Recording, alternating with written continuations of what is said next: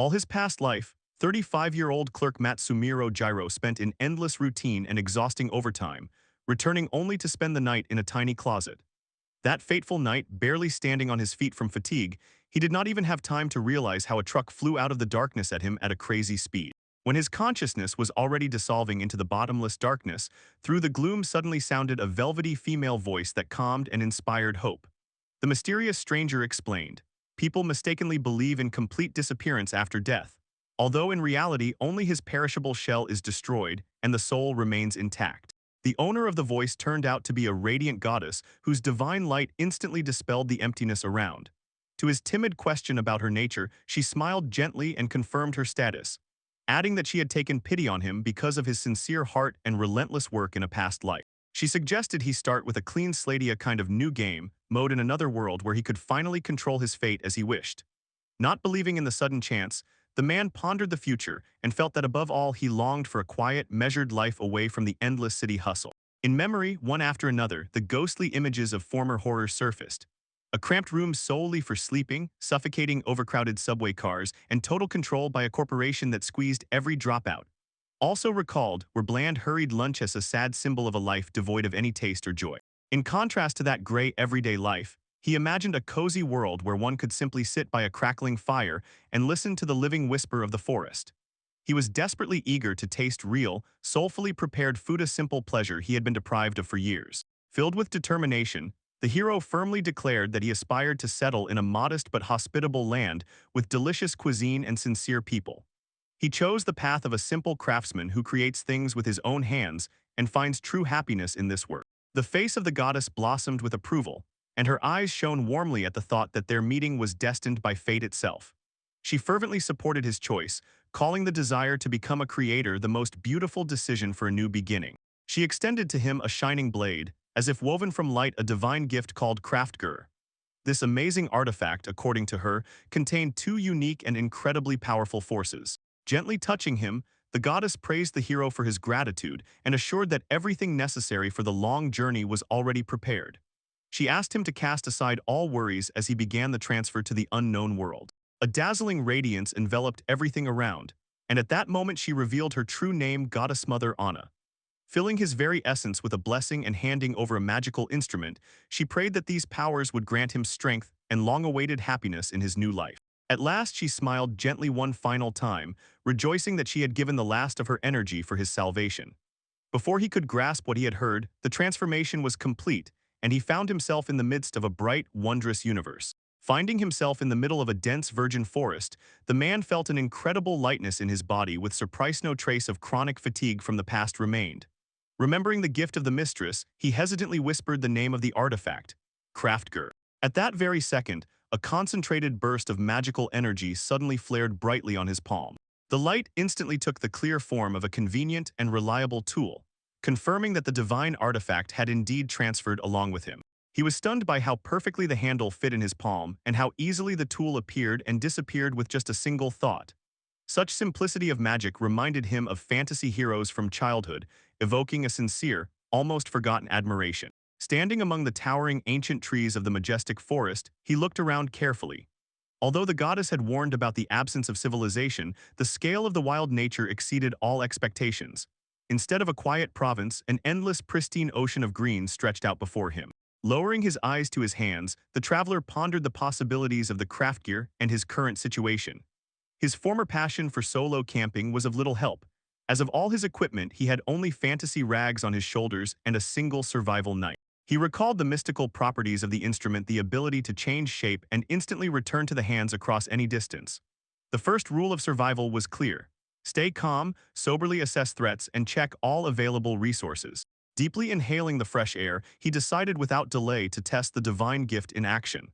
Firmly gripping the knife, the man mentally focused on the hidden potential of the artifact. At that very moment, the hand flashed with a bright-beamed magical tool obediently responded to his will.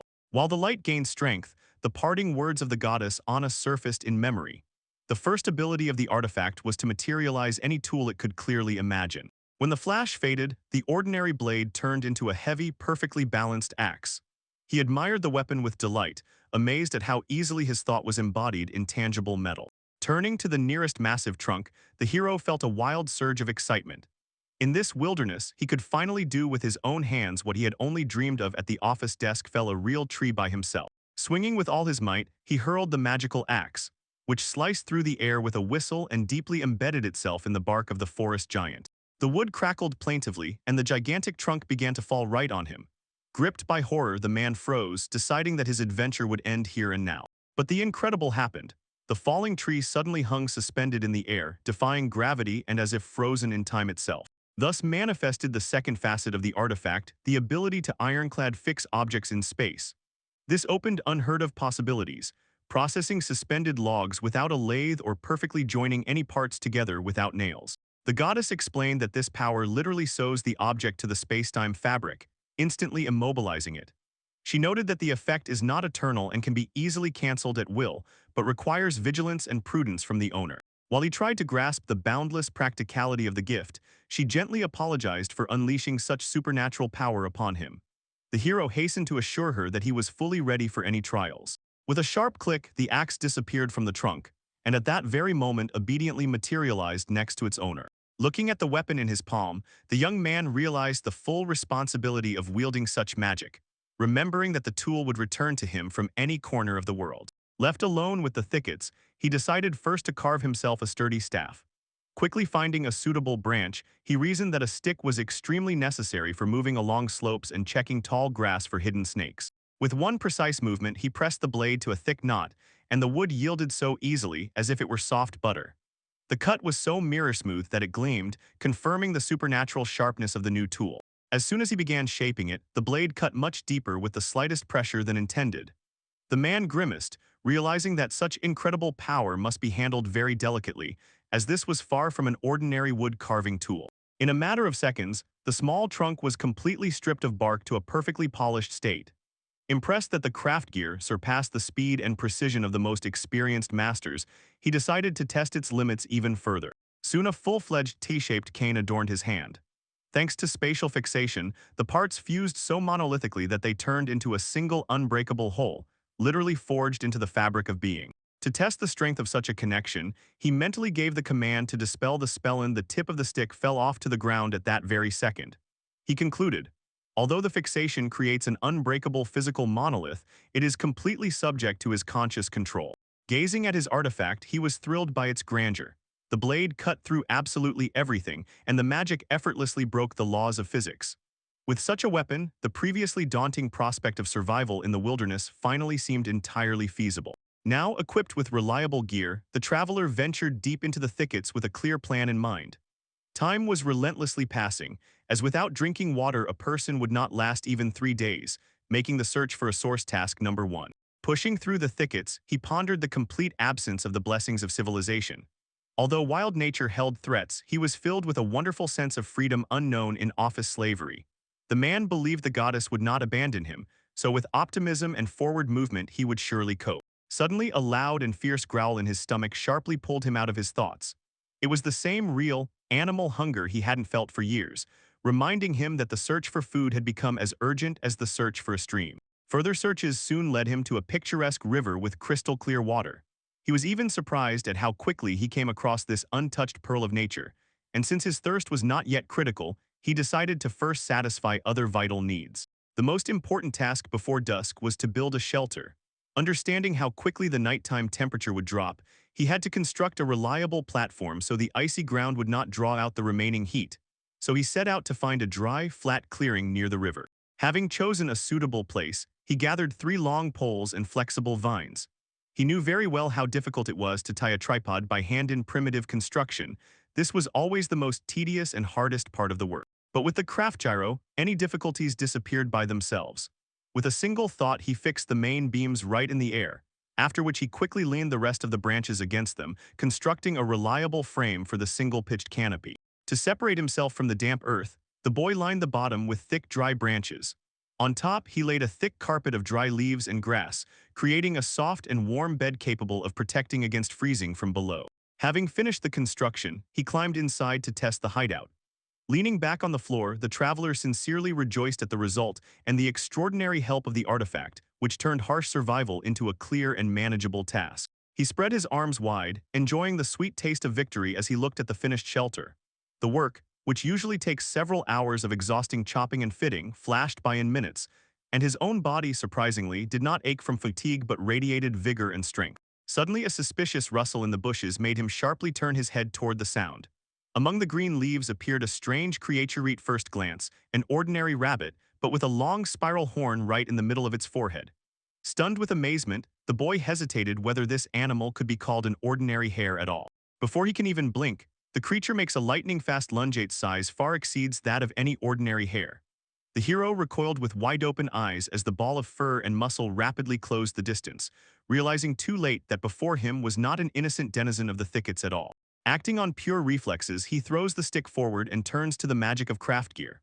With a desperate shout, the boy activates the power of spatial fixation, nailing the attacker's horn to the trunk of the nearest tree. The beast struggles in vain, caught in the trap of an unbreakable bond that forever joined its growth to the wood. The traveler breathes a sigh of relief, feeling his heart wildly pounding in his chest. Rural upbringing taught him caution with wild animals from a young age, as they rarely see a human as a friend. He understands.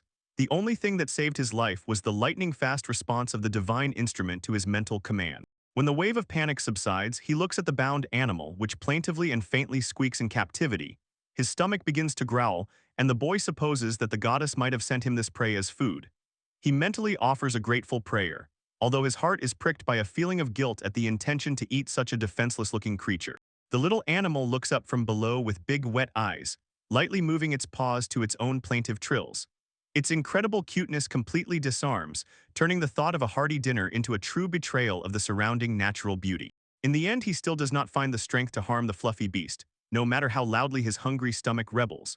Smiling to himself, the man notices that despite the pitiful appearance of the prey, he is still capable of anything for survival.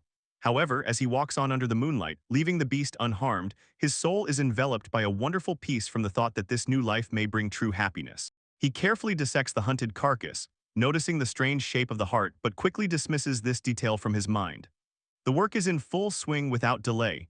Washing the meat in the cold river waters and cooling it is extremely necessary to protect the prey from spoilage and to avoid attracting forest parasites. Suddenly he freezes in place, and all his senses sharpen at the unexpected rustle in the nearby bushes.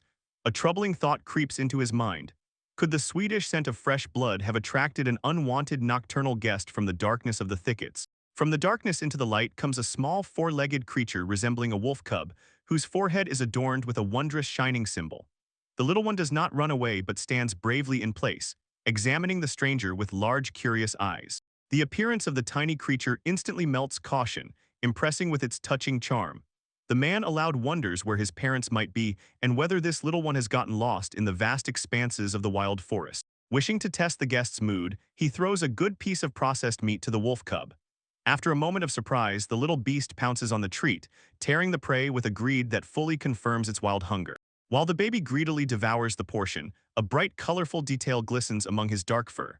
Looking more closely, the man notices with surprise a neatly tied thin ribbon around the neck. The night silence is filled with the crunching of bones. The guest is devouring the meat fiercely, leaving not a single crumb. The hero concludes that the presence of a collar with a ribbon proves that before him is not a wild predator, but someone's lost pet. Suddenly, the wolf cub barks sharply and flashes away into the dense thicket. The man shouts after it, feverishly thinking, a domestic animal could not be here alone, so its owner is nearby or in trouble. The animal completely melted into the thickets, and after checking the remains of the prey, he shockingly discovers that the guest strangely ate only the hare's heart. However, the astonishment is instantly cut off by a desperate scream that tears through the silence of the forest. The source of the lament turned out to be a girl with long pointed ears and a bow on her back. Her sudden appearance stunned him so much that he simply froze in place, realizing that a real live elf was standing before him. She hurries towards him, anxiously asking if he has seen a small puppy around here. He immediately connects her search with the little animal crowned with a mystical sign, realizing he has found its true owner. Her gaze falls on the processed carcass in his hands, and the girl's face twists in horror. She immediately accuses the traveler of having eaten her pet.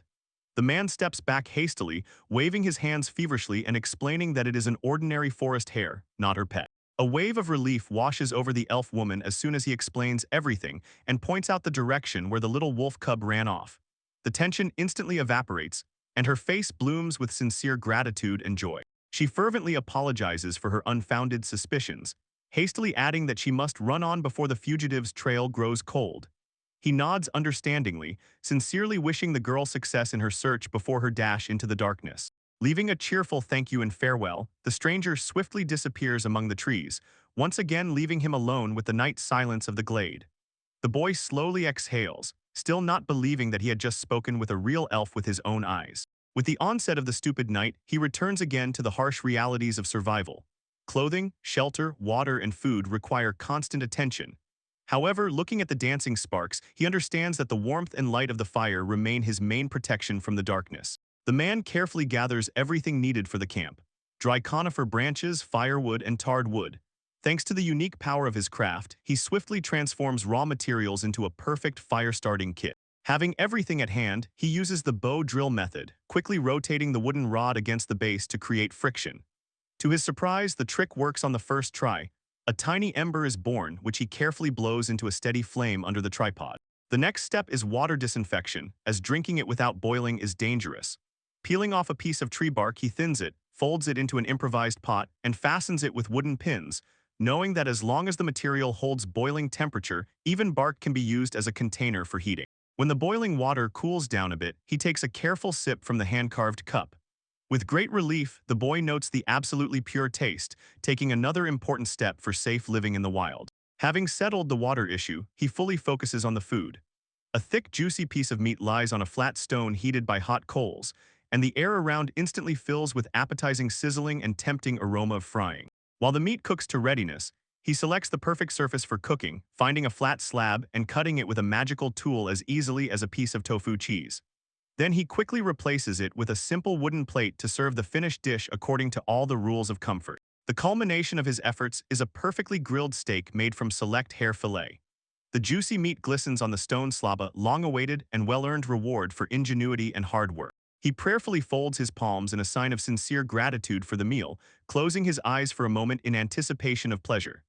Deeply inhaling the spicy aroma, the hero prepares to bite into the first hot piece, finally finding the longed-for comfort in the midst of the harsh forest. The first bite makes his eyes widen from the incredible taste. The food turned out to be much tastier than he expected. Simple preparation revealed the amazing depth of the dish. The meat is incredibly tender and melts in the mouth, bursting with juiciness with every jaw movement. He catches a subtle sweet note in the fat, reminiscent of fine duck, despite the complete absence of salt or any seasonings. Enjoying the gracious warmth, he sighs contentedly and fully, and his face radiates absolute happiness. This is truly fabulously delicious, best reward for all the day's troubles. Around him, the camp turned into a quiet island of absolute calm. The campfire crackles cozily, casting golden reflections on the stone slab with remnants of dinner, while the night forest quietly whispers in the distance. Looking at the tops of the giant crowns, the man gently smiles. He can no longer remember when ordinary food last gave him such pure joy and peace of mind. Having eaten everything down to the last crumb, he pats his belly with a sense of duty fulfilled. With a full stomach comes iron confidence. He now has enough basic resources for survival for at least 3 weeks ahead. Looking over his work, a sturdy shelter and neat homemade dishesh realizes how strongly the magic of craft tipped the scales in his favor. He recalls the survivor's rule of threes. 3 hours without shelter, 3 days without water, and 3 weeks without food, and he successfully overcame all 3 thresholds on his very first day. Suddenly the silence is broken by a sharp bark, and turning around, he notices a familiar dark furry creature intently watching him. The traveler looks at the sudden guest with surprise, wondering where it came from again. The baby just sits opposite an incredibly cute little animal with a mysterious mark on its forehead.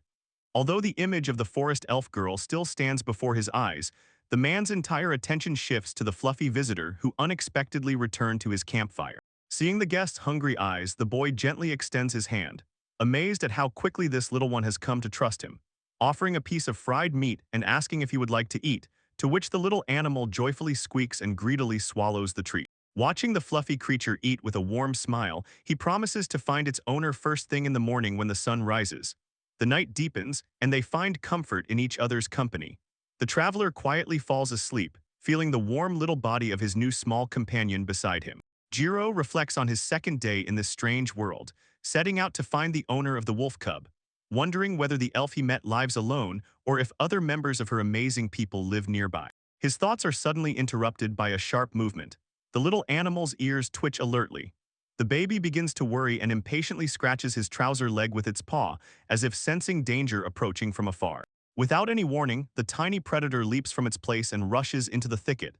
Firmly gripping his stick, the man rushes after it, feverishly wondering what could have triggered such a panic reaction. Soon the air fills with the noise of a fierce fight and savage animal screams. Realizing that the familiar elf girl is involved in the fight, he urges the wolf cub forward to intervene in the clash in time. Running out to the scene, he sees a gigantic feathered predator in the midst of a fierce battle. The elf desperately raises shining magical barriers, trying to protect herself from its relentless deadly dives. She barely manages to hold the defense against an incredibly strong monster. Suddenly, a boy jumps onto the clearing and starts waving his arms vigorously, diverting the enemy's attention to himself. The enraged beast shifts its furious gaze to him and falls like a stone from the sky. The hero quickly prepares the craft gear ability, planning to use the fixation precisely at the moment of the hammer strike. His strike hits the target exactly and the giant instantly turns to stone, unnaturally suspended in midair. The man steps back, stunned by the absolute devastating power of his own strength. Silence fell again around, and the giant winged monster turned into a motionless heap of feathers on the forest grass. The hammer, which became the tool of this sudden victory, lies calmly nearby as dust settles around the fallen predator. Looking at his own palms, he could hardly believe in the colossal and dangerous power he had just unleashed, realizing that mastering such might would be much harder than it seemed at first glance. His deep thoughts were interrupted by an elf who approached with eyes burning with astonishment, unable to comprehend how a lone traveler managed to bring down a storm griffin with a single strike. She quietly greeted him, and in her trembling voice mingled unspeakable relief and reverence as she thanked him for the rescue. Covered only by a simple cloth after interrupted bathing, she pondered his nature, wondering aloud whether he was an ordinary mortal or a divine messenger of the gods themselves. He could only awkwardly apologize for the intrusion, shyly averting his gaze from her half-naked appearance. To smooth over the awkwardness of the moment, the girl quickly threw on a tunic and, as a sign of deep gratitude, handed him a spare outfit, confessing that she did not know how she would have survived without his timely intervention. She explained that she had been driven into a dead end and did not know what to do until he appeared. Having changed into the gifted clothes, he picked up the small dark puppy, explaining that his sole purpose was to return the animal to its rightful owner. The man remembered how the warmth of the little one helped him survive the cold night, so he considered it his duty to protect the fluffy wanderer found in the thicket. Pressing the ward to her chest, she told that the poor creature had been abandoned by its own pack even before they met. He silently watched this touching scene, thinking how lucky the little beast was to be twice saved by such kind souls. When the mortal danger passed and the puppy returned home, she finally smiled gracefully and introduced herself as Lady Tyeth, High Elf who came from the depths of the mysterious forest. Revealing her name, she curiously addressed him, eager to learn who this brave rescuer was. She listened attentively as the young man introduced himself as Hinamuro Sudaru, gently rocking the small beast and explaining that he had been wandering these endless thickets since yesterday. In response to his polite introduction, she allowed guess that she had acted too harshly, but her mood instantly improved when he sincerely complimented her beauty. She teasingly teased him by asking if he was an experienced seducer, to which he hastened to assure that he was speaking only the pure truth. Lowering her eyes to the ground, the girl sighed heavily at the sight of her scattered and destroyed supplies, noticing that other forest creatures had probably stolen the provisions while she was fighting for her life. Seeing her distress, Sujir offered to take her to the nearest settlement, confident that her home was nearby. She quickly corrected his assumption, explaining that she did not belong to any village and had been living as a recluse in this wild forest for a whole decade. This confession caught him off guard, prompting him to ask about the reasons for such solitude, but she waved it off, calling it an old story from the times when she left her people. A gentle, thoughtful expression appeared on her face, as she admitted that her decision to stay alone with the wild nature might have been simply a result of her own stubbornness. Looking over the endless emerald canopy of the forest, she explained that this land is called the Forest of the World Tree, a place once blessed by the ancestors of the elves. Despite its sacred past, she noted with a hint of sadness that her tribespeople no longer build homes beneath these ancient crowns. Continuing the story, she described this millennia-old pristine reserve, rich in unique plants and animals found nowhere else in the world.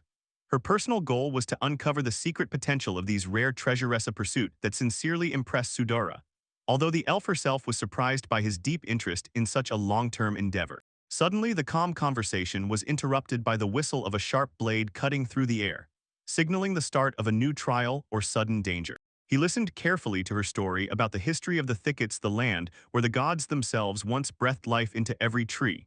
She recalled that the loss of the sacred relics caused endless quarrels, and he finally began to realize the immense importance of the things they possessed. In an instant, she laughed carefree, and all previous seriousness melted away without a trace. He could only look at her bewildered, not knowing how to react to such a sudden change in mood and behavior. Without any warning, she lunged forward, and her blade sliced through the air with a deadly precision and a whistle. The suddenness of this strike caught him off guard, clearly demonstrating the terrifying speed of a true elven warrior. Despite such impressive skill, she soon fell onto the grass, admitting her defeat with a heavy sigh. She confessed in frustration that she had relied too much on her equipment, while he stood over her, glad that the brief skirmish had passed without any injuries. Having understood his true status as a regaliath chosen of the gods themselves, Esh immediately bowed deeply, filled with reverence. She fervently apologized for her past audacity, but the young man quickly stopped her, asking to communicate with him as equals as before. Continuing along the path through the forest thickets, she casually asked if he needed salt, noting that she had a small supply in her secret stash. He was genuinely impressed by such generosity, especially considering she had just lost all her possessions. She approached him, and her gaze warmed with sincere gratitude as she spoke of her unshakable duty. Having saved the little animal, he made her doubly indebted to him, so she vowed to get everything he needed. Looking back at the ruins of her former camp, the girl fully felt the bitterness of her situation. She was left without a roof over her head and without any supplies, yet despite this misfortune she maintained remarkable composure, and her indomitable spirit did not yield to the blow of fate. She showed such amazing resilience that the young man felt an irresistible desire to respond with his own care. With a determined and bright expression on his face, he decided to prepare a hearty dinner for them, firmly gripping the wooden handle of the tool to demonstrate the full strength of his culinary talents in this new world. Jiro gathered various wild herbs in a forest clearing, noting their striking similarity to plants from his native world, such as chervil and watercress. After filling his hand, he carefully washed them in the crystal-clear streams of a brook, though inside he still harbored doubts about the complete safety of such greens. He acted according to strict safety rules. First, he rubbed the skin and lips with plant juice, and only then dared to eat a tiny piece. Although such a test was extremely tedious, he perfectly understood that it was a vital precaution against poisoning in an unfamiliar land. Having confirmed after a whole night of observations the complete absence of side effects, he cheerfully set about cooking, inspired by the success of his experiment, and loudly called his companions, announcing that the long-awaited dish was finally ready for the table. Attracted by the appetizing aroma, Mrs. Tia approached the improvised fire and reported that during her absence she had managed to hunt a hare. She handed over the fresh meat, along with a precious pouch of rock salt, a gesture of mutual aid that he accepted with the deepest gratitude. She watched as he took the gifts, while the man himself felt his own imperfection due to a lack of skills as a mighty warrior or mage. He realized that for now all his usefulness was limited to household chores, and wondered if he could obtain more useful things in the nearest human village. They sat down together, and the girl settled next to the little wolf cub, telling how difficult her life had become after losing all her trade goods. Without any possessions, feeding herself and the small animal had turned into a real challenge. She accepted his sincere apologies for once again hanging the responsibility for the baby on her shoulders, but quickly brushed off the worries, admitting that she had already grown attached to the fluffy one with all her heart. Then her gaze stopped on the cauldron, and he explained that he was currently boiling hare meat to create a rich and aromatic base for the future dish. He continued the culinary process with jeweler's precision, boiling hare bones and ribs and carefully skimming the slightest foam from the surface with a skimmer. His goal was to obtain a crystal-clear, rich broth, a technique that seriously fascinated the elf who was closely watching his every move. Suddenly, he had a stunning realization. The very concept of a refined, rich broth was completely unknown to her. When she tilted her head in confusion, asking the meaning of the word dashi, he could hardly believe that such a basic culinary element did not exist in this world at all. Seeing her genuine surprise, he offered to prepare a real treat for both of them. Her eyes lit up with genuine delight, and she gladly agreed, instantly forgetting all past troubles in anticipation of a hot, expertly prepared dinner. She noted that such a large hare was a rare prey worthy of the table of the highest nobility. With curiosity in her eyes, the girl asked how exactly he planned to use such valuable meat, and what his further culinary plans would be. The elf suggested her usual method, to remove the skin for roasting entirely or simply boil everything with salt and found herbs. He listened to her advice, while much more complex recipes were already forming in his mind, from exquisite stew to delicate combinations of spices. He gently advised her to play with the little wolf cub while he focused on the intricacies of cooking. Watching her go, the hero remembered his roots. As a descendant of a family of world-famous gourmets, he simply had no moral right to settle for mediocre food under any circumstances. After some time, a true culinary miracle was completed. Before them stood a steaming bowl of hare broth infused with fresh meadowsweet, complemented by tender strips of tenderloin, perfectly seared on a hot stone and drizzled with a juicy mustard leaf sauce. She looked at the dish with sincere reverence, holding her breath before the clarity of the crystal broth. The girl admitted that in all the years of her long life she had never seen such a beautiful and pure soup. Having taken the first bite, she was almost stunned by the incredible depth of flavor, calling it the most delicious thing she had tasted in the last century. He watched her delight with the quiet pride of a master, noting how the salt highlighted the richness of the meat, and rejoicing that his culinary school had thrived wonderfully in the new world. He watched as his companion enjoyed the meal, squinting with pleasure and constantly praising the amazing meat. It seemed this day had turned out incredibly successful for both of them, offering such exquisite food in the midst of the wild nature.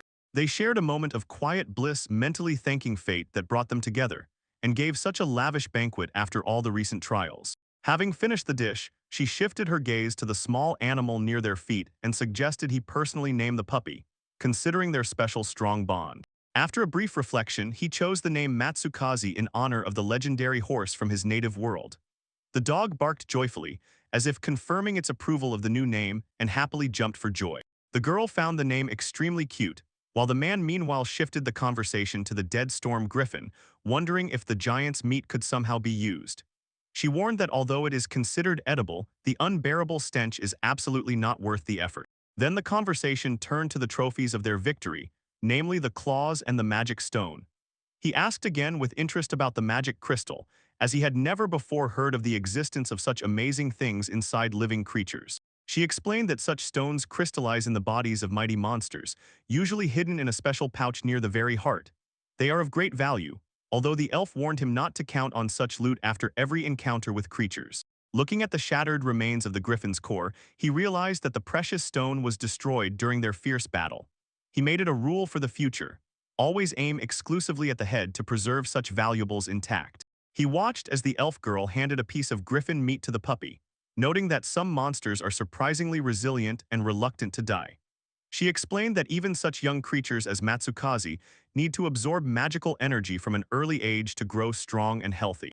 Recalling the hare's entrails previously eaten by the dog, he thoughtfully scratched the back of his head while Lady Tia demonstrated the griffin's sharp claws, noting that these talons have a rare cleansing power, making them much more valuable than ordinary hunting trophies. Considering the colossal benefit of the claws, the girl suggests dividing the magical trophies equally, explaining such generosity with a simple precaution. If one loses their share, the other will always have a reliable reserve. She describes in detail the power of these claws, capable of purifying stagnant water, accelerating wound healing, and even preserving the freshness of raw meat for weeks. Gently looking at him, she timidly asks if he would mind if she set up her new home right next to his camp, since after losing her own shelter, such close proximity would be a real salvation for her. He considers her request, noticing how deeply the little wolf cub has already grown attached to her heart. Understanding that the fluffy one will miss her kindness, and the elf herself has repeatedly helped him, the man finds no reason to refuse. She adds that his presence nearby will give her an incredible feeling of safety and calm, while wondering if it is customary to settle like this in his native world, and sincerely offering to become his faithful guide whenever the wonders of this land confuse him. Ringing out with laughter through the whole forest, she exclaims proudly that together they will overcome any surprises of this world, finding genuine joy in their shared upcoming journey. Her uncontrollable merriment makes him laugh sincerely and openly in response.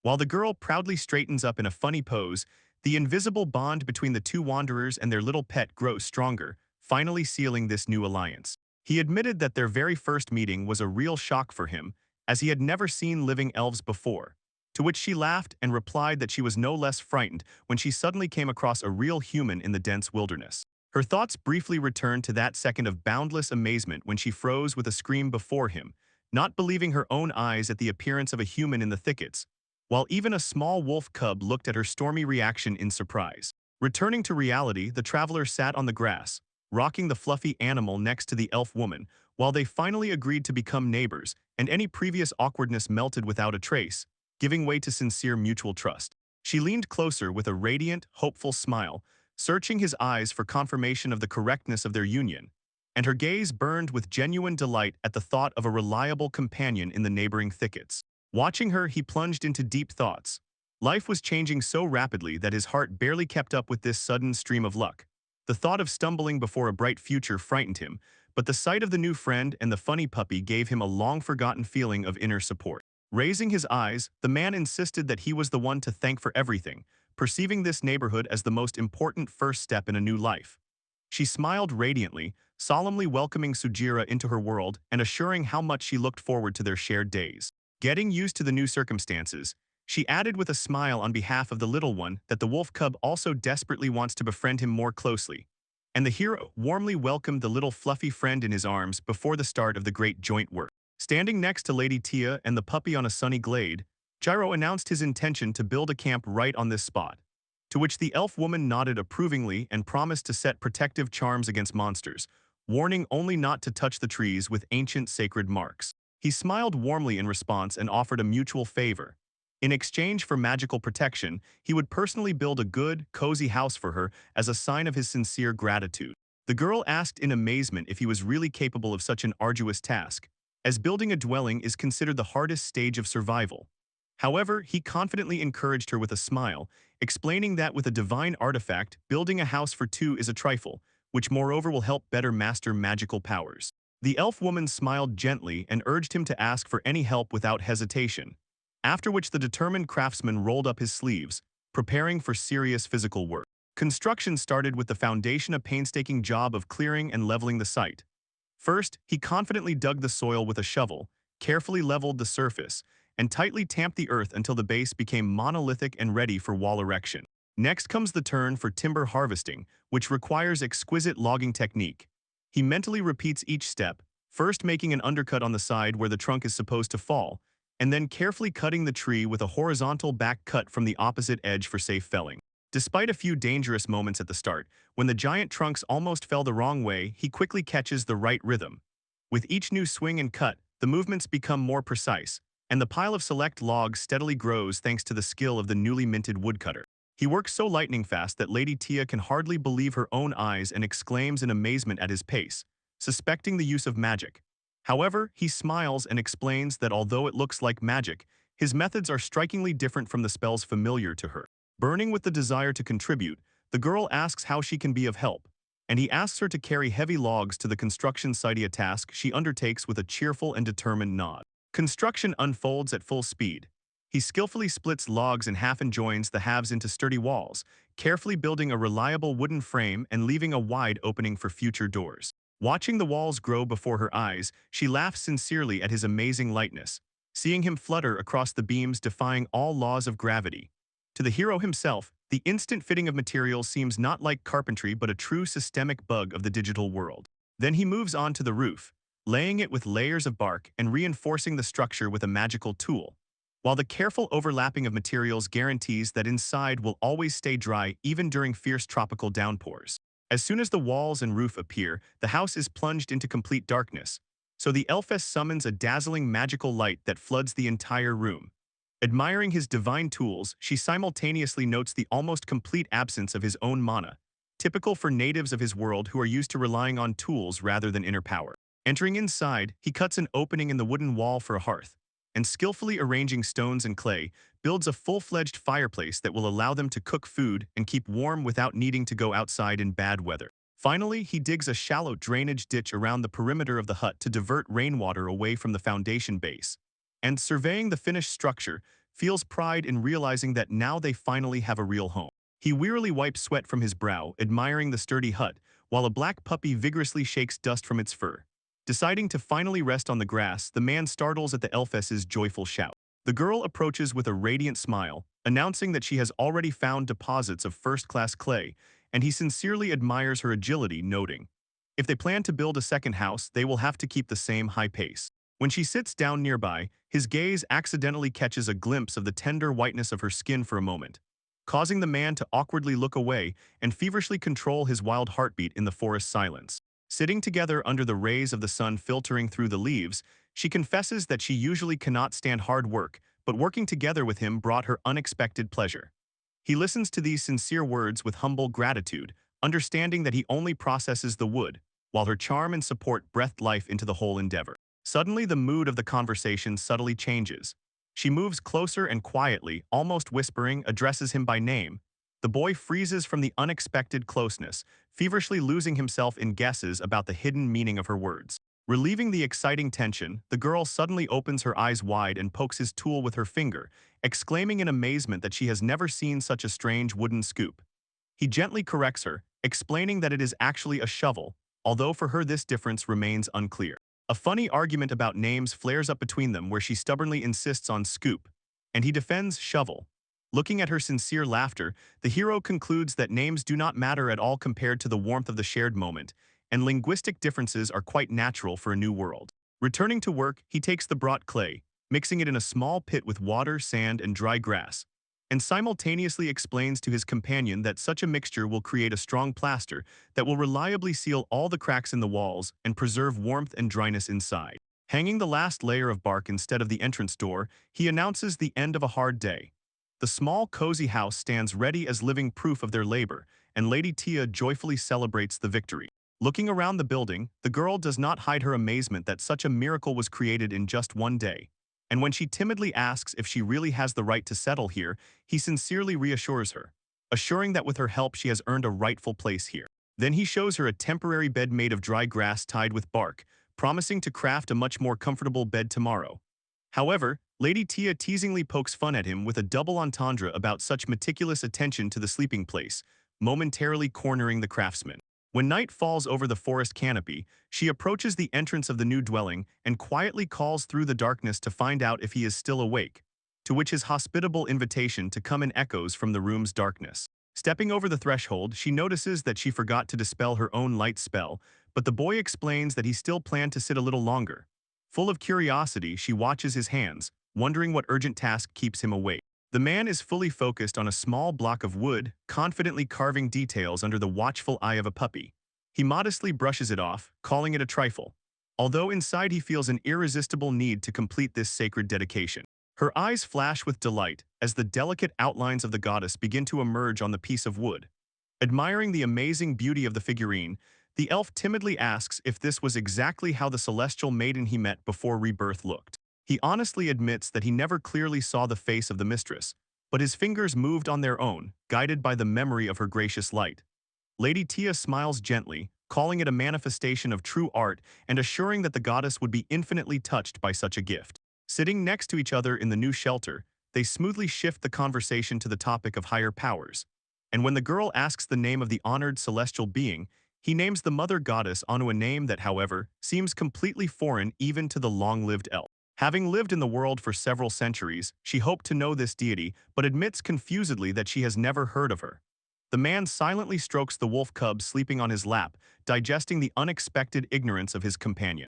After a minute, he shares a deeper inner doubt, asking himself whether his humble person was an unfortunate mistake of the goddess for such a magnificent final task, and whether someone with grander ambitions would have coped better.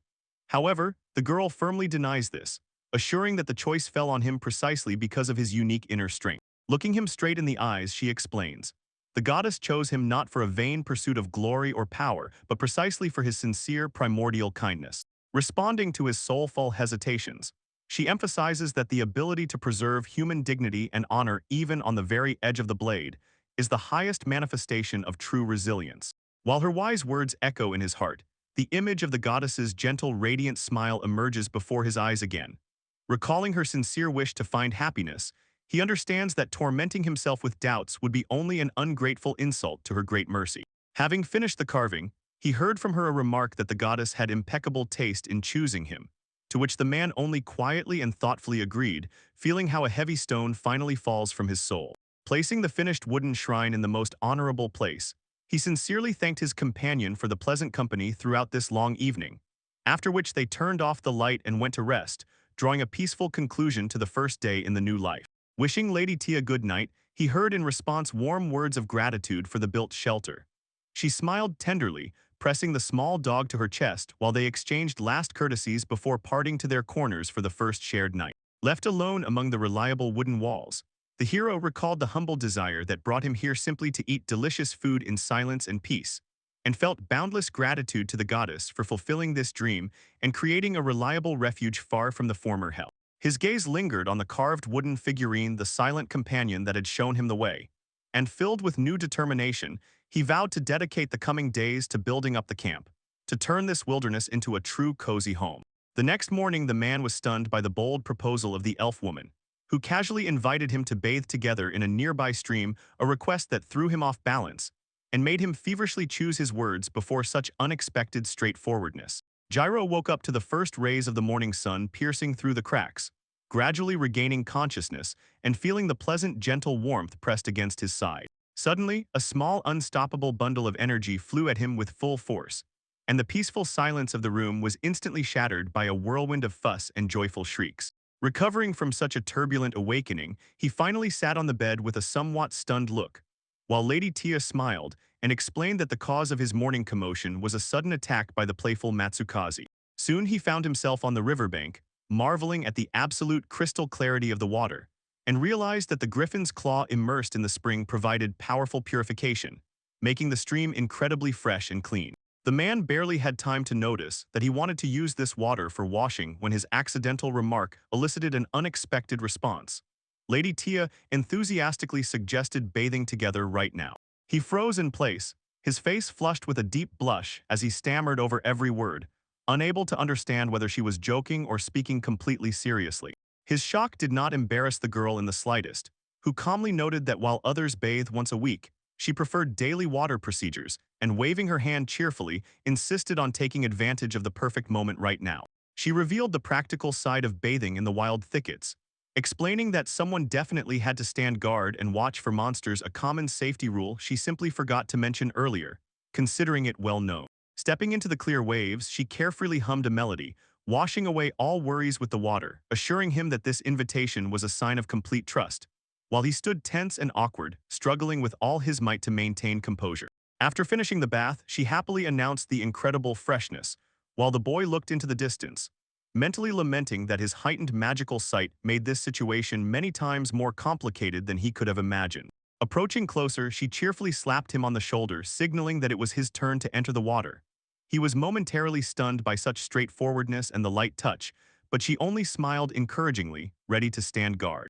Noticing his hesitation about what to dry with, she initially wanted to give him a cloth, but then came up with a better idea and began to concentrate mana, causing him to marvel at the shimmering magical energy in the air around her. With a bright flash of a magic circle, her clothes instantly dried, and she laughed cheerfully at his wide eyes of surprise, finding it touching how ordinary household magic always throws him off balance. While she went ashore to keep watch over the piece, he finally dived into the water, using his shirt instead of a towel and without removing his undergarments. Despite the biting cold, he managed to catch a fish with his hands, rejoicing in the invigorating coolness and the chance to get something for the table. Their morning culminated in a simple but exquisite meal of salted fish baked on hot stones.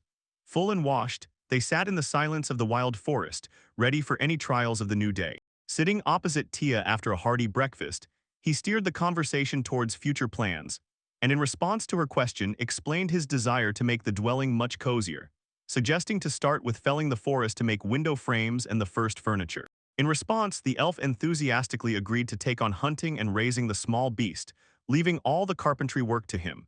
Accepting this division of duties, the master decided to start with the main thing, a sturdy table and several chairs. While he pondered over the drawings, the little wolf cub tried playfully to jump on him, but the man gently held the fluffy creature, reminding him that he was still too young for such high jumps. Soon he realized that before tackling the furniture, it was absolutely necessary to make a reliable workbench, and decided to build a simple cross-shaped stand capable of becoming a stable base for future work. Imagining the construction, he marked grooves on 2 boards for their perfect crosswise connection, even planning to cut off excess parts to lighten the weight without losing the overall strength of the stand. Assembly went smoothly. The grooved boards perfectly fit into a monolithic base, and placing a wide flat tabletop on top, the master proudly inspected the practical portable table he had created. Inspired by the first success, he mentally began planning the rest of the cabin furniture from beds and doors to shelves, sincerely regretting only the lack of a sheet of paper and a pen for precise sketches of complex ideas. Before Lady Tia's return, the set of reliable chairs and the dining table was fully ready, and he proudly demonstrated his work, enjoying the thought of meals in civilized conditions. Suddenly he recoiled in surprise when a giant fluffy creature appeared in the companion's hands. While he stared dumbfounded at the huge insect, the girl introduced it as a silk moth and scolded the boy for rudeness to the revered spirit beast. Intrigued by the new concept, he inquired about the nature of spirits, and Tia explained that these are not ordinary animals, but bodiless beings from the spirit realm, who materialize in the human world only before those deemed worthy. He asked if it was possible to communicate with such a creature, to which the elf replied, "Although they lack human language, their intentions are felt by the heart, and this moth came to the hut itself, wishing to stay there forever." As if confirming her words, the insect began to softly emit light, and above its head in the air unfolded a complex shimmering geometric circle of a magical seal, enchanting the craftsman with its mystical beauty. From this very glow, the creature began to release a continuous stream of snow-white pure silk. The man realized with amazement that the moth literally weaves fabric of the highest quality from the air, solving one of his most important everyday problems. This sudden gift caused a wave of relief in him, since obtaining fabric on his own would have been an insurmountable task. So he officially welcomed the silkworm into their family with a warm smile, sincerely thanking it for the help. Extending his hand to the fluffy guest, he gently greeted it, to which the creature responded with a tender chirping, and between them, without unnecessary words, arose a wonderful feeling of warm mutual sympathy. However, not everyone was delighted with the newcomer. Matsukaze gloomily glared from the corner with an offended face, so Lady Tia, noticing the puppy's jealousy, urged him to befriend the new useful neighbor. Receiving a soothing stroke from the owner, the little dog withdrew, when the elf suddenly noticed that their fluffy companion deserved a proper name, causing the man to pause for a moment in thought. Considering everything, the boy suggested naming the guest Musubai after the deity of sericulture from his world, an extremely fitting name, given the remarkable resemblance of the beast to a silkworm and its ability to create the finest thread. The newly named spirit chirped joyfully, comfortably settling on his head, while the craftsman himself pondered how the presence of quality fabric would expand his crafting possibilities in an atmosphere of general triumph and joy over the new resident. However, in the midst of these celebrations, no one noticed the fatal domestic mistake that was already casting a shadow over their comfort, while behind his back a new danger silently matured, threatening to cut short this brief moment of peace. Sitting at the newly made wooden table, the young man pondered how their small company had grown, and, enjoying the food on a comfortable chair, rejoiced at the first signs of long-awaited comfort. Suddenly he screamed in horror and jumped up in panic, frightening his companions. The elf woman anxiously asked if he had been seized by a sudden pain attack, but in his head pulsed a terrible thought. He had completely forgotten to build the most important thing for basic hygiene. The man rushed to the workbench and feverishly worked with a saw and hammer, and when the blonde approached to offer help, he sharply refused, insisting on doing everything himself and leaving her guessing the reasons for such panic. Working hard, he scolded himself for short-sightedness, gritting his teeth in frustration because he had senselessly mixed up priorities and started with furniture before basic physiological needs. After some time, a pile of finished wooden parts lay before him, and with a determined look, he concluded that the preparation was complete, so now only the hardest physical part of the work remained to realize the plan. The scene shifted to the thicket around the camp, where sun rays barely penetrated through dense crowns, and the forest was silent, unaware of the bustling activity nearby. In the depths of the thickets, he began hard digging, confidently biting the shovel into the ground and digging a deep dark hole, clearly keeping the site plan in mind and fully focused on correcting his mistake. First, he laid a stone foundation around the dug hole, and when the base became monolithic, using boards and bark sheets, he quickly built a small functional cabin over it. Due to lack of time, the craftsman chose the simplest design, favoring instant utility over durability or beauty, assembling a simple booth with reliable straight joints. Inside the newly erected building, he cut a neat hole in the floor, above which he immediately installed a perfectly sanded and smooth cylindrical log. The work continued. On top of the base, he mounted a wooden seat with a round cutout in the center, and on top attached a hinged lid on hinges to securely close the hole after use. For absolute comfort, the master adds several essential conveniences: a wash basin made from a griffin's claw, soft silk towels from Musubai, and a supply of broad leaves for personal hygiene. With a victorious smile, he admires the fruits of his labor, declaring the construction successfully completed. A cozy wooden outhouse is ready, becoming a monument to his ingenuity in the face of urgent physiological needs. The man exhales wearily and wipes sweat from his forehead, laughing as he reflects on the absurdity of the situation. Although the toilet problem needed to be solved immediately, prioritizing this task should have happened much earlier. Wishing to test the reliability of the structure, he steps inside and firmly closes the door behind him, feeling a wave of relief from the simple comfort of a private corner that finally offers the longed-for sense of security. He proudly shows his creation to the elf woman, demonstrating the thoughtfully designed interior space and even a hand-painted clear sign on the door. The girl looks at all this with undisguised surprise, sincerely not understanding how he managed to erect such a complex structure in just one day, combining excitement in her voice with slight concern for his exhaustion. Suddenly, their lively conversation is interrupted by the appearance of a new unusual guest, whom a majestic white butterfly carefully and gently carries through the air directly to their camp. The man stares bewildered at the armored visitor, but Lady Tia instantly recognizes the creature, explaining that such spirits always come where life flourishes and harmony reigns. He watches with genuine admiration as the little animal eagerly begins to dig the earth, learning from his companion that before them is a spirit digger, known for its ability to transform ordinary soil into extraordinarily fertile black earth. After some thought, he decides to name the new pet Yukatoma in honor of the deity of abundant harvests, and the small armored guest gratefully softens its stern gaze, accepting this sacred name. He listens to the elf woman's story that Yukatoma burns with a desire to care for plants, and even plans to use the new outhouse for the rapid creation of nutrient-rich compost. Gladly welcoming the new helper into the family, the master learns about the spirit's unpretentious diet: dry leaves, salty water, wood, and occasionally a juicy piece of forest fruit. Surveying the riches of the surrounding thickets, he still strives for complete self-sufficiency and explains to Lady Tia, although there are plenty of wild berries and fruits around, for a stable life they urgently need their own full-fledged vegetable garden. Having made the decision, he announces the start of large-scale clearing of the plot, recognizing that uprooting stumps is the hardest first trial, since digging around and pulling out roots by hand without heavy machinery is hellish labor. Memories of the past exhausting struggle with roots flare up in his mind, reminding him why he postponed this task for so long.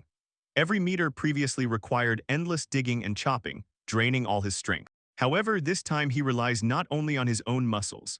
Having taken a powerful hoist from his arsenal, he knows that together with the magical shovel, this reliable lever will help effortlessly tear out the forest bonds. Setting up a sturdy tripod over the massive stump, the master confidently pulls the chain. The mechanism creaks as it tightens, and the huge root system easily flies out of the ground, helplessly hanging in the air. He looks stunned at the ease of the work done, realizing that his divine tool surpasses even a heavy excavator in power, turning the impossible forest clearing into a mere trifle. This discovery brings sweet relief.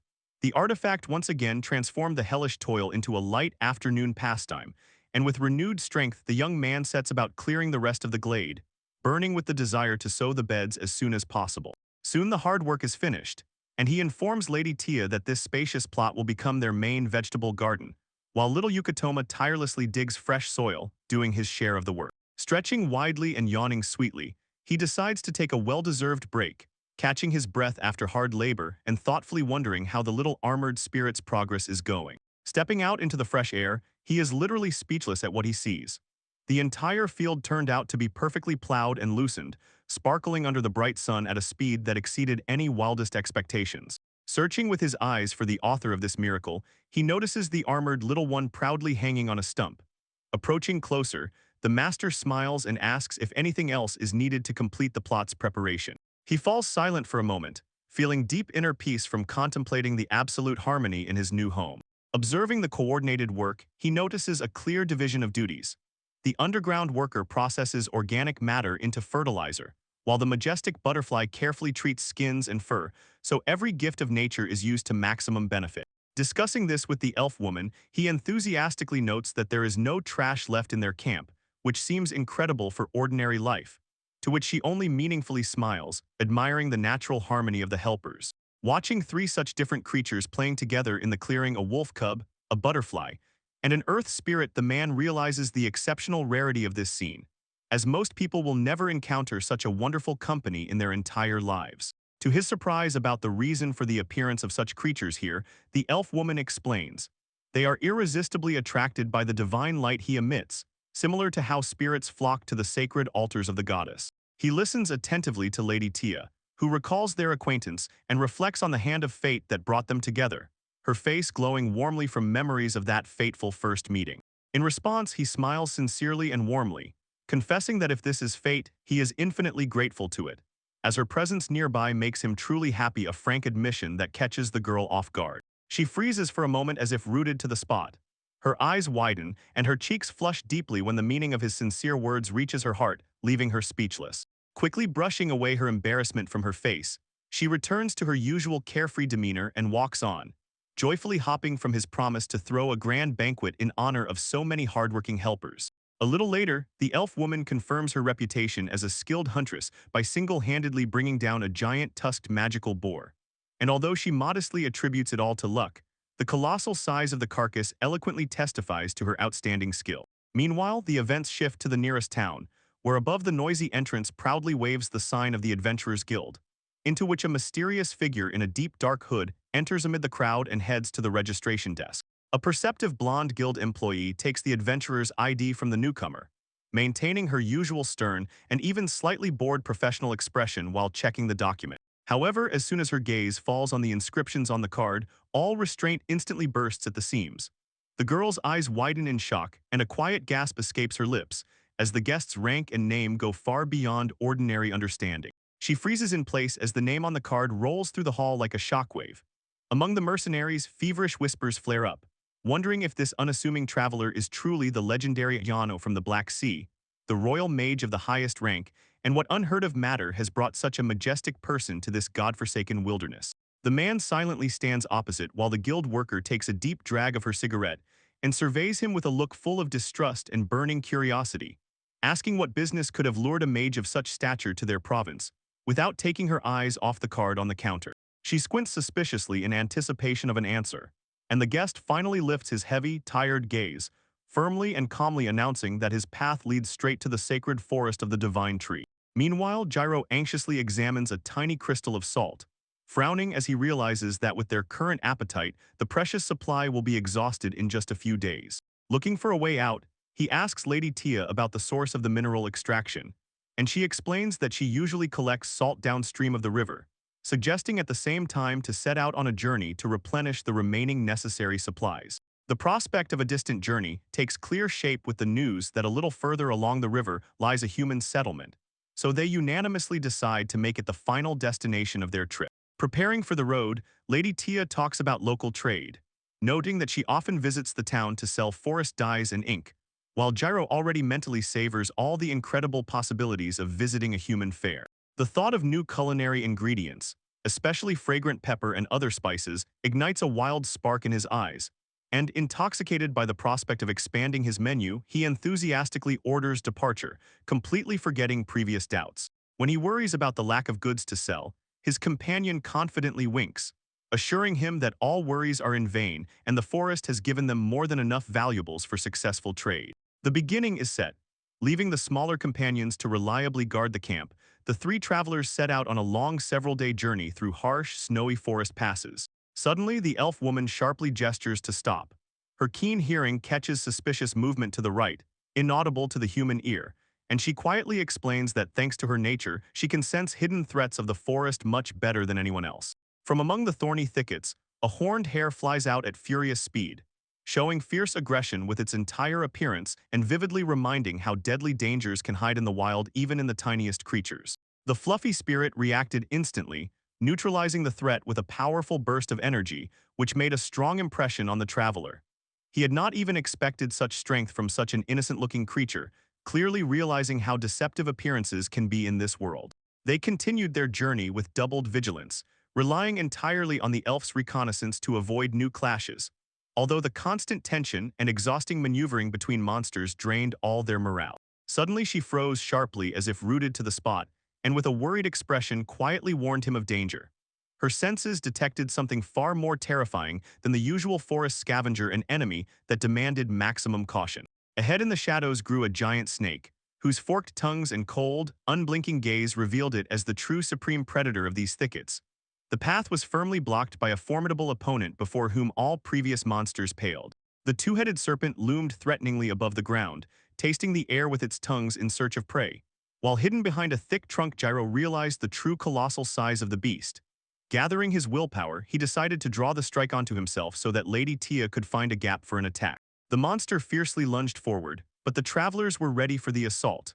While Lady Tia engaged one of the heads in combat with her blade, Gyro unleashed a dazzling flash of magical energy, catching the serpent by surprise and momentarily blinding it. This successful opportunity allowed them to deliver a devastating blow, and the young man shouted triumphantly as the light engulfed the monster, while the elf fiercely pressed on the second head, not letting it recover until the magical explosion was fully complete. However, even after such a strike, the serpent moved much faster than Gyro expected, slicing the air with its massive tail. Miraculously dodging the deadly swing, the hero realized the enemy had to be immobilized immediately and activated a binding spell, driving magical stakes through the thick scales. When the giant carcass was finally pinned immovably to the ground, the boy breathed heavily and with relief, sincerely believing that the threat was finally overcome thanks to the strong magic that forever pressed the serpent into the earth. However, Lady Tia sharply ordered not to lose vigilance, explaining that even a headless serpent is deadly dangerous due to residual reflexes, and forcefully pulled him back from the twitching remains of the monster. Then she carefully examined him, and her stern gaze melted into a joyful, relieved smile when she confirmed he was unharmed, gladly beckoning the young man closer after their first victory without a single scratch. Their joy proved premature. The severed head of the monster suddenly twitched and began to regrow with unnatural speed. Lady Tia sternly warned of the mortal danger, emphasizing that the regenerated head must be smashed immediately as it would not grow back a second time. Finally, the monster fell dead, and its massive body fell completely silent. The elf girl was ecstatic, fervently praising Gyro for the victory over the two-headed giant without a single bruise, while the young man himself just stared dumbfounded at his own palms, unable to believe what had happened. He pondered this hard-fought triumph, understanding that regeneration made the beast practically invulnerable without his spatial fixation power, since otherwise he would have had to methodically crush the entire carcass from the tip of the tail to the jaws, which would have been equally deadly and exhausting. When they began to sort the spoils, Lady Tia told about the value of the trophies, noting that the magical stones and the gallbladder of such a serpent would bring a lot of money. Gyro realized that the fight gave them not only safety but also a considerable profit, although the elf girl's words about more dangerous enemies ahead made him serious again. Having hidden all the trophies, the squad continued their way through the dense thicket until they finally found a convenient clearing for the night. With coordinated and precise movements, they set up a protective perimeter and made camp as the forest shadows lengthened and the evening air filled with coolness. The man set about arranging his own sleeping place, choosing a hanging hammock. In the wild conditions, such a bed was much more practical than the damp, uneven ground, allowing him to rest quickly and comfortably after a whole day of exhausting travel and battles. The design turned out to be ingenious. It easily rolled into a compact bundle for carrying, and the fabric stretched between two trunks reliably protected the sleeper from the icy ground and the ubiquitous night insects swarming in the grass. Settling on the soft silk made by Musubai, he sincerely enjoyed its divine softness and long-awaited comfort. His peace was briefly interrupted by Lady Tia, who was hurrying to roast the hunted meat, but he asked for a few more minutes of quiet pleasure before dinner. Soon the camp was filled with the appetizing aroma of roasted serpent meat and fragrant herbal broth, with which they had a hearty dinner. Despite the characteristic wild taste, the meat turned out to be extremely tender and delicious, giving them a boost of strength for the long road ahead.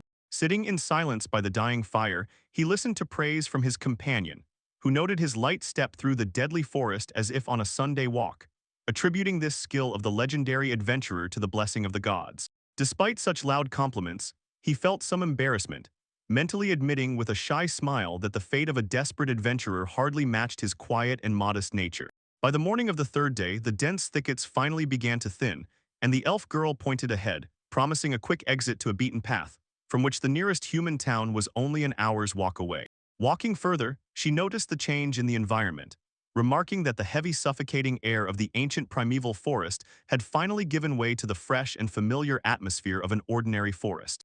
Mischa explained that although the area seems peaceful, the high concentration of mana still attracts packs of monsters here, turning the lives of local peasants into a continuous struggle for survival. He listened attentively about the harsh realities of the borderlands, where armed guards have to be hired to clear the fields, and small creatures constantly drag livestock from farms, marveling at the strange combination of high fantasy with the usual routine of pest control. The girl emphasized that even small beasts are a heavy burden for the peasants, to which he tried to find a positive, suggesting that hunting them at least brings income from selling magical crystals. She hurried to disappoint him, explaining that valuable stones are only found in large predators, so the costs of guards instantly consume all the profits, forcing the man to bitterly admit, earning bread is hard in any of the worlds. He stepped onto a beaten dirt road, the first sign of civilization in many days. Nearby, the elf girl joyfully pointed to a clearing between the trees, welcoming the way out to a real track, and he himself quietly and relievedly caught his breath with a spirit butterfly on his head. Leaving the forest wilderness, the companions saw a sprawling settlement stretched out in the valley below. The elf girl named it Brownwalls, the very human city they were looking for, whose stone walls and tiled roofs gleamed under the sun's rays. By the massive stone arch of the city gate stood a guard, who greeted the travelers with a raised hand. The guard was genuinely surprised, noting how rare it is to see an elf girl as a companion of an ordinary human, to which Lady Tia explained with a cheerful smile that a whole chain of amazing circumstances had brought them on this joint journey. According to city laws, the guard asked to pay the standard toll for entry, which the girl without hesitation immediately handed into his palm. As he let the guests into the city, the man cast a surprisingly expressive, compassionate look at the boy, leaving the traveler in complete shock at such a silent hint. They crossed the threshold of Brownwalls, a noisy human outpost, whose life thrived thanks to generous resources from the neighboring forest of the divine tree. She revealed that she feels almost at home here, as she remembers the local gatekeeper from when she was a little boy and has certain connections with the local lord, which made her companion sincerely not understand why the guard still calls her a stranger. He realized that the strange look of the guard was a manifestation of silent understanding, for the eternally young and unchanging elfess remained an immortal witness to how entire generations of humans age and fade around her. He followed Lady Tia to the magnificent three-story stone building, which she confidently called the Trading Guild, well known to her from previous visits. On the porch before them, a burly man with a thick mustache appeared, who sternly demanded to know if they were dealing with the shop, making the young man feel tiny and defenseless. The tension instantly subsided as the giant recognized Lady Tia and was stunned by her sudden return, hastily asking if this young man was coming with her, to which she nodded affirmatively. Laughing heartily, the giant hospitably waved his hand inside, inviting them to feel at home, although the traveler still felt a slight residue of anxiety after such a formidable encounter. Inside, they were met by a dignified elderly merchant wearing a merchant's cap, who politely apologized for the noisy reception, while Lady Tia explained that their unexpected visit was caused by force majeure circumstances. The merchant's eyes behind his glasses widened in surprise as he grasped what he saw, muttering that elves had not brought mortal men with them for at least 2 decades, and this news completely puzzled the young guest. Composing himself, the elder introduced himself as Doro, the head of the Trading Guild, to which the boy politely bowed and introduced himself as Hinamuro Suguru. Then Doro, with a sly glint in his eyes, leaned closer, whispering inquiries about the true nature of their relationship and offering special discounts for sincere truth, to which the confused young man could only awkwardly stammer.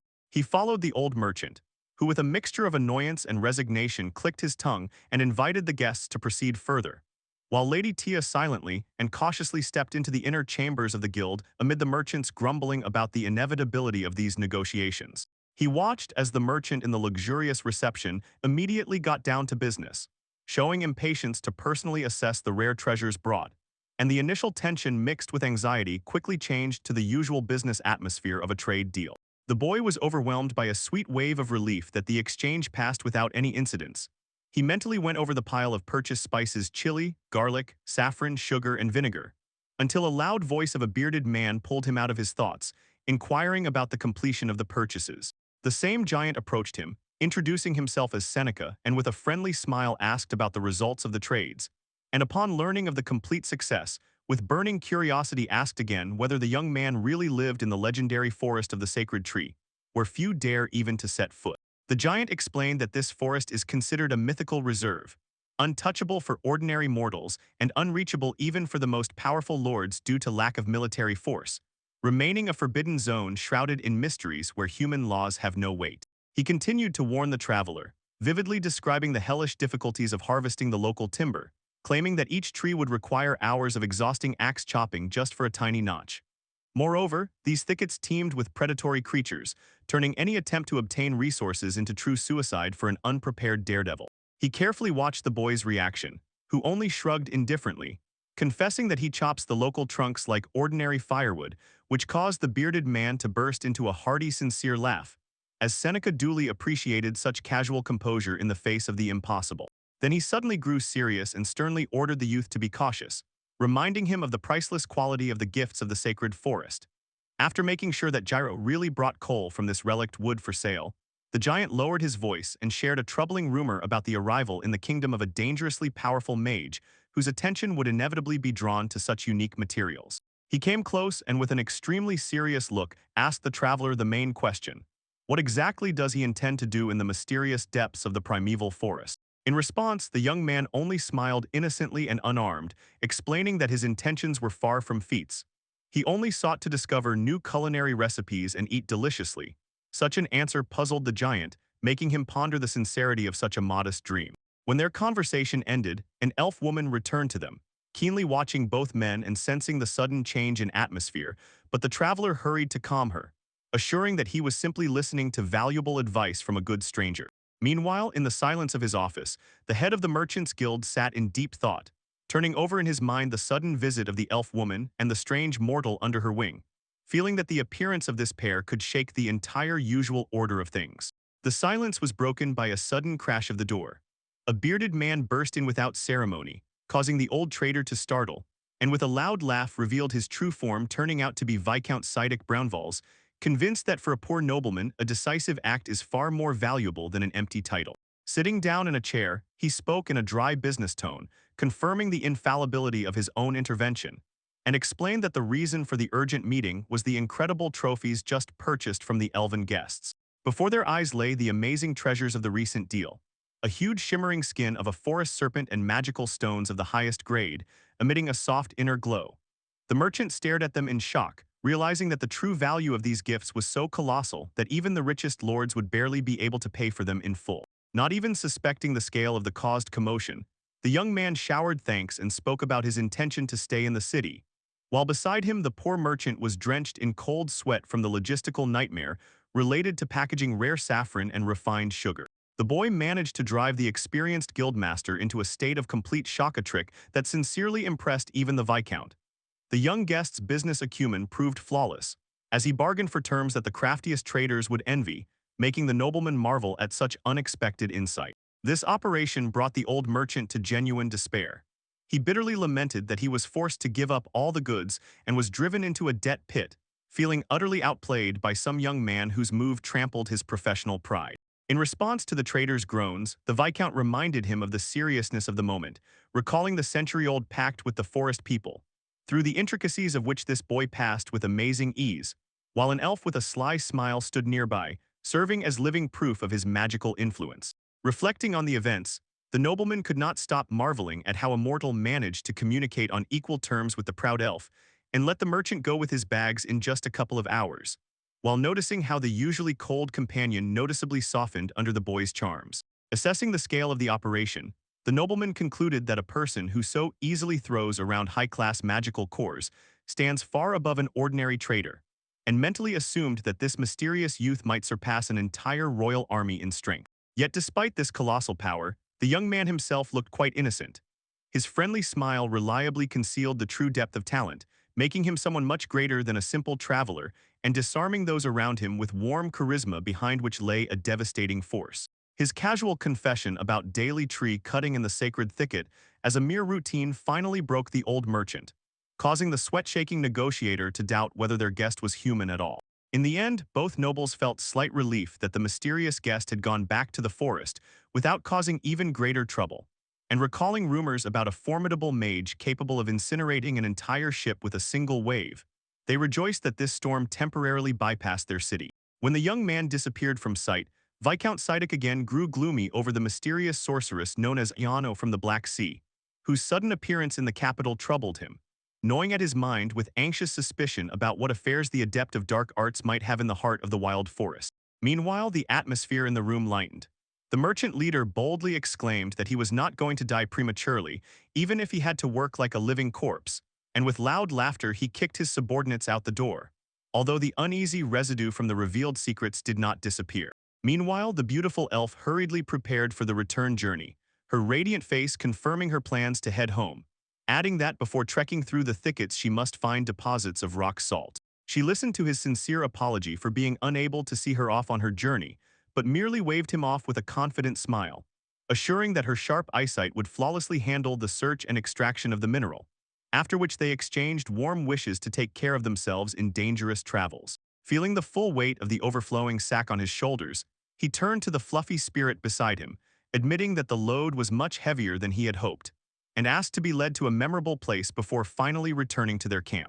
As they set off on the road, a mysterious sorceress with a subtle, meaningful smile on her lips watched them intently from the dense shadow behind, remaining a silent mystery whose true plans were securely hidden beneath the dark fabric of her hood. The divine instrument possesses a unique power of spatial fixation, capable of binding objects immovably to the fabric of space and time, making them completely invulnerable to any physical laws and influences. This absolute stability guarantees that without the direct command of the master, the fixed object will remain in the same place for an eternity, completely resisting the destructive force of time. He recalled the first shelter he had built, secured by this magic, and realized that he had accidentally left it standing in the wilderness. Walking alongside Musubai, the boy explained the importance of returning to the old campsite together with Mischa to dismantle the structure, noting that it now looked even grander than on the day it was built. Meanwhile, the girl rested by a tiny fire under the hungry rumbling in her own stomach, tenderly recalling his hot, exquisite dishes and wildly longing for the comfort of his culinary magic. 2 days passed before the traveler and his fluffy companion finally reached the clearing of the first camp. A wave of nostalgia overwhelmed him at the sight of the familiar place, but he immediately got to work, preparing to remove the fixation spell from the old canopy. Suddenly, the spirit began wildly fluttering its wings and tugging at the master's sleeve in silent horror. The boy froze and looked under the dark shelter canopy, noticing with growing anxiety that an unnaturally deep, heavy darkness had thickened inside. Watching the little creature tremble with panic, he wondered what horror could be lurking in this gloom to cause such wild fear in the forest spirit. All doubts vanished instantly when a gigantic corrupted bear with burning hungry eyes and long claws resembling serrated deadly blades leapt out of the shadow. The man felt an icy thirst for killing radiating in waves from the beast, realizing that before him was not just a forest predator, but something far darker and more malicious. The beast lunged forward with terrible speed, raising its sharp paws to tear Gyro to pieces. But at the last moment a pale hand emerged from the darkness of the hut, whispering forbidden words of shadow manipulation. Thanks to this lightning-fast rescue, the monster was instantly entangled by the ink tentacles of darkness, which burst forth right from beneath the ground. Gyro only watched in shock as the paralyzed predator was held, while mocking quiet giggles echoed from the darkness. Stepping from the gloom into the light with a mixture of sadness and triumph in her eyes, the guest majestically introduced herself as Ayano from the Black Sea, a royal mage whose posture radiated power as she stood directly on the back of the bound giant. The last surge of her dark magic instantly crushed the life in the bear's body, leaving behind only a pile of dissipated mist. Gyro gasped at such power, while the sorceress herself froze for a moment, drained by the effect of her own spell. Within seconds, the price of the dark magic became evident. The girl was drenched from head to toe in thick black mud that dripped from her hair and face. Gyro recoiled in disgust, while Musubai fluttered anxiously nearby, watching the dirty consequences of reckless use of crafted tools. When the sludge settled a bit, his gaze fell on the remains of the monster, revealing an incredibly absurd scene. What had seemed a formidable predator turned out to be an empty shell, among the debris of which suddenly emerged women's underwear, completely throwing the boy off balance. When the storm subsided and the mysterious sorceress vanished, he cautiously approached the silent hideout, loudly calling into the thicket and checking if anyone else was hiding among the trees. But only the dead silence of the forest answered him. Suddenly, the peaceful moment was shattered by a scream. Musubai accidentally got stuck in a pile of sticky black slime, and Gyro cried out in fright, realizing that the materialized shadows were much more resilient and dirtier than they had seemed. The butterfly fluttered in panic while the sorceress clumsily tumbled through the air, turning the finale of the magical battle into a comical chaos, which the traveler watched with his mouth agape in amazement. The boy stared at the stranger, feverishly recognizing the familiar sailor suit of a Japanese school uniform, clothing painfully familiar from a past life, but utterly wild for this magical universe. He silently froze in embarrassment, while the girl found herself in an extremely awkward and delicate position, finally confirming his suspicion about who exactly the found underwear belonged to. She trembled all over, deeply blushing from hellish shame and fatigue, panicking and stammering apologies for the reckless behavior of her creation and the mess they had caused here.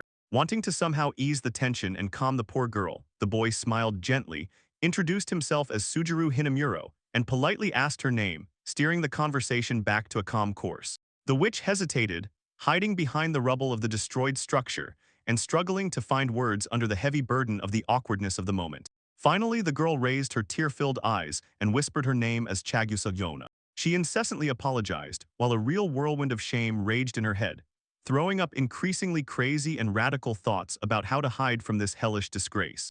With a heavy heart, she confirmed his suspicions, confessing that she really was an ordinary Japanese schoolgirl, and the stunned Gyro was completely dumbfounded when she suddenly, with unexpected fervor, demanded that he call her not by her surname but exclusively by her nickname, Asobis. Frightened by her sudden outburst, the girl instantly curled into a tiny ball of shame and hid her face in her hands.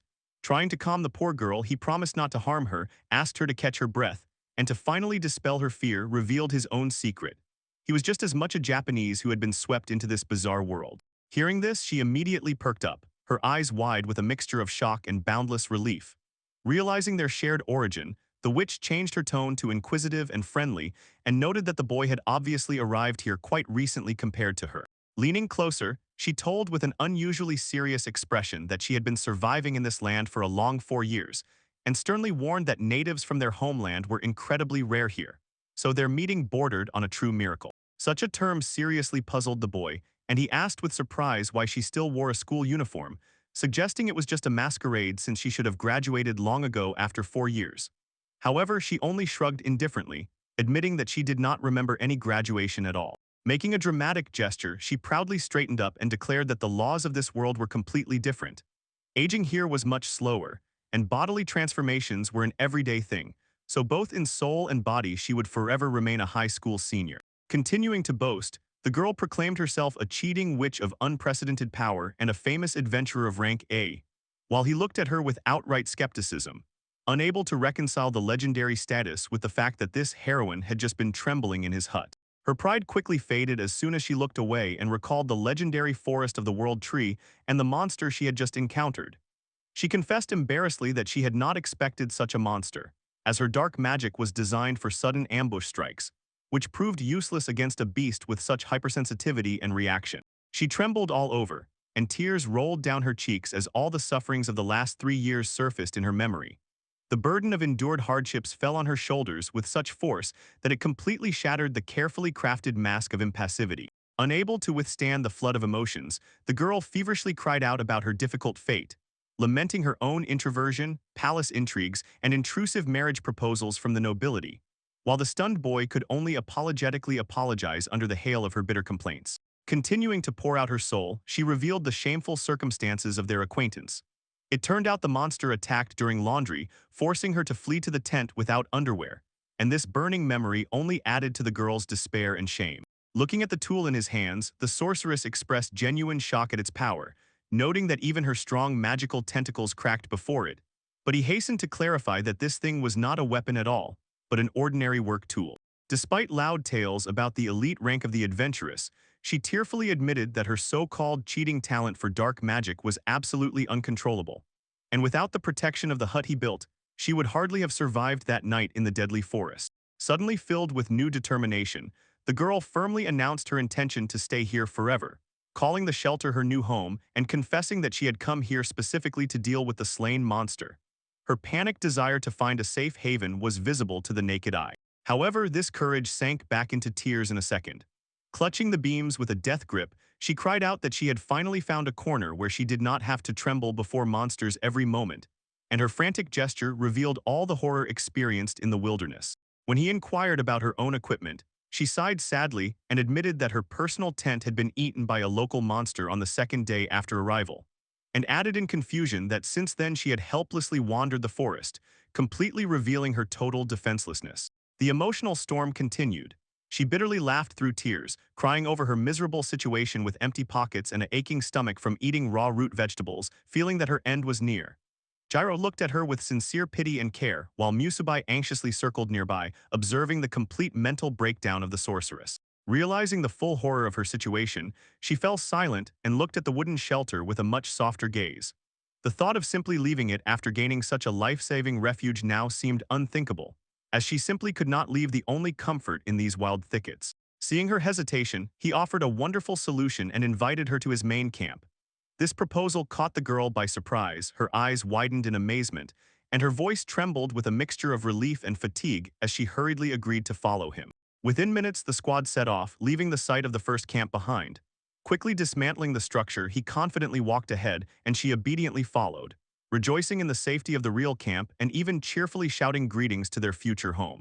Pushing through the forest thickets, he asked about her abilities, directly inquiring whether the mentioned technique Thousand Shadows was a type of dark magic, to which she nodded affirmatively, confirming the origin of her spells from the dark arts. Then she reminded about her rank A among adventurers, explaining that dark magic is much more multifaceted than commonly believed, and despite her neglected appearance, notes of sincere professional pride sounded in her voice as she described the subtleties of her craft. Hearing this, the young man began to correlate facts with recent warnings.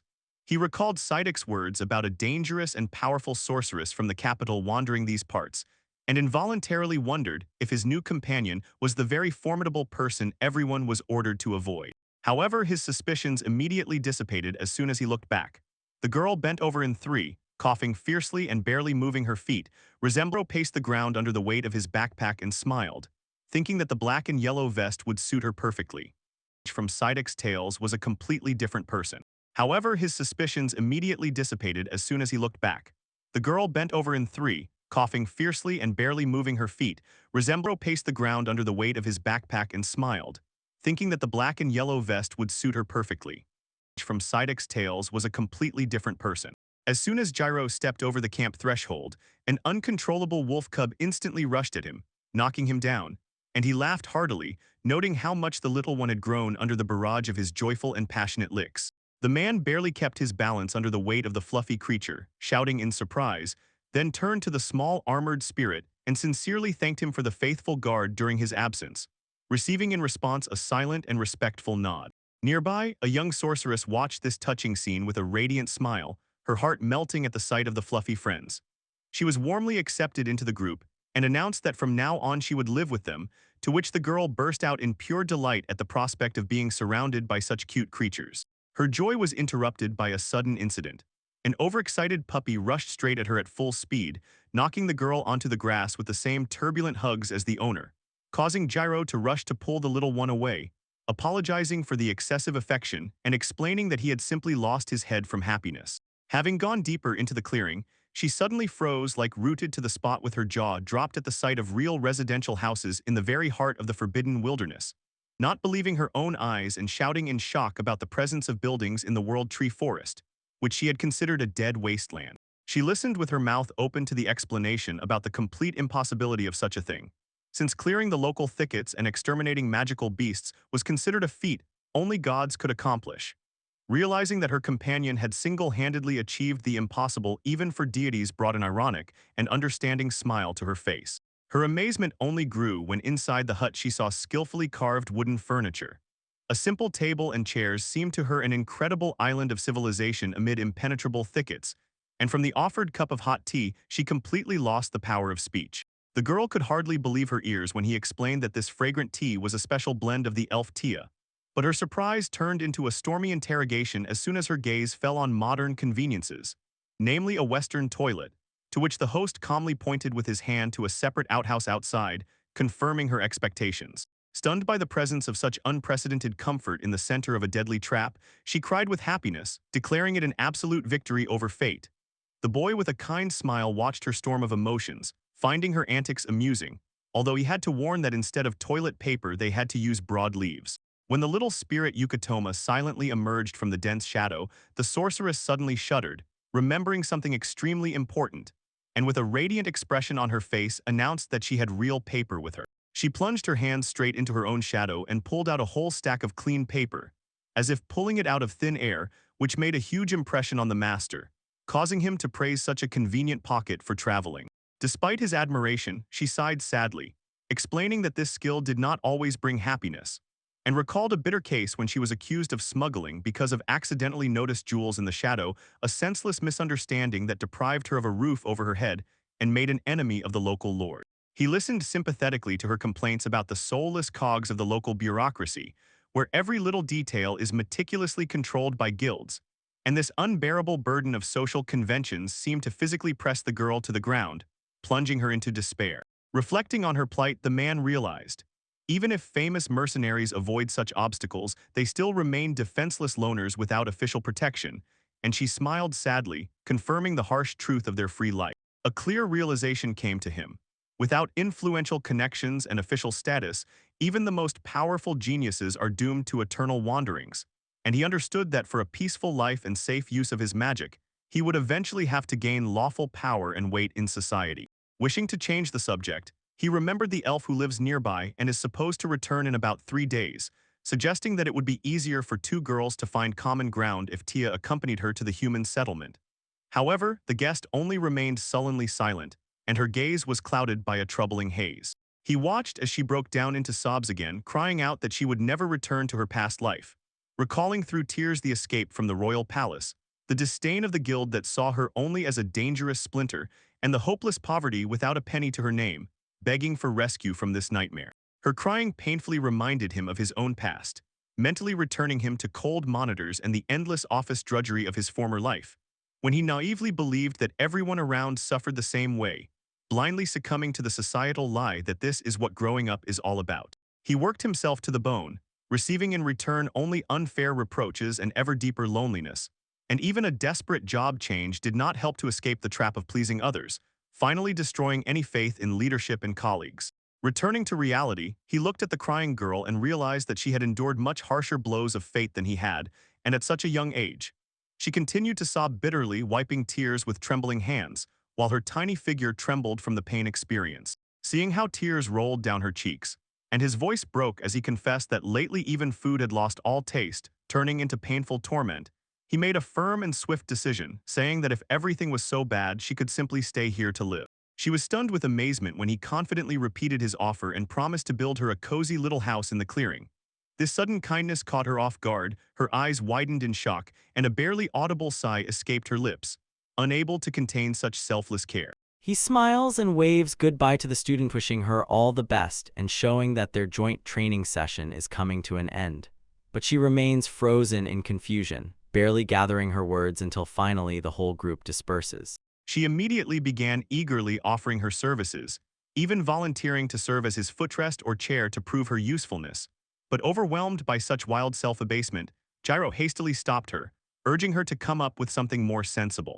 Crushed by feelings of worthlessness, the poor girl cried bitterly, lamenting that because of her short stature she was not even fit to be an ordinary clothes hanger, to which he gently intervened and advised her to forever throw out of her mind the idea of becoming a piece of furniture. To lift her spirits a little, he began passionately praising her outstanding magical talents, reminding her how she single-handedly defeated the shadow beast and masterfully mastered camouflage, sincerely admitting that her ability to hide objects in her own shadow surpassed any of his personal capabilities. He explained that he was completely devoid of magical talent, so there would be plenty of tasks where her help would be simply invaluable. Seeing her eyes light up with a new sense of purpose, the young man mentally noted how sincere and touching her nature was. With tears of gratitude rolling down her cheeks, the girl vowed to carry out any task, and her voice trembled with happiness at finally feeling useful. Later, comfortably sipping tea, he recalled that another camp resident would soon return to teach her the laws of the forest. The sorceress aloud wondered if she was a dark elf, rejoicing at the thought of continuing to hide from the dazzling sunlight. Suddenly the room was flooded with dazzling golden light. Lady Tia had returned, whose majestic aura as a high elf literally radiated light. Such a bright flash, and her loud, cheerful greeting made the newcomer cover her eyes with her hands in shock. Relieving the surprise, he asked if she would help prepare dinner. Stunned by such an ordinary request to help with food, the girl looked at him as if he were a deity and fervently assured her full readiness to start work. She watches with genuine curiosity as Gyro takes out a new shiny cauldron, his face glowing with inspiration before preparing the evening meal. Inside the pot over the fire, a fragrant soup with river fish, watercress, and wild herbs bubbles appetizingly, a simple field dinner that brings tears to her eyes. Overwhelmed by the warmth and aroma, she admits that she hasn't tasted hot food for a long 4 years, and the boy gently offers to hear her story during dinner. This modest soup seemed to her a true culinary masterpiece compared to the miserable scraps in the royal palace, where they served only bland overcooked fish and bird charred to blackness. Savoring each spoonful, she recalls how in her past even ordinary forest fruits were considered an unheard-of luxury, for the meager crumbs of which people fought fiercely. Noticing her insatiable appetite, he sincerely offers seconds, encouraging the young sorceress to eat to her fill while he himself scoops a new portion from the cauldron. She savors every bite. The simple need to blow on the hot broth and chew the tender fish fillet brings a look of pure, absolute bliss to her face, from which a satisfied smile also appears on his lips. When dinner is finished, he shows her a sturdy A-frame tent of his own making, apologizing for the temporary nature of the shelter but offering it as a safe corner for overnight rest. The construction impresses with its thoughtful simplicity. Two reliable support poles hold a special musubai canvas, tightly pressed at the corners to protect against any weather. He apologizes for the lack of a proper bed due to lack of time, but notes that Musubai managed to weave a warm fur blanket for her. The girl blossoms with gratitude, assuring that this shelter is simply wonderful and she definitely won't have to freeze. Continuing his survival crash course, he explains that cold always creeps up from the ground below, while heat escapes upwards, so he emphasizes the mandatory use of mats or wooden platforms for thermal insulation during sleep. Curious about her past, he asks how she managed to survive in such harsh thickets before their meeting. She admits that she created a dense veil of dark fog around herself for camouflage and slept curled up in scraps of fur, which fills the boy with sympathy for that reckless exhaustion to which she condemned her young body. Deciding that it is time to sleep, he suggests dispersing to the tents and reassures her that he has already set reliable protective charms to guard the camp from monsters, after which they exchange quiet goodnight wishes. When he turns and heads to his bed with the little wolf cub in his arms, she suddenly softly calls him in the fresh evening air. Turning around, he sees her face in the soft reflections of the campfire, as the girl sincerely thanks him for the tent, the hearty dinner, and all the boundless kindness with which he envelops her. He smiles warmly in response, assuring her that he is the one who should be grateful to her for all the knowledge about magical seeds and the laws of this unusual land. The sorceress blushes at the praise, her gaze warms, and a slight hesitation briefly appears in her eyes. Feeling the sudden change in her mood, he listens attentively to her uncertain attempts to say something out of fear of angering the master, and quickly encourages the girl, urging her to cast aside any fear and boldly speak everything that lies on her heart.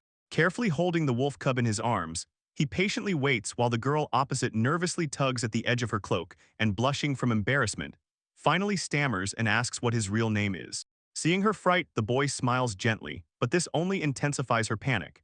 She begins to feverishly apologize for her forgetfulness and rudeness, and when he suggests calling him simply Sujuru without any formalities, she completely loses her composure and exclaims his name with such a grand, respectful suffix that the young man only blinks in confusion. Overwhelmed with emotions, she feels tears clouding her eyes and hastily tries to justify it with ordinary physiology, explaining through sobs that after years of loneliness her throat simply dried out from the unfamiliarity of speaking. Watching her struggle for self-control, he involuntarily admires her endurance, seeing the unbreakable inner strength beneath this delicate appearance. Exhausted by the events of the turbulent day and the sudden release of feelings, she falls into a deep, sweet sleep, cozily wrapped in warm blankets. Her breathing evens out in the long-awaited peace, drawing a quiet line under the long journey and marking the arrival of another tired soul in their wonderful traveling company. He yawned sweetly, rubbing his eyes in the rays of the morning sun filtering through the trees, and was surprised that this time it was not the little fluffy wolf cub that woke him. Out of habit, he sleepily greeted his companion, but the silence around quickly reminded him that Lady Tia still had not returned. A memory of her radiant smile and gentle morning words appeared before his eyes, sharply contrasting with the dead silence of the camp. It even seemed to him as if her voice was calling his name again, a deceptive warmth that made the morning cold even more biting. Staring at the motionless wall of the dense forest, he was forced to admit to himself the full weight of this silence. Without her presence, the endless wild wilderness suddenly seemed many times lonelier than just a few days ago. Suddenly the morning calm was shattered by a whole burst of loud groans and frightened screams. He jumped on the spot with a wild heartbeat when a prolonged yawn came from the neighboring tent, followed by panicked apologies for having slept in so shamefully. He cheerfully greeted the disheveled guest, trying to dispel the awkwardness of the first moments. While nearby, a small black puppy jumped amusingly with joy, clearly amused by the sleepy appearance of the girl who blinked in surprise, trying to grasp where she was. She hurriedly tried to smooth down her tousled hair and, blushing deeply from embarrassment, officially introduced herself. After many years, she had become so unaccustomed to ordinary morning courtesies that she was completely flustered, so he suggested doing a light warm-up to fully wake up. While he consulted a small guidebook, she clumsily but diligently began to do stretches. The young man smiled quietly, noting that although it was not quite like the usual morning radio gymnastics from his native world, such simple exercises were a wonderful start to a shared workday. He continued the morning routine, setting the rhythm with smooth stretches of the daily exercise set, while the young sorceress nearby diligently followed, somewhat amusingly imitating his unusual movements. Having finished the gymnastics, he turned to her with a practical question, asking if she had any other clothes besides her school uniform. This question caught her by surprise, causing her to stare wide-eyed in astonishment and confusion at such an unexpected topic. The fluffy spirit Musubai immediately found a way out of the situation, as he had been diligently sewing a new set of clothes for her from available fabrics all night. Admiring the work of the silkworm, the young man suddenly fell silent from a terrible discovery. All this time she had not been wearing any underwear at all, and this thought made him mentally stumble over apologies for his own inattentiveness. She pressed the new clothes tightly to her chest, her face burning bright crimson from the awareness of the entire piquancy of the moment. But he quickly tried to smooth over the awkwardness, assuring her that such everyday concerns were normal during travels and there was nothing to be ashamed of.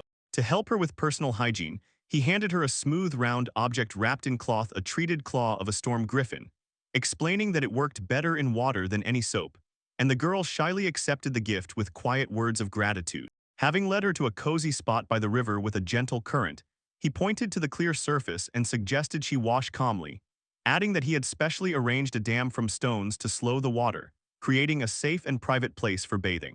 When she began to take off her clothes, the full delicacy of the situation overwhelmed him, making him quickly turn away with cheeks burning from shame. The girl hesitated for a second, asking if it was proper, while he tried hard to maintain composure, reminding himself that hygiene was essential for travelers' health. Standing at a respectful distance, he recalled their long trek through dense wilderness and admitted that the forest dirt and game smell were impossible to ignore. He knew well that a good bath was needed not only for freshness, but also so that predators from the shadows could not track them by human scent. He patiently stood aside with his back to the river amid the sounds of splashing water, reflecting on the importance of this procedure not only for cleanliness, but also for making a good impression before Lady Tia's return. Meanwhile, in the river currents, the girl felt an incredible, intoxicating lightness as the cool water washed away the heavy dust of her long journey.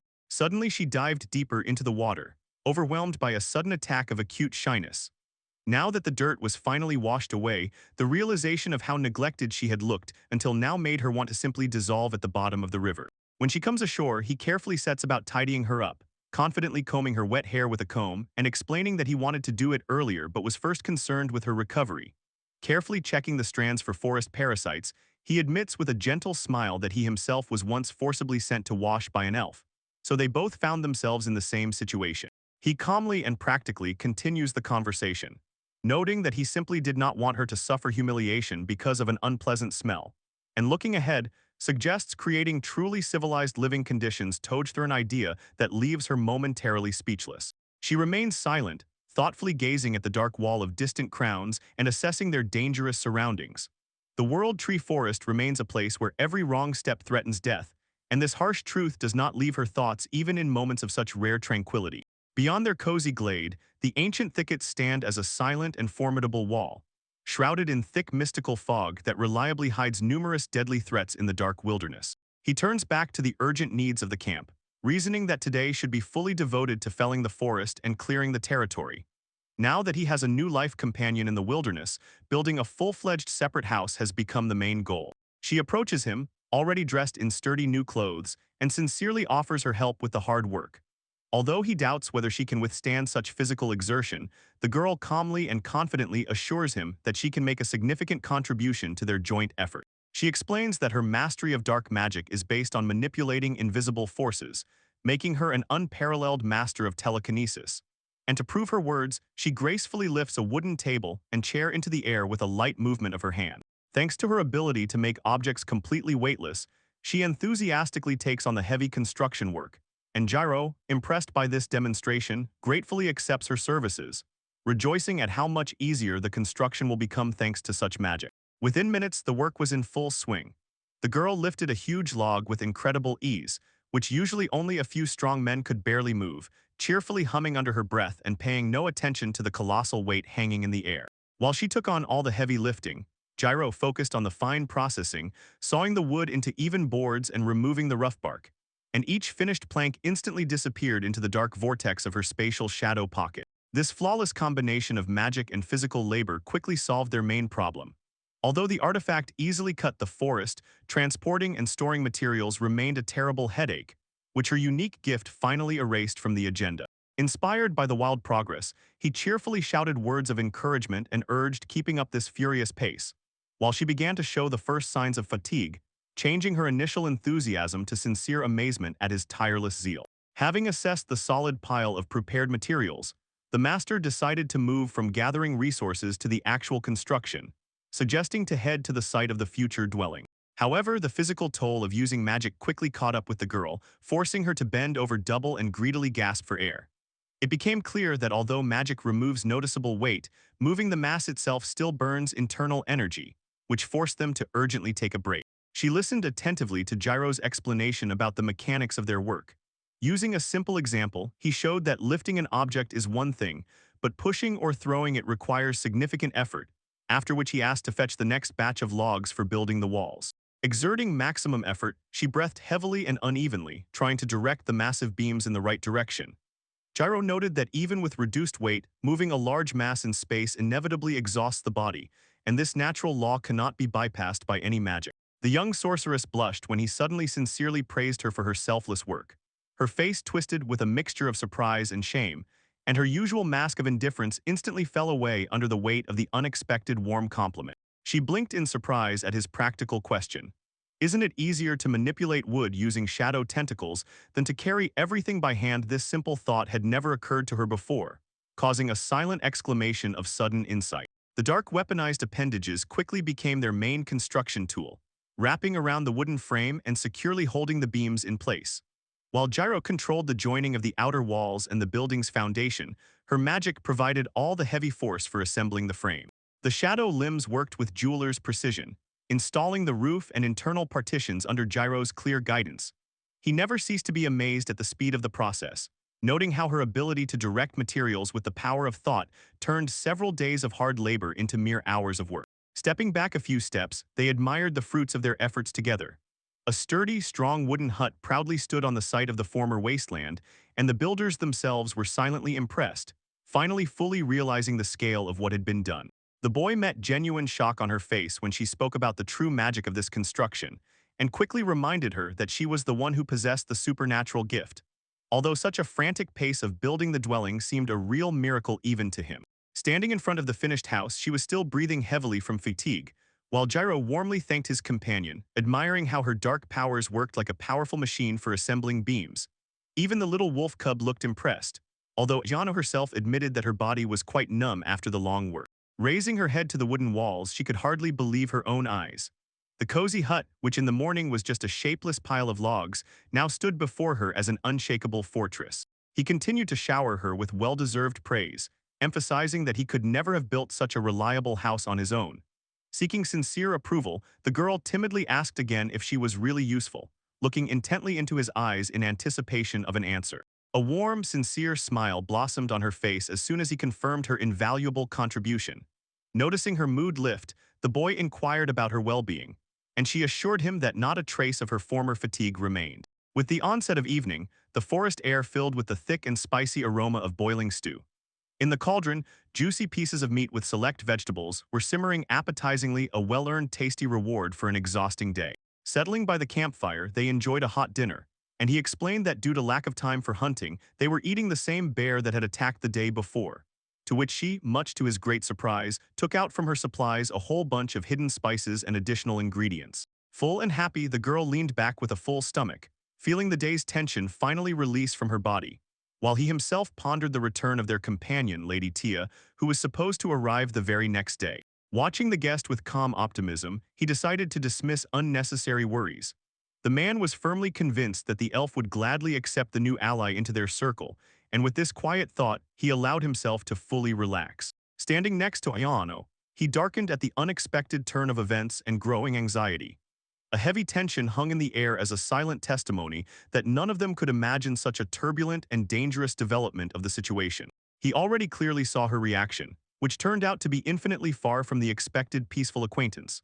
Lady Tia froze in a combat stance with fiercely narrowed eyes and crossed blades, while the anticipation of an immediate fight sparkled around, and every muscle was tense for a deadly strike. Yano, with a sharp battle cry, thrust her palms forward, activating the secret manipulation technique, Thousand Shadows. From the depths of the riverbed burst a dark, flexible tentacle that noisily sliced through the water surface to hunt the prey. She watched as the shadowy limb sharply jerked back, tossing a large spotted fish high into the sky. Observing the flight of the prey, the girl tried to focus through the growing panic while her forehead shone with sweat from the tension of magic. Her eyes widened in panic as the fish began to fall rapidly downward, causing the sorceress to wave her hands chaotically and clumsily in an attempt to catch it. And all her composure shattered at the realization that the slippery prey was flying straight at her face. From the side came Gyro's surprised question, who sincerely did not understand why she wouldn't just catch it with her hands, to which the breathless sorceress retorted indignantly, insisting that grabbing such a slippery living monster with bare palms was an absolutely impossible task. He watched as she still held onto the catch, although her gaze remained sorrowful. The girl quietly explained that she just wanted to be at least a little useful today, and he recalled how in recent days she stubbornly pulled out fish after every swim, trying to contribute to their shared household. She listened to his gentle advice not to push herself too hard through obvious difficulties, lowering her eyes to the fish in her hands and thoughtfully asking if they should just roast the catch over the fire. He was stunned when, with a sudden warlike cry, she kicked the fish with all her might straight towards the campfire. The boy panicked and shouted, begging her to wait as the poor catch flew directly into the flames during this wild attempt to cook something. Sighing heavily, he looked at the charred remains of the fish Ayano had tried to roast and patiently explained that despite good intentions, food is prepared quite differently, especially when the guts haven't even been removed. Ayano dropped her shoulders guiltily, torn between shame and bitter disappointment over her own mistake. Suddenly, the air was cut by a sharp, commanding voice ordering an immediate stop. Lady Tia stood in the clearing with eyes burning with anxiety, fiercely pointing at the shadow magic that Ayano was still unconsciously sustaining. To the elf, the creepy black tendrils holding the fresh fish looked like a disgusting and threatening sight. Without further thought, she drew her blade, which flew out of its sheath with a steel clang, and issued a stern demand to immediately dispel the dark spells. While the stunned Gyro silently watched the outburst of rage and the instant escalation from his companion. Stepping closer, she stared at him with a suspicious look, demanding he confess whether he had fallen under the harmful influence of dark sorcery, how long they had been together, and whether he had kept his sanity. The boy tried to speak, understanding the scale of the misunderstanding, but she was too blinded by the imagined threat. Her gaze suddenly softened with sincere pain and anxiety as she looked him straight in the eyes and almost whispered, asking if during her absence he had really connected with an adept of dark arts. Her quiet question carried the entire unbearable weight of a protective instinct. Frantically waving his hands and drenched in cold sweat, he tried to calm the situation, assuring that although they had become friends, there was no danger and she should pull herself together. He insisted he was fine, although his panicked excuses did little to ease the tension. Instead of retreating, the elf sharply stepped forward, closing the distance almost right up to his face.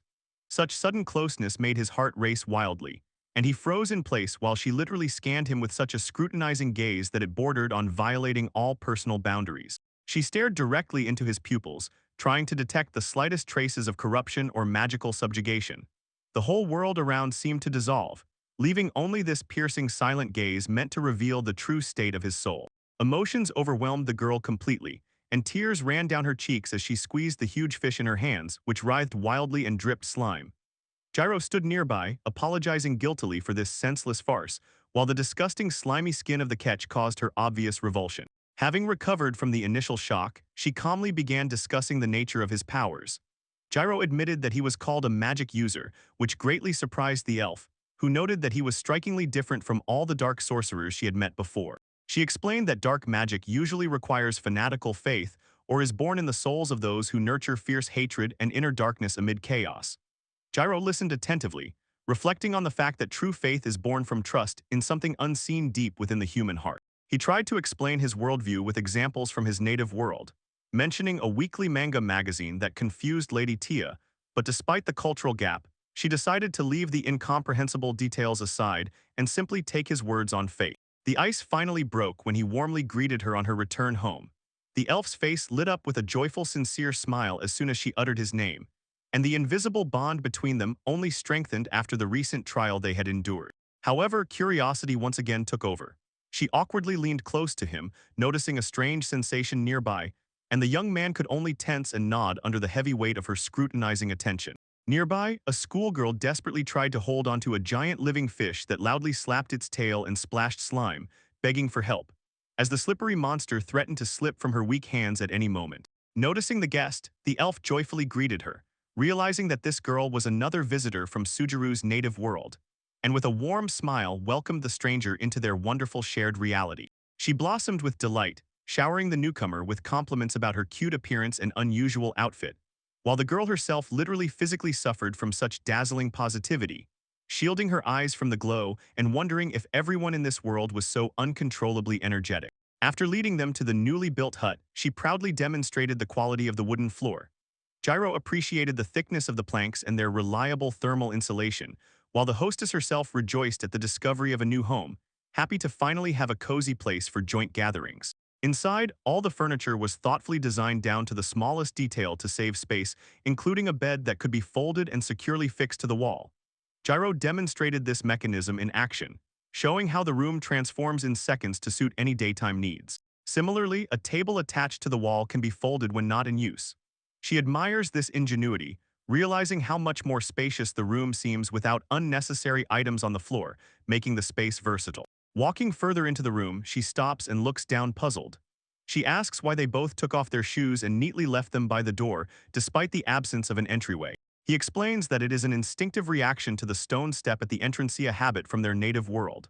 The schoolgirl does the same, leaving her shoes behind, which makes the elf feel momentarily alien to their shared unspoken customs. He continues to describe the concept of the traditional Jenkin entrance, explaining that although he did not design the house exactly that way, the habit of maintaining cleanliness in the home is his personal standard from his past life in Japan. Her face suddenly brightens with understanding as everything falls into place. She asks if this unusual behavior is typical of their homeland, Nippon, and he nods affirmatively, bridging the cultural gap between them. He stood with the others near the newly finished hut, listening as Mrs. Tia admired the speed of construction. The roof was already in place thanks to the strength of the silk used to lift the heavy logs. Mrs. Tia noticed that while the work was bustling, little Matsukaze was bored and very much wanted attention. Looking at the satellites, he thought about Yona. At first, he felt guilty for dumping so much work on her, wondering if she considered building the hut just another exhausting ordeal. But a barely noticeable sincere smile on her face changed his mind. He thought that she might have found quiet pleasure in the very process of creation, joy from work that he had not expected from her. Moving to the kitchen, he began preparing food, arousing the curiosity of Mrs. Tia, who peeked over his shoulder. He explained that he was using the available supplies, separately mentioning the oil that Yano kindly retrieved from her stash. She watched him in surprise as he continued explaining. He admitted that he had almost given up frying in oil because carrying its heavy supplies into the wild thickets was an unbearable luxury. But Ayano's help changed everything. When she asked if he had really waited for her return before starting to cook, he simply and matter-of-factly confirmed it.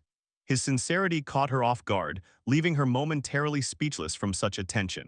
Her surprise quickly turned into impatient anticipation of the banquet. Turning to Ayano, she asked why she carried so much oil with her. Ayano confessed embarrassedly that she did not know how to cook, so the oil just lay unused, which greatly surprised the elf. Having prepared all the ingredients, he lifted the heavy cauldron, focusing on the work. The dish he was about to create was simple but special, made using potato starch. It was meant to be the taste of home that would unite their worlds. He begins by showing the complex process of obtaining potato starch from the tubers they collected earlier. He explains that first you need to grate the tubers into a fine pulp, then wrap it in a clean cloth and squeeze out the liquid. Continuing the painstaking work, he rinses the mass several times with water, allowing the starch to settle at the bottom of the vessel. When the water becomes cloudy and sediment appears, he carefully drains the excess liquid, leaving the valuable white powder at the bottom. To finish, the elf uses a light gust of wind to dry the white sediment. The pure starch is ready for use. Then he moves on to the meat, explaining that soaking in a brine of water, salt, and sugar is the secret to its tenderness and juiciness after frying. He adds that spices and herbs will make the taste and aroma of the dish even richer. The companions watch his every move with admiration. He describes the final steps, coating the marinated meat in fresh starch and frying it in oil provided by Yano. The anticipation of a hot, hearty dinner in the small hut grows stronger. A mountain of golden brown pieces of tatsudage appears on the table, filling the air with a tempting aroma. The girls are beside themselves with joy at the sight. Biting off a piece, he savors the perfect contrast between the crispy crust and the hot, juicy meat inside. Simple pleasure from well-cooked food gives a feeling of deep calm. They all gather around the banquet table in a joyful, festive atmosphere. While the elf thanks the sorceress for the provided oil, he mentally recalls that he hasn't tasted homemade fried food for a long 3 years. He is fully focused on his work, confidently holding the special blade. Quietly commenting on the capabilities of his craft gear, he makes precise cuts while the sharp blade glistens in the light as he prepares the next dish. Then he shows the finished culinary masterpiece, pieces of golden fried meat skewered on thin wooden sticks. Ayano's eyes widen in amazement at the sight of Karaj served this way, while Mrs. Tia inhales the appetizing aroma with interest. Struck by this idea with skewers, she jokingly proclaims him a deity of cooking. He only smiles awkwardly, trying to explain that it is just a convenient way to eat, while Lady Tia impatiently asks to try a piece as well. She bites the meat and almost cries from the explosion of flavor. Her cheeks burn with pleasure as she savors the perfectly seasoned meat. In her joy, she compares the skewers to chopsticks, but he gently corrects her, explaining the difference. They continue to eat with appetite, forgetting their fatigue from the journey for the sake of enjoying the food. Mrs. Tia looks at Ayano with a warm smile, sincerely glad that they can finally talk calmly and understand each other. Ayano hesitates on the riverbank, afraid to immerse his head in the icy water. Seeing this, Sujuru recalls a useful thing from his past life that will solve the problem: a simple wooden bucket. Later, when the product is ready, Mrs. Tia joins Ayano for washing. She lifts the finished bucket high, marveling that the wood perfectly holds water without any leaks, and loudly praises Sujuru's craftsmanship. He begins by explaining the basic construction for Ayano, showing that a simple drum consists of side staves, a bottom, and tension hoops. Assembly requires precise calculations, so he calculates the angles to create a correct decagon, where each of the 10 plates meets at an angle of 72 degrees. He continues the lesson, emphasizing that besides calculations, the form itself is important. Narrowing the bars downward gives the letter a classic expanded upward appearance. Using his unique craft skills, he meticulously fits the wooden planks. The parts fall into place with such precision that Ayano just silently freezes in awe. When the staves are set, they are tightly bound with a rope, after which the uneven edges at the top and bottom are sawed off under the watchful and inquisitive gaze of the little wolf cub. The final touch involves cleaning the inner and outer walls, smoothing all joints until the bucket turns into a smooth monolithic vessel. The judge carefully brings the bucket to perfection, explaining how he cut the inner groove for fitting the bottom before fixing it with strips of bark. He proudly hands the finished item to Ayano, who confirms its full suitability for use. He looks at them with a warm smile, feeling how being among people has reignited his passion for the craft and filled him with new ideas. Nearby, the girls happily splash in the clear stream water using the new bucket, while he thinks about what other useful tools to craft to ease their daily life. Rinsing off, Ayano suddenly notices the state of her clothes. The wet musubai silk fabric has become too transparent, clinging to her body and revealing it.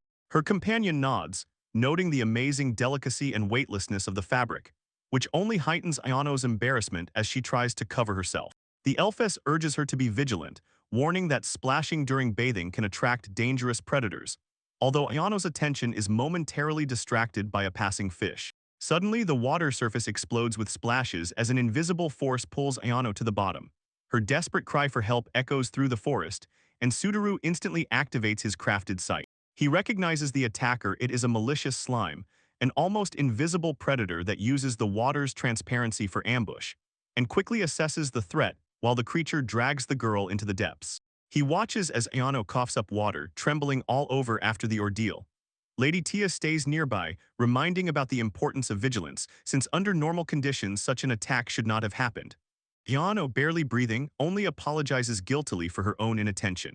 His attention is suddenly drawn to a faint glimmer on the cracked earth near the girl. Leaning down, he notices a tiny shiny object in the mud and aloud marvels at this find. The find turns out to be a perfectly round, transparent sphere that plays with the light like a precious stone. At first, he takes it for an ordinary glass bead, not understanding how it ended up in such a place. Lady Tia leans over and explains that this ball is actually a hardened cell of the malicious slime. She tells that such smooth spheres are valued for their structure and are a reliable income for novice adventurers who hunt weak species. She shows a couple of such balls, assuring that they are completely safe if the central core is removed. From this, he concludes that the local forest slimes must be exceptionally strong if they leave behind such large remains. The conversation becomes more serious. She warns that slime with a core actively absorbs live prey to increase its own mass. She emphasizes the danger that arises when these creatures gather in large groups. She describes the frightening nature of these monsters. If they are not destroyed individually, they merge into one, forming a giant monster with many cores. He, with a grim look, understands that to defeat such an enemy, all cores must be broken almost simultaneously. While Jono behind continues to wring out her wet hair, he examines the sphere once more, noting its freshness. The realization that other similar creatures may be hiding nearby, ready to merge, adds new anxiety to their journey. Walking alongside his companions, he pondered the strange and wondrous creatures of this land. While Lady Tia sternly ordered Ayano never to use dark magic in the river water again, to which the young sorceress obediently bowed her head, silently accepting the rules. Suddenly, the group's attention was drawn to Yukatoma, whose body began to pulse and blur strangely. To the great surprise of the group, the armored spirit suddenly split in two, copying the division of the recently defeated slimes, causing Lady Tia to gasp in shock at the appearance of two identical little ones. He watched the scene with a smile, noting how joyfully the spirits embraced each other, while Lady Tia genuinely shone with happiness, observing that new additions among the beast spirits are always a blessing, as both Yukatomas chirped merrily, as if exchanging solemn greetings. Enchanted by the new companion, she gently approached one of the spirits and carefully tied a tiny, elegant bow around its neck, then stepped back a pace to admire her work, deciding that this decoration suited the little one perfectly. Having dealt with the spirits, the girl returned to the rest of their pack, the wolf cub and the silk butterfly, announcing in the businesslike tone of a true leader that they would set out hunting immediately after finishing the last preparations.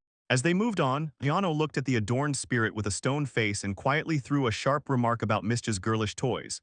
The elf's ears twitched instantly, catching the mockery, and her cheeks flushed a deep blush of shame as she tried to dismiss it as a trivial matter. She immediately rushed to defend herself, stammering that she had just used a random ribbon so it wouldn't go to waste. But Ayano only squinted skeptically, asking why a true adventurer would carry decorative ribbons at all. Completely embarrassed, the elf accidentally blurted out about reading fashion magazines and trying to imitate popular styles in her youth. Ayano just blinked at her with an empty gaze, not understanding the foreign words, causing the girl to bitterly regret the sudden burst of nostalgia. She helplessly dropped her shoulders in utter despair, begging Ayano to keep this shameful secret from the others. The realization of her own childishness painfully pressed on her heart, and she fervently prayed for silence, unaware that foreign eyes were watching them closely from the shadows behind. Suddenly, her sharp ears caught a barely audible rustle. She froze instantly, signaling everyone to stand still and feeling that they were no longer alone here. While she stood rooted, Sujuru slowly emerged from behind the trees with a small black dog at his feet. He had clearly witnessed the entire scene from the very beginning, and the elf's face blazed a deep crimson at the realization. The boy stepped forward with a guilty smile, confessing that he initially wanted to intervene in case of a quarrel, but ended up involuntarily overhearing their entire conversation to the last word. This confession only crushed the poor girl, making her silently tremble with shame over the revealed secret. When he quietly called her by name, she raised her gaze, filled with fear and hope, wondering what verdict he would now pass on her eccentricities. He continued, frankly admitting that he himself initially considered this bow somewhat overly coquettish. His sincerity melted the tension between them, easing all the awkwardness of the moment with a soft and understanding tone. Recalling his own past, he told how wild his passion for solo camping seemed to his colleagues in the strict corporation, yet he stubbornly held on to this hobby simply because it brought him joy. He fervently urged her not to shun her own preferences because of others' opinions, emphasizing that only what her soul truly leans toward matters. With a warm, tender smile, he concluded that cute things suit her simply incredibly. This simple compliment hung in the air as a quiet and reliable confirmation that instantly melted all remnants of her embarrassment. They had just shared a moment of special closeness, from which Lady Tia's eyes widened from a mixture of shock and burning shame, while her cheeks blazed with a bright blush under the weight of his sincere words. Her delicate pendant on her chest flashed brightly in the sun, becoming a silent witness to how the air between them had subtly changed. Unable to withstand the storm of feelings, she suddenly burst into an emotional cry, reminding that a divine chosen one should not make such ambiguous hints to girls. declaring it strictly forbidden, picked up the black puppy in her arms and rushed away as fast as she could. Left alone, the master could only sigh resignedly, lamenting how difficult it is to understand women. Meanwhile, the other companions slowly wandered away with eyes closed in heavy thoughts. Ayano was summing up the bitter results of recent days, noting that after humiliation by the slime, she was now completely morally defeated by the elf, and anxiously wondered whether the named brother would be angry because she abandoned her post halfway. Continuing her solitary path through the thickets, she switched to the practical needs of the camp, regretted not taking an armored spirit for backup, and pondered reliable protection of the dining area from possible rain. After a few minutes, she returned to the rest, where the host was already projecting the settlement expansion at full strength. He was thinking aloud about the need for an outdoor barbecue area with a canopy or a separate place for a campfire, and to her surprise, he also demanded to pour a strong concrete floor there for reliability. Hearing his confident plans, she suddenly fell prostrate in a deep ceremonial bow, extending a handful of freshly picked grass as a sign of reconciliation. The girl desperately begged not to be driven away for her sudden escape, causing him to wave his hands in panic and assure that he was not angry at all and had no intention of throwing her out. Then he returned to his previous thought, explaining that their recent argument about shoes reminded him of the recipe for traditional Japanese coating tataki. With a confident smile, the master concluded that they already had almost all the necessary components to create this homemade concrete. He described in detail the technology of preparing the ancient mixture, listing red clay, gravel, and slaked lime as the main components. Due to the absence of lime, he suggested burning seashells, adding that even ordinary eggshells would do, while the young sorceress listened to him with a mixture of wonder and doubt about the reality of such an idea. Considering the resources, she proposed searching bird nests for shells, but he immediately doubted, pointing out the danger of wild eggs, since it is impossible to predict whether they are fresh or if a chick is about to hatch inside. The very thought of breaking an egg and seeing a half-formed chick or some incomprehensible slimy goo inside made the girl shudder with icy horror. Unable to endure the disgusting image in her imagination, she bitterly burst into tears, vowing never to touch eggs again in her life. He hurriedly and sincerely apologized, realizing that his dry technical explanations had caused such an unexpected emotional breakdown in his companion. When the emotional storm subsided, they focused on the drawings of a sturdy wooden gazebo. He explained that the homemade concrete would be used to pour the floor of this open dining area, creating a cozy corner reliably protected from bad weather, where one could calmly admire the surrounding nature. Taking a sip of refreshing water, he announced this construction their top priority, while she watched him closely, noticing how much sincere care and attention he put into every detail. With a warm and sincere smile, he emphasized that a cozy atmosphere during meals is no less important than the dish itself, because without the proper ambience, even the best dinner seems dry and tasteless, like chewing sand. He added that he strives not only for himself, since Tigusa also deserves to dine in a comfortable and beautiful place. The girl looked at him, and her former fear finally changed into quiet and grateful approval. She hesitated for a moment, looking away and admitting that although the idea is wonderful, a crumb of doubt still remains inside. Sensing her uncertainty, he pointed with his hand to a tiny, intricately carved wooden structure nearby, explaining that he initially planned to make a simple shrine for a divine statuette. But during the work, the project took on a life of its own and turned into a miniature residential house. This small structure, resembling a dollhouse, became living proof of his creative pursuits. He confessed that he just wanted to practice before building a real roof, but due to other concerns, he abandoned the work halfway, leaving the model in such a charming, unfinished state. Their quiet conversation was suddenly interrupted by the appearance of an elf who ran up to them with eyes wide open in amazement and exclaimed excitedly at the sight of the tiny house, asking what secret project they were crafting together. She immediately began imagining their shared life in this building, impatiently asking where her personal room would be and where her companion would sleep, while the sorceress only silently sighed at how her friend's imagination rapidly outpaced the size of the small wooden model. In response to the elf's unrestrained energy, the sorceress quietly remarked that she would be absolutely happy to live even in the attic, and this remark only added fuel to the fire of her friend's thoughts, whose excitement reached its peak from the picture of their shared household. The lively atmosphere was diluted by the rest of the company, whose attention quickly shifted to the urgent needs of the camp.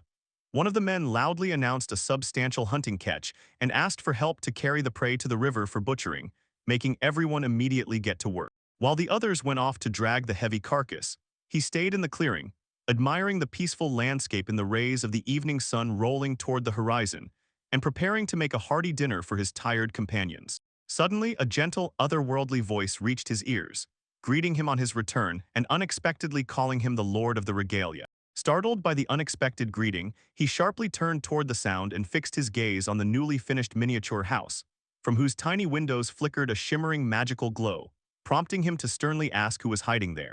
The glow flared with new strength, and amid a whirlwind of sparks, a tiny but majestic figure began to appear. Holding his breath, he froze in silent shock, meeting the gaze of a pair of penetrating mystical eyes of a guest from another dimension. The transformation was complete, revealing to his eyes a delicate tiny maiden with transparent wings and an elegant dark attire, who stood before him with royal grace and calmly called herself an ordinary fairy.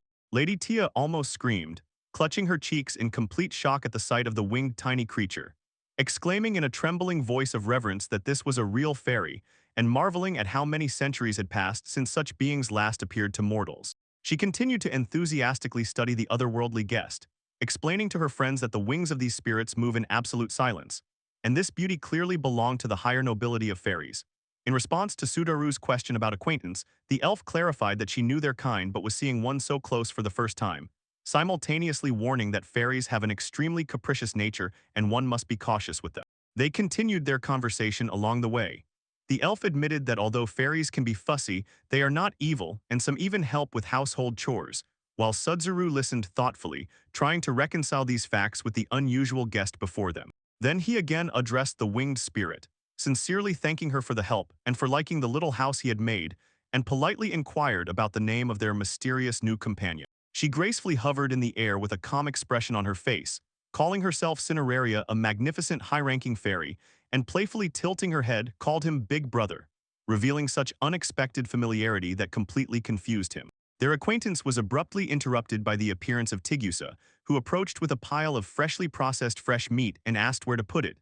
Without a second thought, the fairy instantly boiled with rage and rushed at the sorceress, calling her in a wild fit of anger little old man. A sudden powerful strike knocks the sorceress off her feet, leaving her completely helpless on the grass.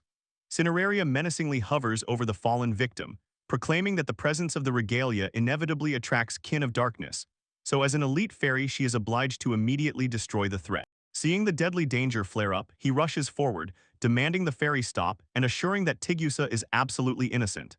The young man desperately tries to reason with the spirit, guessing that this aggression is caused by a fatal mistake regarding the true nature of the sorceress. He gently places his palm on the trembling shoulder of the girl, trying to calm her bitter sobs, while Tigusa, frightened half to death, stammers, justifying that she is not at all the terrible monster the fairy is shouting about. Turning his gaze away from the crying guest, he meets the icy scrutinizing look of the winged spirit. Cineraria, with emphasized strictness, inquires whether nightmares torment him, but he calmly shakes his head, dismissing any suspicions. He remains completely calm, while the goddess watches this scene with a gentle smile, noting that his spirit remains absolutely unharmed before the fairy's magic. Recognizing such mental resilience as an unprecedented rarity, the sovereign decides to value his nobility even more highly. Then he turns back to the fairy and sternly orders her to apologize to Tigusa for the groundless attack. Despite inner indignation, Cineraria acknowledges that a high fairy must obey the orders of her lord, even when it concerns those she considers darkness. He watches her reluctant apologies when suddenly the fairy seems to turn to stone, her eyes wide open in a moment of sudden silent revelation.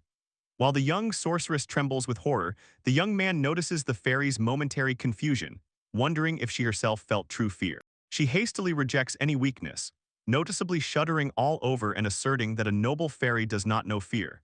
Seeing her obvious anxiety, Sujuru calls on both to find a way to live in peace and harmony. She sees how the young sorceress seeks refuge, hiding behind his broad back out of fear to look the fairy in the eye.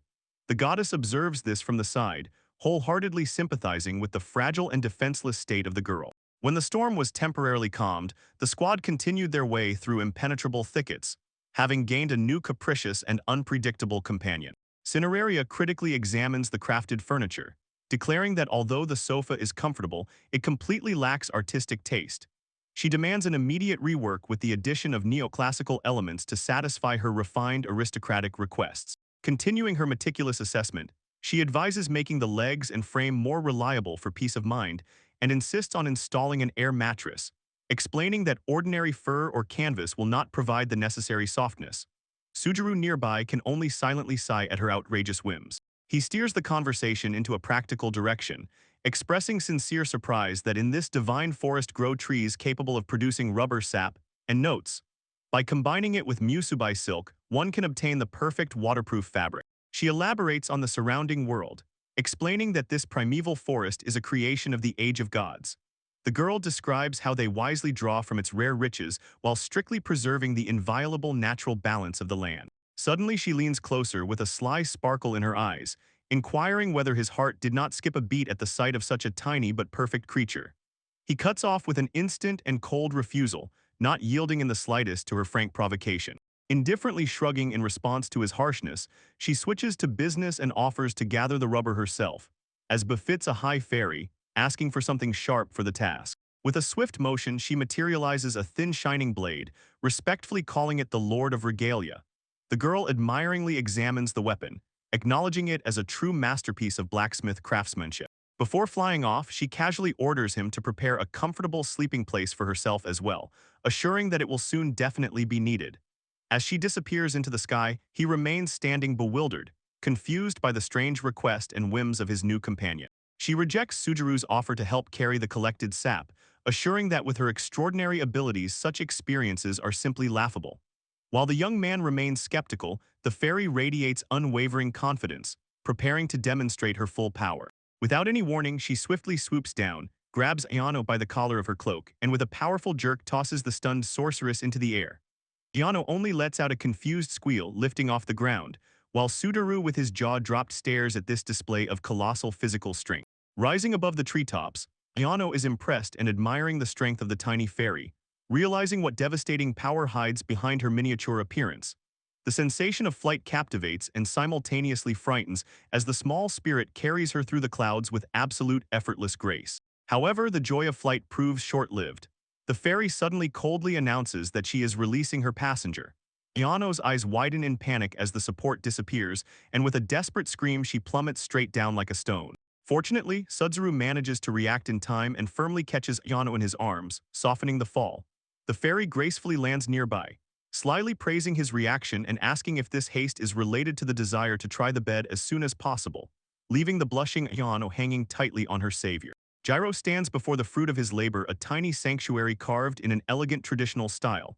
He recalls how much effort went into this work, especially after the fairy's antics yesterday, and despite all obstacles, he sincerely rejoices in the result, not even noticing how Ayano admires his diligence from the side. He feels a gentle touch on the top of his head as Cineraria descends on wings to express her approval. Taking this gesture as sincere praise, he warmly thanks the fairy while Musubai watches them with interest. Admiring the altar, Ayano notes that the structure could use some bright colors for true grandeur and suggests making small pots with flowers, adding that the fairy's affinity with plants makes her the perfect assistant in this matter. The little butterfly spirit Musubai also shows a desire to join in, eagerly fluttering its wings in agreement. Gyro notices this eagerness to help and considers what role to assign the fluffy companion in their little project. Together they begin decorating the altar with festive ribbons, adding a touch of solemnity to the modest sanctuary. The delicate fabric transforms this place into a true open-air temple. While the work continues, Ayano curiously asks him what exactly he is praying for, standing before the image of the goddess.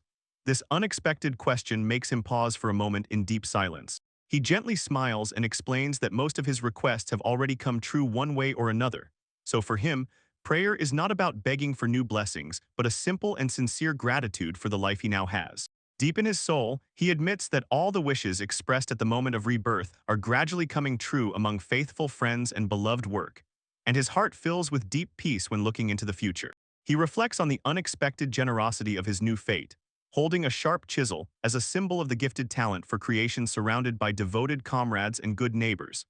Realizing that he has received much more than he could have dreamed of, the young man feels boundless gratitude for daily support in everything from household trifles to hunting. This feeling of deep harmony embodied itself in the modest but elegant sanctuary, which became a quiet dedication to the goddess for the given second chance. He steps back, satisfied that the structure is finally fully ready and worthy of its high purpose. While he admires the work, the little fairy circles nearby, playfully reminding him that now he himself is capable of fulfilling others' wishes. She amusingly reproaches him for an allegedly lustful side towards the goddess, although he sincerely wonders at such an accusation, assuring that he never even thought of such a thing. She continues to analyze their company in detail, noting that while everything is clear with the dark sorceress, the elf's desires turned out to be surprisingly simple: a safe refuge and a tasty dinner. The fairy emphasizes that he has already given her everything she dreamed of, creating a home where she finally found long-awaited peace. He listens carefully to her words about how, despite initial fears of becoming a burden or obstacle to others, he managed to win their sincere affection. This thought makes him reflect on the true role he plays in the fates of his new friends. The conversation shifts to the deeper aspirations of the elf, namely her desire to direct the power of forest creatures for the benefit of others. He recalls her past words, understanding that her dream goes far beyond personal comfort, aiming to make the spirits and monsters of the divine tree forest useful to the whole world. The fairy explains that the revival of the sacred forest is a mission assigned exclusively to her people, a duty of incredible weight and significance. It is said that only elves have that sacred connection capable of restoring life to these ancient crowns. Finally, she reveals the elf's unwavering oath. Despite the bloody wars of neighboring states, the girl swore never to use the power of the thickets for violence and publicly stood for peace, holding to her pacifism even when the world around descends into chaos. She calmly continues the story, confirming the severity of the situation. Gyro's eyes widen in shock at the mention of war, a concept that seems wild and inappropriate in this forest idyll. Before him forms a complete picture. While states cut each other down for dominance, here reigns peaceful preservation of nature, strikingly contrasting with the slaughter outside the primeval forest. Because of this categorical refusal to participate in the slaughter, the powerful of the world finally turned away from the young elf. Left without support and comrades, she took upon her fragile shoulders the burden of restoring the forest, which became almost unbearable for one's soul. Listening to this, he suggests that someone might simply break the promise, but the fairy immediately rejects such a thought. For elves, a word is not an empty sound, and a sacred oath has an unbreakable power that cannot be simply transgressed or forgotten. The heavy burden of this responsibility hangs in silence as he contemplates the consequences of such a vow. Having found in the thickets a source of colossal power, they will still remain defenseless due to the prohibition on using it for battle. She grimly nods, confirming the impeccable accuracy of his conclusion. While he reflects, the strategic value of this land emerges in all its grandeur. The local charcoal can melt iron, making the forest as valuable a resource as coal. It is precisely because of this exceptional benefit that few would dare to take an oath that deprives control over such an important wealth. Despite the unprecedented value of this land, she looks at him intently and admits that he is the only outsider from another world who truly understood the elf's pain. Piercingly looking into his soul, she asks what he, as a stranger, intends to do with the future of this forest. While she waits for an answer, the gazes of all companions converge on him, but Gyro maintains remarkable calm. He honestly and simply admits that he harbors no great ambitions or secret plans regarding the fate of the local nature. He closes his eyes for a moment, feeling the full weight of this question. The truth is that he never once thought about how to use or conquer the forest of the divine tree. He recalls his past, admitting that he was too tired of the gray life devoid of any taste or joy. Looking at the friends gathered around one table, he voices his simplest desire: to have enough time to create delicious dishes and enjoy them peacefully. This is exactly how, in his words, he wants to live from now on. He looks at his open palms, reflecting on the work he can create with his own hands, on the sown harvest and built homes. It is through these tangible fruits of effort that he has rediscovered the long-forgotten joy of being, which has returned warmth to his heart. Filled with quiet inner confidence, he finally realizes that he has chosen the only right path in life for himself. Listening to his sincere confession, the winged fairy nearby admits that she has finally understood the reason for his genuine devotion to Tia's dreams, and adds that she herself is eager to help them.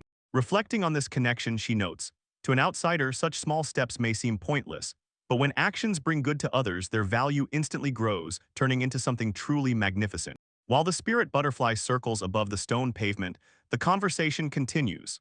The man explains that the joy given to another person is the best guarantee that the invested work will be sincerely preserved and appreciated. Gazing into the distant horizon, he understands his desire to share things dear to his heart with others. And it is this feeling that ignites in him a passionate wish to help Lady Tia fulfill her dream, hoping to leave behind an unforgettable warm memory that someone will carry through the years. He mentally returns to the hard fate of the elf, pondering how many long decades she spent in complete solitude amid the dense thickets for an ideal incomprehensible to the rest of the world. While he is lost in thought, Cineraria respectfully addresses him as master, noting his rare nobility of soul for this world, to which the young man only smiles doubtfully, not sharing such loud words. Suddenly she approaches with a piercing gaze and authoritatively orders him to stop chatting and get to work, sharply asking about the condition of the flower pots. He retorts that he crafts solely for his own pleasure and asks her not to command like a strict boss. The next day, the modest sanctuary radically changed, playing with all the colors of fresh floral arrangements, and the fairy calls the master loudly, solemnly announcing the completion of their joint work. She gazes at the elegant altar with a gentle, refined smile, mentally making a vow to carefully preserve this sacred corner created by their combined efforts. Watching her with a quiet serenity on his face, he softly offers sincere thanks for that small bit of happiness they managed to find in this wilderness. Meanwhile, deep in the luxurious wild forest, the harsh realities of survival remind themselves daily. Life amid such pristine beauty requires constant readiness for any whims and challenges of nature. The main source of water was still the nearby river, but such dependence carries significant risks. During heavy rains, the path becomes a slippery trap, and the stream itself turns muddy and completely unsuitable for drinking for several days. Standing at the threshold of the hut, he lays out all the household difficulties to his companion. Collecting rainwater in reservoirs is too troublesome and requires constant maintenance. But now, having a supply of rubber in hand, a much more attractive prospect opens before them. With a sudden fire of unwavering determination in his eyes, he confidently straightens up and proclaims a grand goal. They will dig their own well. She listens attentively to his request for help, changing her initial surprise to sincere understanding, and after a brief reflection agrees that a well will be the most practical solution to all their water problems. A gentle smile touches her lips as she admits that although the place is quite far from her home, she really likes the idea itself. He then reveals his plan in more detail, explaining that he intends to equip the well with a manual piston pump for the easiest possible water extraction. Walking along the forest path, he once again confirms his intention to assemble a hand pump. Although with an embarrassed smile, he admits that this is a rather old-fashioned technology from his past memories. He begins by explaining the basic principles of mechanics, noting that the pump works on the analogy of a regular medical syringe. Ayano listens carefully as he visually demonstrates how the pressure difference will force the water to rise. Confidently nodding as a sign of determination, he clearly projects all the internal details in his mind, highlighting the cylinder and piston as the two main hearts of the future mechanism. Having drawn the blueprint, he demonstrates the finished cylinder, carved using the same filigree technique as the wooden buckets, and points to the lower bottom with a wide central hole for water intake. Moving on to the next part, he carefully turns a perfect cylindrical piston from a wooden block, then thoroughly polishes the surface to a mirror smoothness. Having perfected the shape, he tightly wraps the piston with a strip of elastic leather, so that its edge slightly protrudes beyond the upper rim to create a hermetic seal. He clearly shows how the leather cuff will allow the piston to slide easily while simultaneously maintaining a vacuum near the cylinder walls, after which he drills a neat through hole right in the center of the part. To regulate the flow, he cuts a small rubber plate of such size that it completely covers the newly made hole if necessary. Finally, he takes a copper plate bought in the city, slightly bends one edge and securely attaches it to the rubber, creating a fully functional movable valve. He filigree fits the copper over the hole, fixing the rubber only on one side, so that the rubber flap serves as a reliable shutter that tightly closes the passage under pressure from above. Continuing the instruction, he shows the principle of the check valve. From below, the water pressure easily lifts the rubber flap, but any reverse pressure from above immediately closes it like a lid, blocking the outflow. Having secured the valve, he lifts the finished piston assembly, noting with relief that the most complex internal stage of assembly is finally behind. The next step is connecting the piston to the long rod for lever drive. As soon as this rod enters the wooden cylinder, the mechanical heart of the pump is practically assembled. Stepping out into the yard of the improvised workshop, he begins testing by pouring some water into the upper part of the cylinder for the initial system startup. Then he confidently grabs the lever and makes several rhythmic strokes to the genuine delight of his companion. A steady stream of water jets from the spout, and a quick inspection confirms the complete absence of leaks from the walls or bottom. The ready hand pump stands as a true monument to his engineering ingenuity, securely mounted on a wooden frame and ready to be installed on the well. Checking his notes, he informs his friends that the next step should be assembling the lower intake valve, for which a bit more wood and rubber parts will be needed. He explains the importance of the second valve, separate from the piston, for proper suction and fluid delivery. Ayano watches with interest as he points to the exact seating place of this ball mechanism. Starting the fabrication, he takes a massive wooden plank sized for the pump and carefully cuts a round hole right in the center. After making the hole, he chamfers the inner edge into a cone and glues a layer of rubber along the bevel for sealing, simultaneously attaching a trapezoidal frame underneath with sturdy pins. Next, he selects a small stone and shapes it into a cone that perfectly matches the angle of the beveled hole, after which he fixes a straight wooden rod in the center. Having prepared all the elements, he threads the rod through the hole in the board and mounts a flat stone disc on the opposite end as a stroke limiter. This completed ball valve construction allows the cone to move freely up and down along the axis until the lower disc prevents it from popping out of the seat, causing genuine admiration in Ayano for the engineering complexity of the device. When the last part is in place, the craftsman freezes in silent contemplation over the finished product, prompting Ayano to ask with surprise if everything is all right. Examining the assembled pump, he admits with a note of pleasant surprise that despite all internal doubts, the device is finally fully ready and works properly. Having arranged a well-deserved rest beside his companion, he reflects on how the goddess's blessing guides his hands in this world, turning even the most complex engineering ideas into simple intuitive steps. While they rest, Ayano chews dried meat and asks if it is time to start the exhausting digging.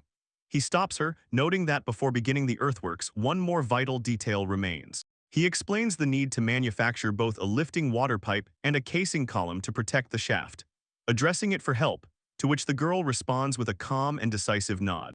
The work begins with selecting a long and straight rod of the required diameter. He shows the girl how they will tightly wind bark layers along the entire trunk to create the outer wall. When the wrapping is fixed, he demonstrates a trick. By pulling out the central core, they get a perfectly hollow pipe, creating a full-fledged water pipe exclusively from available natural materials. These pipes are much more than just bark. The magic of spatial fixation stops the passage of time for them, ensuring that the material never rots from water and withstands any crazy soil pressure. She quickly masters the technology and soon shows a finished smooth pipe with a proud smile on her face, sincerely rejoicing in her own contribution to the joint construction.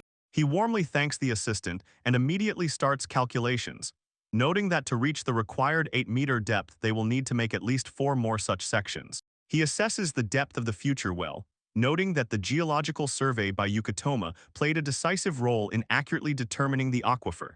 They were balancing on the very edge of the manual pump's capabilities. Moving on to materials, he carefully examines the pipe section while Yano inquires about the need to drill holes. The master explains that for the lowest casing pipe, perforation along the walls is vital. This thoughtful design will allow groundwater to freely seep through the holes inside the column, from where the hand pump will easily lift it to the surface. When the neat stack of prepared pipes is finally assembled, it is time to start hard physical labor. He lifts the shovel with a determined grimace, solemnly proclaiming the start of earthworks, to which the sorceress responds cheerfully with a warlike shout. First, they remove the topsoil, digging a shallow pit to create a stable foundation for further drilling. He lays out the further plan of action. After the initial clearing, they will drive the casing pipe into the ground like a stake, and then using the auger they will dig down the first meter, after which he turns to his companion for help. She reacts instantly, invoking the magic of shadow control. Dark ethereal tentacles burst from beneath her cloak, ready to provide supernatural power for the heavy task. With a slight smile, she notes that such tension only tempers her strength, while the dark shadows firmly wrap around the pipe, forming a magical frame. Watching this act, Jiro aloud wonders whether her pompous spells have practical sense or if it is just a show for the audience. Considering her words, he nods affirmatively, understanding that for divine gifts such mystical logic is quite justified. And stepping forward, he announces his readiness to drive the pipe deeper, asking for further magical support. Focusing his thoughts, he activates his unique ability Craftger. In a flash of light with a sharp clatter of metal, a massive blacksmith's hammer materializes in his palm, ready for devastating blows. Gripping the heavy tool, he awkwardly admits to the girl that he himself involuntarily shouts the names of his actions, having acquired this funny habit in the new world. Giano watches his unexpected revelation with interest. Her face blooms with a joyful smile from realizing that they are alike in this quirky habit. Yet Jiro feels a slight pang of guilt, fearing to overload the girl who should be enjoying a carefree youth. He again shifts his attention to the hammer, noting, as soon as he clearly imagines the image and gives it a name, the divine instrument instantly responds to his will, fitting perfectly in his hand as if the metal itself longs to help. Wasting no more time, he raises the hammer high and with all his might strikes the nozzle. The dull ring of the blow rolls across the clearing as the casing pipe confidently bites into the earth, marking the start of the main work. As soon as the first section is securely fixed, he moves to the next stage. Now it is necessary to lower the auger drill inside and start rotating, gradually digging deeper to the underground sources. He recalls the classic tedious process of digging a well, which usually requires endlessly pulling the auger up to clean off the clinging soil before each new immersion. To speed up this hassle, the sorceress uses the shadow manipulation technique, creating a black vortex that instantly swallows the discarded earth, massively saving their time and strength. Seeing such effectiveness of the spells, he sincerely cries out in delight, watching how the dark energy effortlessly clears the mine for further advancement. He thanks the assistant with all his heart, acknowledging that even with a divine tool, cleaning this mountain of sand and clay would have exhausted him to the limit. She modestly looks away, downplaying her feat, while he feels a new surge of strength. Having caught a coordinated rhythm, they build the pipe section by section, tirelessly repeating the cycle of drilling and cleaning deeper into the earth's depths. Suddenly, the dull knock of metal on stone changes to a distinct rhythmic splashing, instantly drawing the attention of both workers. To finally confirm the find, he prepares a lifting water pipe with a fabric filter at the end, fills the casing column with water to the brim, and together with his companion holds their breath. The liquid level rapidly falls under the pull of the underground spring, confirming the breakthrough to the aquifer. Leaving the hardest part behind, he begins assembling the hand pump, while the tired but genuinely satisfied sorceress silently watches the final assembly. At first, he pours a little water from above to create the necessary working vacuum, firmly grabs the lever, and starts smooth pumping until the first timid stream appears from the spout. The thin trickle in a second turns into a powerful crystal-clear flow as the piston fully picks up pressure. Holding their breath, the builders admire the clean water that signals the complete triumph of their project. Encouraging his companion, he hands the lever to the young sorceress, and she joyfully starts pumping water herself, laughing brightly at the splashes flying in all directions. She looks at the swirling flow with wide-open eyes, enchanted by the simple miracle they have just raised together from the dark depths. While the girl enjoys the moment, he is already mentally designing the drainage system and a beautiful stone basin in the camp style, when suddenly the forest silence is cut by a familiar ringing voice. An elven adventuress approaches the camp, stunned by the sight of the already functioning well. He warmly welcomes her back, immediately giving due credit to Ayano's invaluable magical assistance in this swift victory. Having tasted amazingly icy water, the elf girl with burning curiosity questions the sorceress about her contribution, making the embarrassed girl nervously shift from foot to foot, not knowing how to explain her otherworldly methods. Watching their questioning with a quiet smile, he feels absolute peace of mind while in the background a small wolf cub carefreely frolics in the grass. He sees from the side how the exhaustion of a hard day finally completely overwhelms the young sorceress. Ayano weakly sinks to the damp ground, trembling all over from fatigue under quiet sobs. The eternally restless Lady Tia leans over her with a radiant smile, encouragingly places a hand on her shoulder and promises to bring towels for washing, asking if she can hold on for a minute on her own. She remains sitting on the grass, washing her face with tears on a burning face under the weight of experienced overwork. When the elf girl asks if she can even stand up, the sorceress's legs feel like lied and flatly refuse to obey, and all the pride for the built well momentarily dims before the total emptiness after using dark powers. Later, sitting together in the silence of a forest glade, Gyro tells about an amazing concept from his past world, an off-grid autonomous forest house, seriously intriguing his companions. He develops the idea further, explaining that it is a philosophy of absolute self-sufficiency, building a dwelling far from civilization, capable of comfortably existing without any centralized communications or urban amenities. Listening attentively, Ayano draws parallels with her past memories, recalling videos about bushcraft and realizing that their current life is very similar to the lifestyle of those same internet survivalists. She continues her observations, noting that although this topic may seem boring to some, videos featuring attractive girls in the forest have always gathered many more views. Leaning forward with a suspicious, penetrating look, she directly asks if he means that kind of video with revealing covers to lure viewers, causing Gyro to noticeably blush and nervously twitch his ear. Lady Tia instantly picks up the mockery, mercilessly teasing him with the assumption that he watched those blogs for the girls on screen, not for the carpentry tricks. Forced to sweat, the poor guy can only silently look away with no chance for excuse. He feels the full weight of their judgment under Ayano's heavy, indifferent gaze, pitifully trying to assure that he only skimmed those videos briefly, although his face burning with shame indicates something completely different. Desperately trying to steer away from the shameful topic, He hastily returns to engineering details and talks about the desire to build a triangular A-frame cabin for rest, embodying knowledge from his past life into a cozy refuge. He clearly envisions the future building, a simple triangular cottage with a shared roof, where under one wing will be a pantry, a dining room, and a separate area for full sleep. Turning back to the girls, he explains that such a large-scale project will be a serious test and will take at least several days of continuous work. Lady Tia listens calmly and attentively, weighing the scale of the idea. Despite his determination, the worm of doubt gnaws at his soul again. The boy hesitates whether it is worth spending so much effort on a recreation area instead of crafting vital necessities, and openly shares this burden of responsibility with his friends. His words hang in the evening silence, drawing the silent and vigilant attention of both the elf and the young sorceress. Lady Tia breaks the silence with a gentle smile, assuring that although she appreciates his constant care for their needs, he should listen more often to his own desires and feelings. She passionately emphasizes, if he sincerely burns with this idea, he does not need anyone's permission. He has the full right to build whatever brings him joy and peace. These warm words momentarily leave him speechless, making him widen his eyes in amazement. Yano joins in with her trademark straightforwardness, assuring that she is completely satisfied with the current sleeping place and available amenities, so she has no additional demands. She adds with a shy smile of hope, as long as she has any work, she will not be driven out from here, a thought he immediately confirms with a confident, encouraging gesture. He listens as the elf shines with delight, her eyes burning, reminding that since they have been granted the power of the regalia, they should make the most of it and enjoy the moment without any hesitation. Moved by their support, he sincerely thanks both companions, feeling the heavy burden of his past doubts dissolve in the silence of the room. Soon he gets to work. The pen confidently scratches on the parchment as the master draws a detailed plan of the new building, a special resting place for a highborn fairy. However, the fairy Cineraria suddenly appears with a commanding and formidable look, sternly threatening to cover everything with cedar dust if her demands are ignored, instantly changing her majestic grace into outright blackmail. This sudden ultimatum makes Ayano tremble with shock, while the winged beast calmly states that she will withdraw the threat only on the condition of full compliance with her vision of the future dwelling.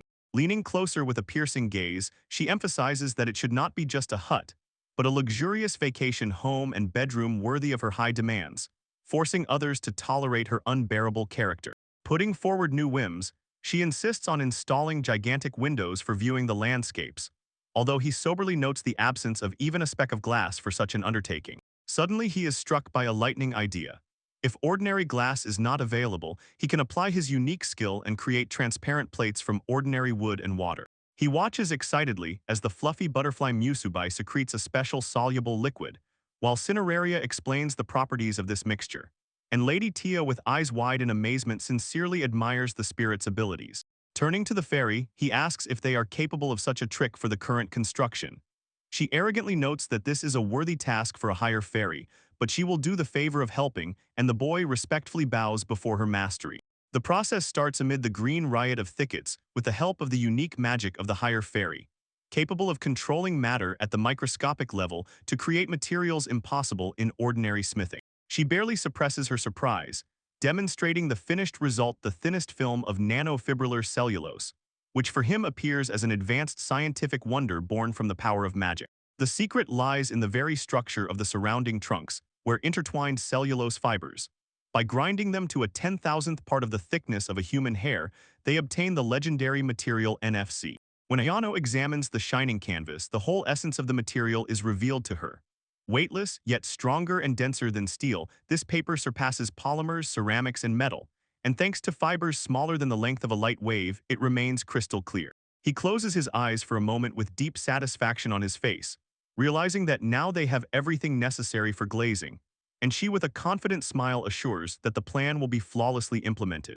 Then the fairy points to the marked area, noting that this place is perfect for chambers of her status, and even the common space suits her, marking a huge leap in construction. She silently listens to Gyro's guesses that after taking control everything will turn in their favor, and the boy catches her silence, noting that the absence of objections is practically an admission of her cunning plans. This dispute makes Ayano sigh wearily from their eternal games, while Gyro himself lets out a frightened squeal, realizing the enormity of the next stage and the fleetingness of lost time. Relieving the tension, he rallies the squad and announces the start of construction with the available resources, and Ayano with Musubai obediently get to work, ready to bring the blueprints to life. Gyro begins the briefing on a simple and reliable A-frame structure, describing in detail each layer. A stone foundation, a wooden floor decking, and a protective nanofilm for weather insulation.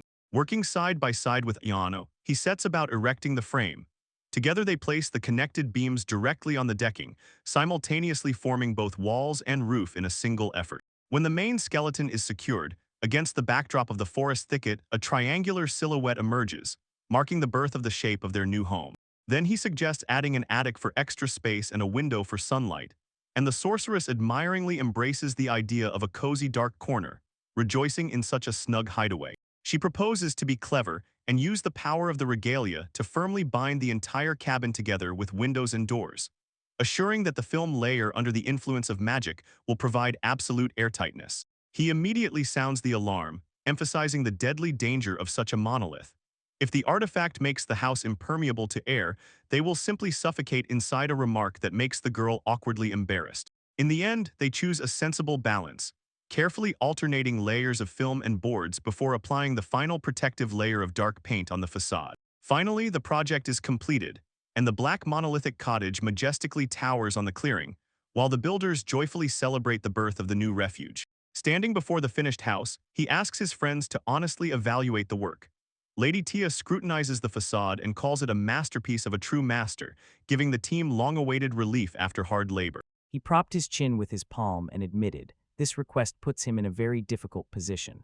Mile is the only child in their family, and his son has no other heirs, so Mile's future determines the survival of their lineage. This lavish praise provokes a jab from Cineraria, who accuses the Elfess of arrogance.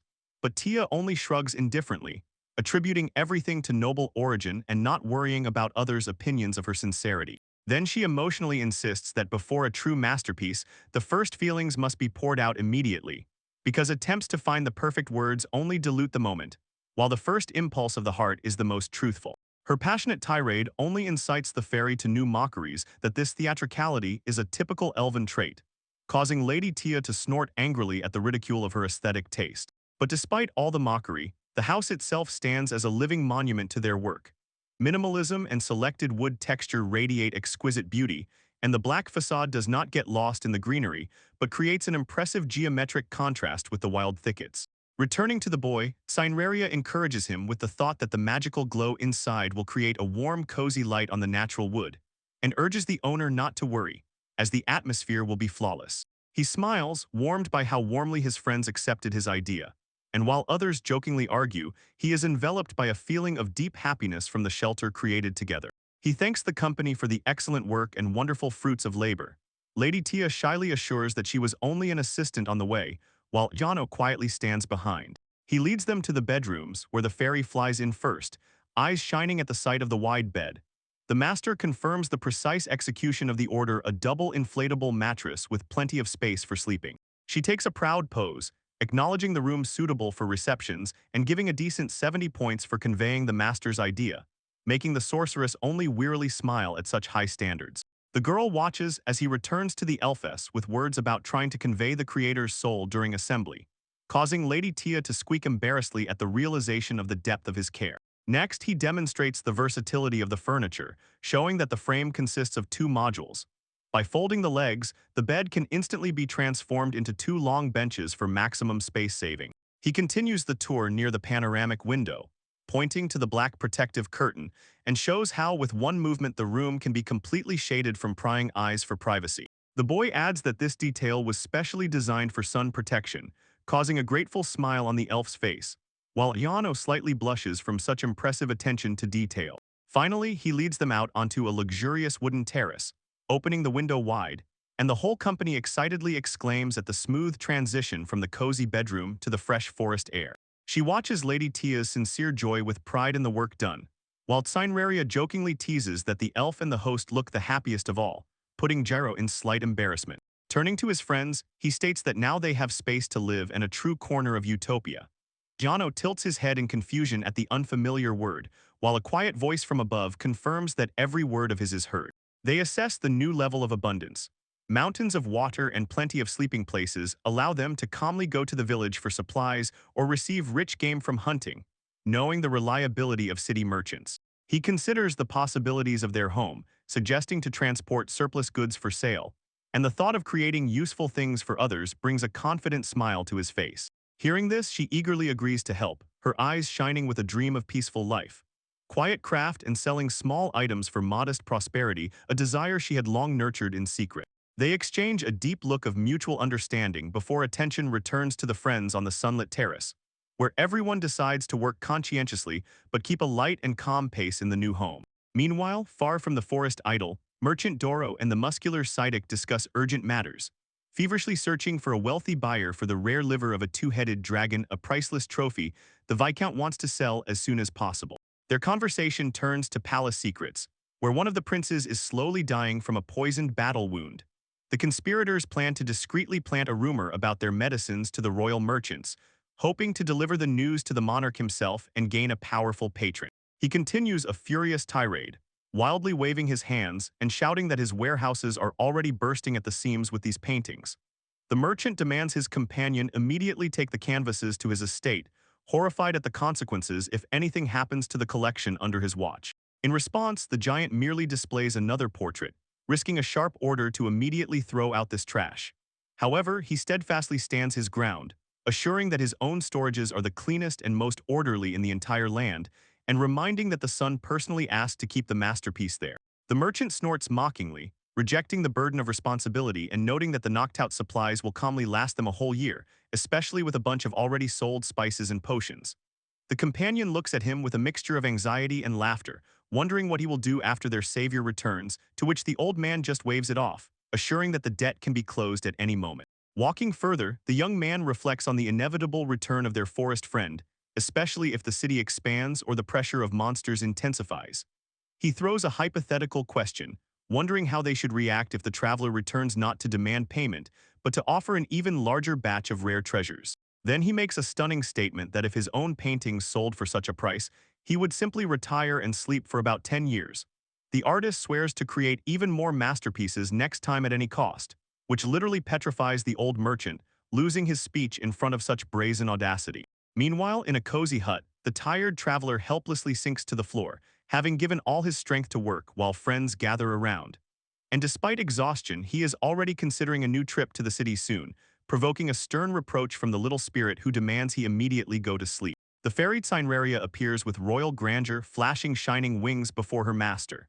In a deliberately solemn tone, she calls to immediately start the festive banquet, maintaining an unusually serious facial expression despite the festivity of the proposal. He shifts his gaze to a large wooden barrel, on which the winged guest majestically sat. When the young man asks if this barrel is full of strong alcohol, the tiny fairy against the backdrop of the giant barrel only calmly and affirmatively nods as a sign of confirmation. Leaning closer with a piercing look, she reveals the secret plan of the celebration. It is a matter of high diplomacy, as she seeks official reconciliation with the one she calls the schoolgirl of darkness, considering it extremely necessary to build bridges. Continuing her parting speech, she laments that although humanity is obliged to revere the higher fairies, the current state of affairs does not satisfy her. In her opinion, recent disputes and outbursts of rage were only a senseless consequence of excessive pride.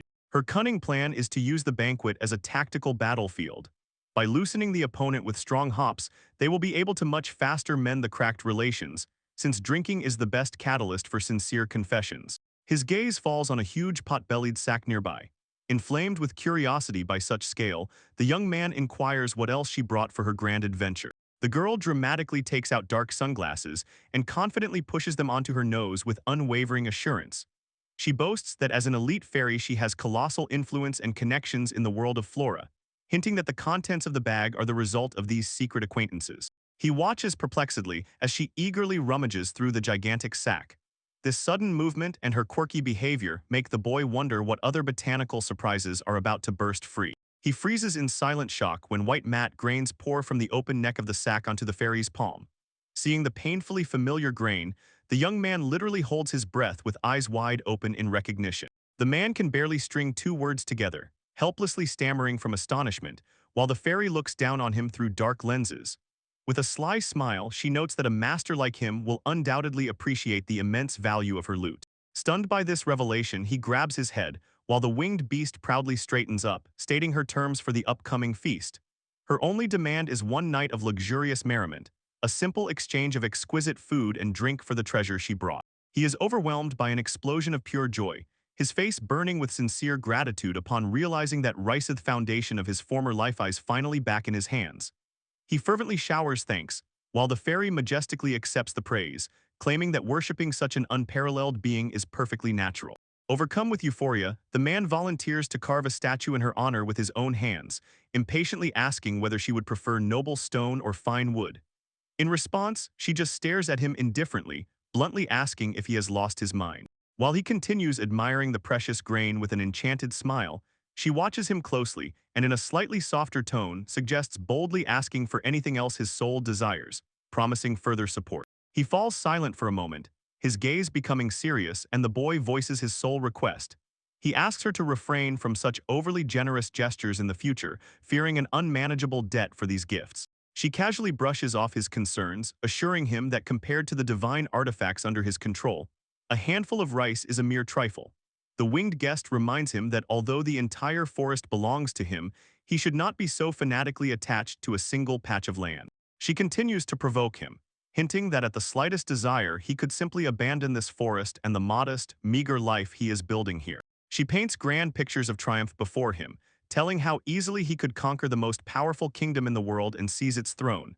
In her dreams, mountains of gold and the universe's finest treasures would lie at his feet, brought by trembling, defeated enemies. Turning her gaze back to him from the wooden barrel, she contemptuously brands his modest existence as a petty pastime.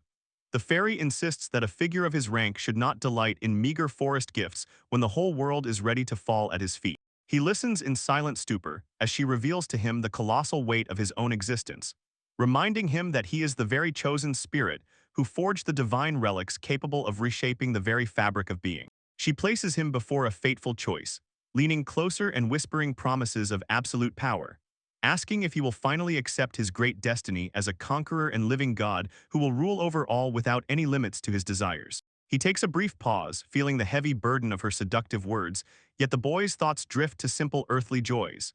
He understands that by becoming such a tyrant, he will forever lose the sincere warmth in his relationship with Lady Tia, who will never again look at him with former tenderness and wonder.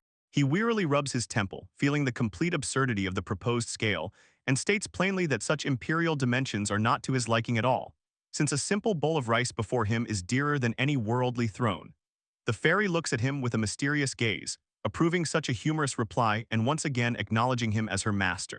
Sitting on a barrel, she sees him off with a subtle, meaningful smile, finally noting that the sincere care of such a noble fairy should be much sweeter to him than any portion of grains. She lays out a pile of things, explaining that she simply borrowed them from a friend's warehouse, and adds that if he wishes to repay her, he can just treat her to a drink later, while Gyro examines her with a mixture of surprise and suspicion. He immediately asks directly about the sources of these supplies, suspecting a simple theft. The fairy hovers before him with an offended look at such an accusation, although her carefree excuses do not convince the young man at all. Recalling a few people to whom he owes a true debt of honor, the master decides to craft something special for them as a token of gratitude. She looks at him, noting that for his power this is a meager trifle, yet he insists on his decision with a modest smile. Filled with this determination, he decides to call a small friendly gathering. Reasoning that he is surrounded by quite extraordinary individuals, a simple invitation will be quite enough, and a warm banquet will surely please everyone. Within minutes, the festivities are already in full swing. Lady Tia tightly and noisily embraces Ayano. Both girls glow with joy and the consumed hops, and their ringing laughter rolls across the glade during the celebration of their reunion at the luxurious table. While festive chaos reigns at the table, his attention shifts to the smaller friends. Matsukaze and Musubai carefree dash through the grass, adding even more lively, playful energy to the celebration. He looks at the company with a warm gaze, explaining to the fairy his simple desire to celebrate the joy of their new meeting. And while the winged guest skeptically assesses such modesty, Lady Tia accidentally hears these words and smiles radiantly, finding his sincerity incredibly touching. The evening rolls on amid a wave of general uplift. Lady Tia declares this food and drink the best in her life, while the builder himself watches the celebration with a feeling of quiet happiness, seeing how even the mightiest creatures find joy in a shared meal. He watches as Ayano greedily devours rice grains with a burning and sweat-covered face. The girl looks literally obsessed with this dish, incessantly whispering the name of the grain as if it were a sacred relic she hasn't seen in an eternity. Looking at her state, he feels his heart tighten and mentally apologizes to Cineraria for not being able to say a word to Ayano right now.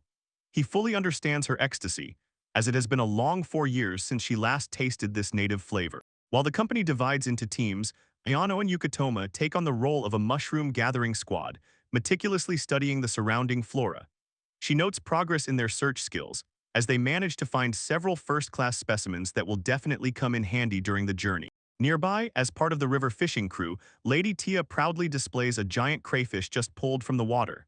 Sujuru examines the catch in amazement, noting the colossal size of the creature, which seems many times larger than any crustaceans from his native world. She asks if such a catch is usual in his homeland, prompting him to explain that in Japan people have a reputation for being able to eat almost everything that swims in the water. He admits that he himself wouldn't mind tasting this giant, as the gastronomic curiosity of his people knows no bounds. Then he hastily dispels any possible misunderstanding, assuring that despite such an omnivorous diet in their lands, true mermaids or tritons have never existed.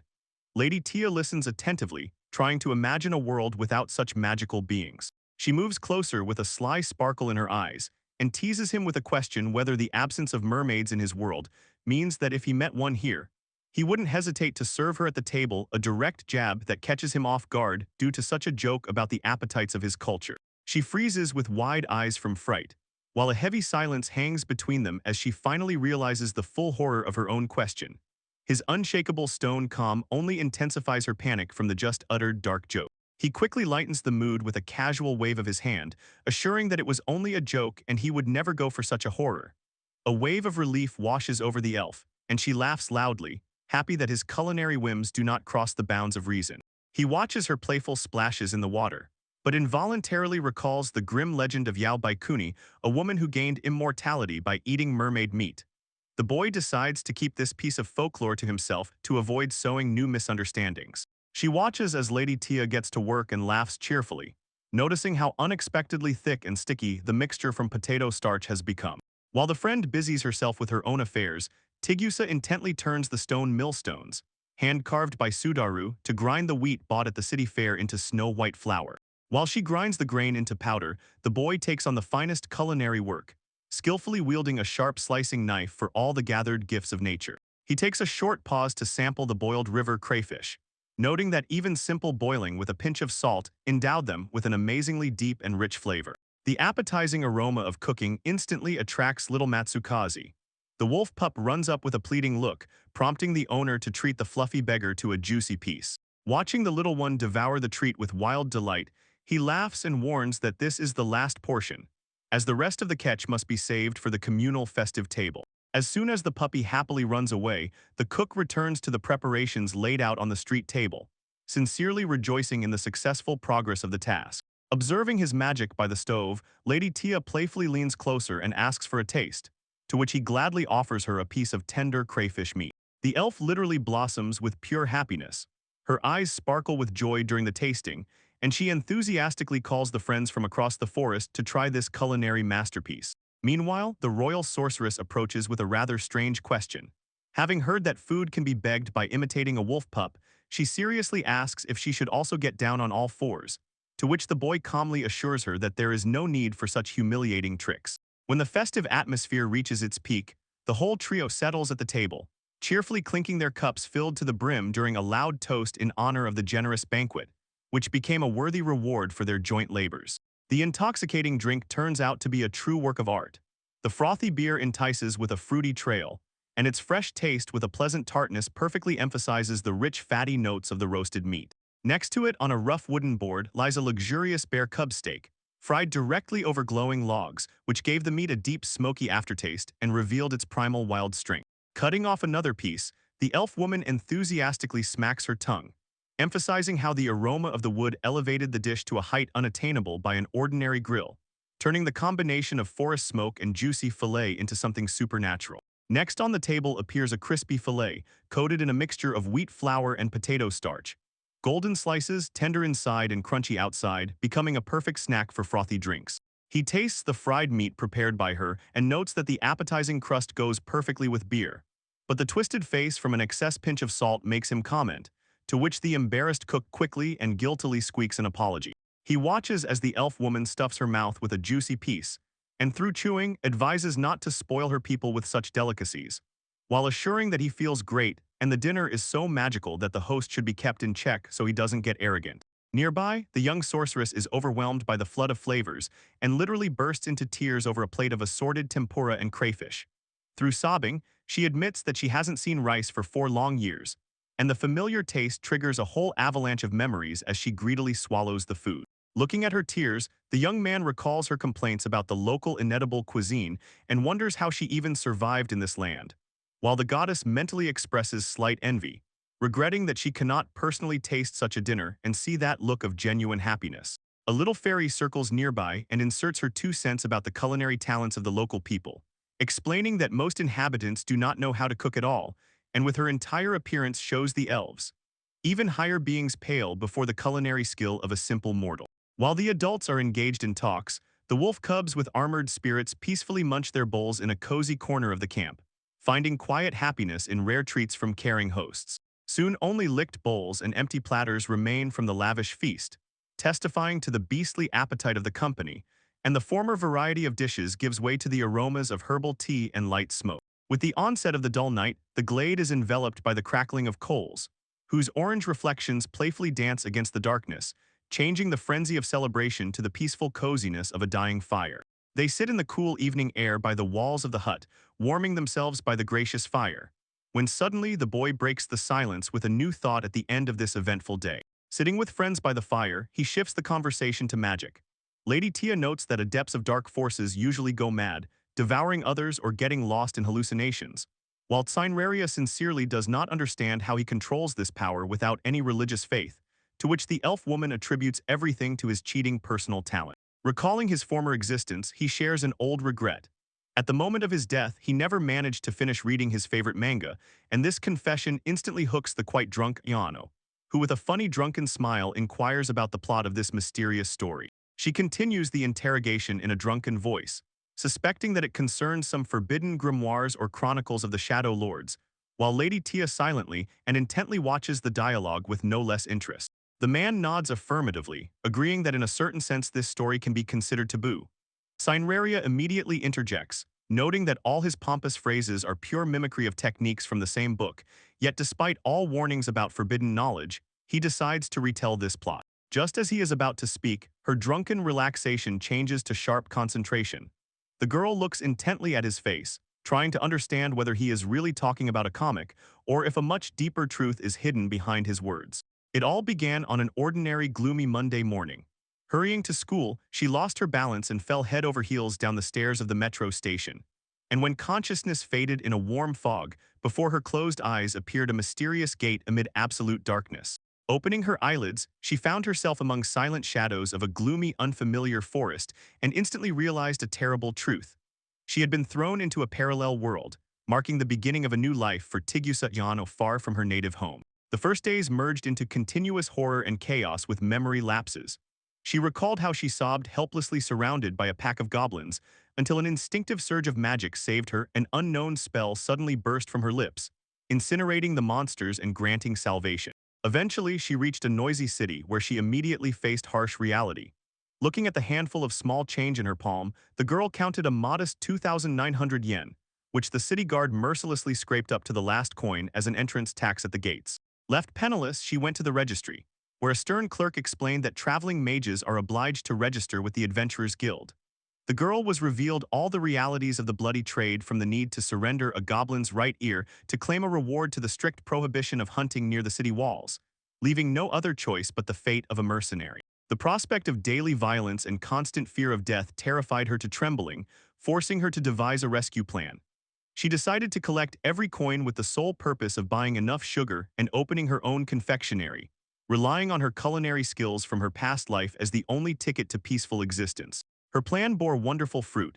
Her signature sweets caused a sensation and sold faster than she could bake them. However, this success did not distance her from adventures as she dreamed, because standing next to her partners, the girl listened to their sincere admiration of her amazing magic, while everyone puzzled over the true essence of the phenomenon named Ayano. She met their questioning with slight irritation, asking if they had any complaints about her style. The comrades hastily assured her they did not complain, although the mystery of her origin and strange charms continued to hang as an unspoken enigma among them. She stands next to Lady Tia and Sidek, discussing the threats of the traversed lands. The elf warns that in the domains of dark magic, an inevitable onslaught of monsters awaits them, causing Ayano to feverishly justify herself and swallow her words in an attempt to prove her innocence in possible troubles. Because of this eternal feeling of her own inferiority, her thoughts return to her first steps in this world. She recalls how she lonely watched from the shadows the successful heroes basking in the rays of glory after great victories, seeming to her like demigods from another dimension, while she herself remained a faceless failure in the crowd. Deep in her soul, a hope flickered that growing power would finally open the doors to their circle. In her dreams, she became so mighty that others would beg her to join the squad, putting an end to her unbearable loneliness. This thirst for recognition eventually led her to a fateful meeting with a mysterious hooded figure who handed the girl a dark grimoire, vaguely hinting at a stellar father and a locked gate. And although the words sounded wild, the promise of unheard-of power on the pages of the book was quite real. Reading the magical lines, she barely deciphered the shifting script that resisted her understanding. Yet deep in her soul, she felt a native affinity with the dark arts, a memory of former skill, dreaming of summoning a familiar who would become her formidable or touchingly cute companion. Gathering all her willpower, she unleashed the sealed power in the tome, materializing a giant multi-headed serpent made of pure shadows. While the monster covered the horizon, the girl thought ironically that the laws of her native world were powerless here, allowing her to freely command such destructive force. However, instead of the dreamed-of admiration, this triumph of power sowed only wild terror among the witnesses. Behind her back, they whispered about a witch and a monster, recoiling from the dark sorceress of unprecedented might, so the attempt to find friends turned into even deeper alienation and the stigma of a cursed beast. Meanwhile, Lady Tia and Sidek stand in the middle of a scorched clearing after a grand magical battle. They came to track a suspicious sectarian who, according to rumors, summons monsters, not suspecting that the bloody trail led them straight to their companion. The elf piercingly gazes into the young sorceress's face, sternly interrogating whether she is behind this horror. Giano panics and stammers in response, reminding them that the beasts attacked her as well, and the growing threat had long kept her restless. Seeing her confusion, the big man defends the girl, reminding the companion that it was Ayano who took on the task of clearing the forest of monsters. So calling her the main suspect after such feats is a clear exaggeration. Then he warmly smiles and offers Ayano to travel together, noting that although she is used to solitude, staying alone in such dark times only attracts extra suspicion from the authorities. The warrior continues to insist with a good-natured look, sincerely admitting that the monster invasion has become too heavy for the two of them, and asks to join forces in the face of a common threat. After a brief silent pause, a gentle smile blooms on her lips, and the girl agrees to help them fulfill the contract. Settling by the campfire that same evening, she feels boundless gratitude to the mysterious stranger for the gifted grimoire, realizing that the dark magic she feared so much because of the threat of loneliness unexpectedly gave her long-awaited and faithful friends. However, the newfound peace faces a harsh test the very next day when they come face to face with a cultist of the evil god, a hooded figure towering among a crowd of monsters, leading them into a fierce attack. Facing danger head-on, the girl prepares a devastating counterstrike. Her gaze narrows with concentration as she begins the continuous recitation of a spell to summon the power of the gate. She stands firm as the summoned dark tentacles utterly crush the fanatic's resistance. The cloak-wrapped enemy screams wildly in shock, questioning the nature of her curse and the source of such power, to which Ayano simply states that her magic proved stronger. When the fury of battle finally subsides, she returns to her friends with a noticeable surprise on her face, sincerely admitting that she herself has not fully grasped the grandeur of what was just accomplished. As the dust of the fight settles, the squad silently inspects the remains of the enemy. Although the cultist radiated pure evil, Sidek and Mischa involuntarily whispered to each other that Yano's magical triumph seemed in its own way even more terrifying. Sensing her embarrassment, both adventurers sincerely apologize. Lady Tia openly admits that at first she found Ayano frightening and cold, but now sees in her only a young girl caught up in a whirlwind of incredible events, causing the sorceress to stammer confusedly at such frankness. She feels a warm wave of gratitude for this acceptance, happy to finally become a true battle sister when Lady Tia hands her a dark, exquisite mask found at the battle site, asking her opinion about this relic. Examining the eerie mask and the nearby found folio, the girl stiffens from a sudden icy suspicion. Her own grimoire, the very source of her dark power, once belonged to someone from this cursed sect. This secret connection instantly fills her soul with burning horror. Looking at her new friends with trembling eyes, she fearfully asks if they will now consider her the same cultist as the recently defeated enemy. They quickly dispel her fears with good-natured smiles and cheerful jokes. Sidek mockingly remarks that if she is a cultist, then they are now her loyal companions, binding their fates tightly and causing both relief and slight irritation in Ayano from such carefree devotion. She stands surrounded by faithful comrades, Sidek and Lady Tia, who warm her with warm smiles and promises of protection, and the bond between them strengthens before their eyes after the ordeal endured, finding a moment of true unity amid the fading shadows of the past battle.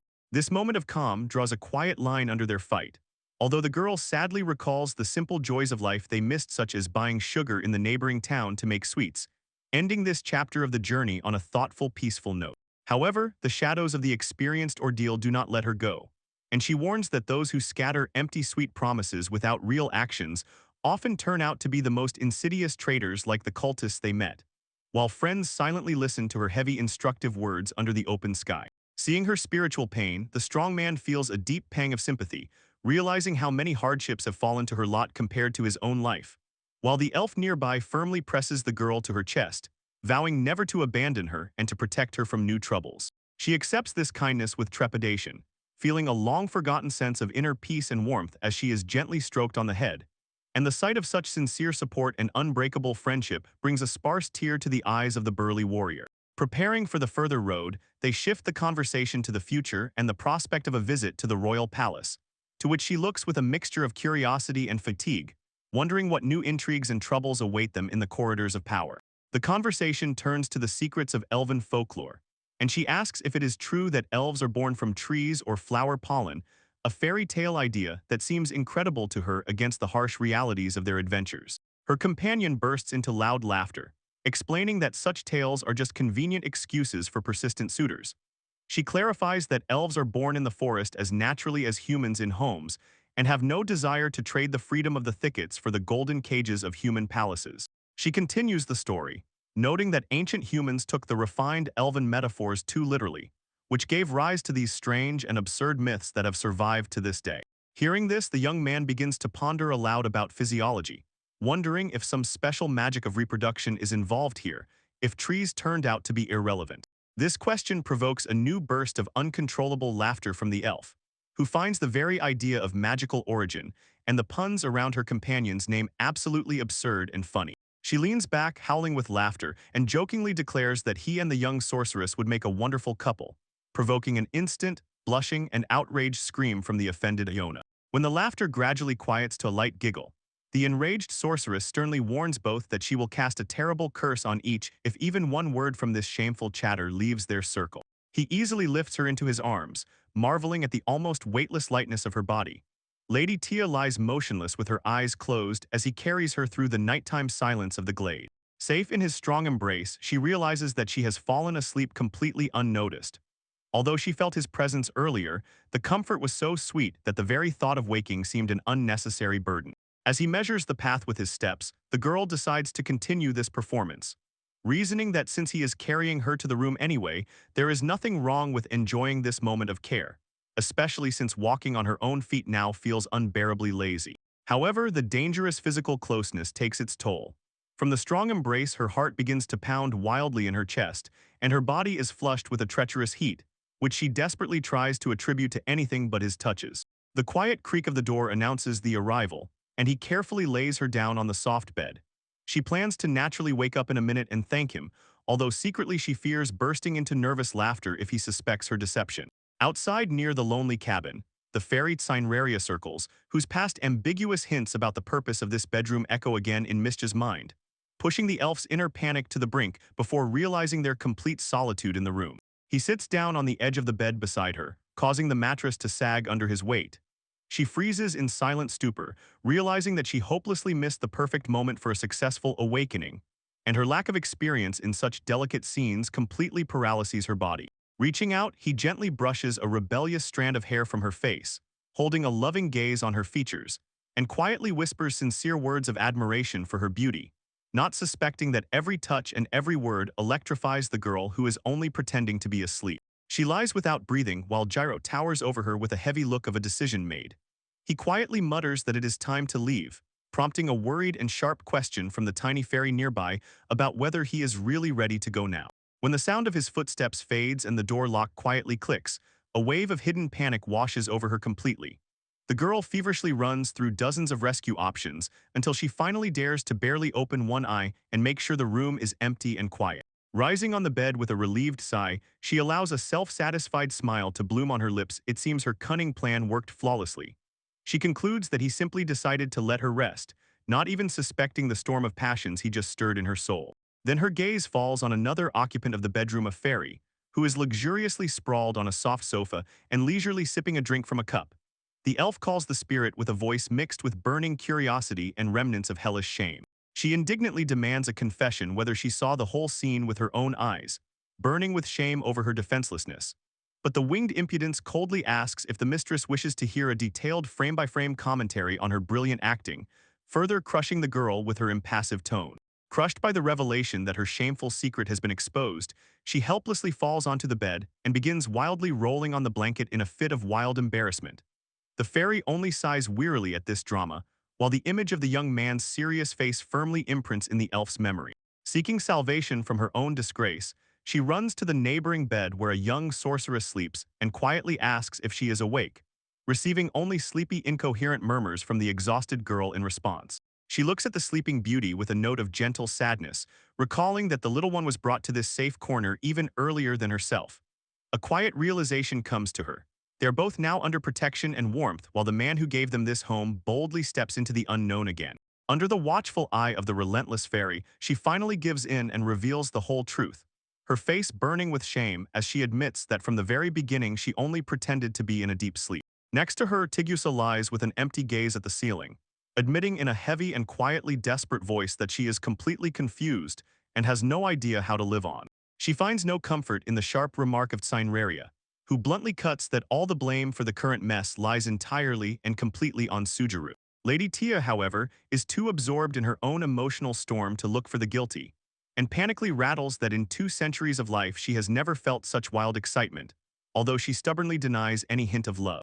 The fairy instantly corners her with a sly question about whether romantic relationships between them are truly impossible, causing the elf to jump as if stung in a desperate attempt to justify her tangled feelings. Watching her friends panic, Tigusa quietly wonders what kind of person Sujiru really was, plunging the room into a moment of deep and quiet reflection.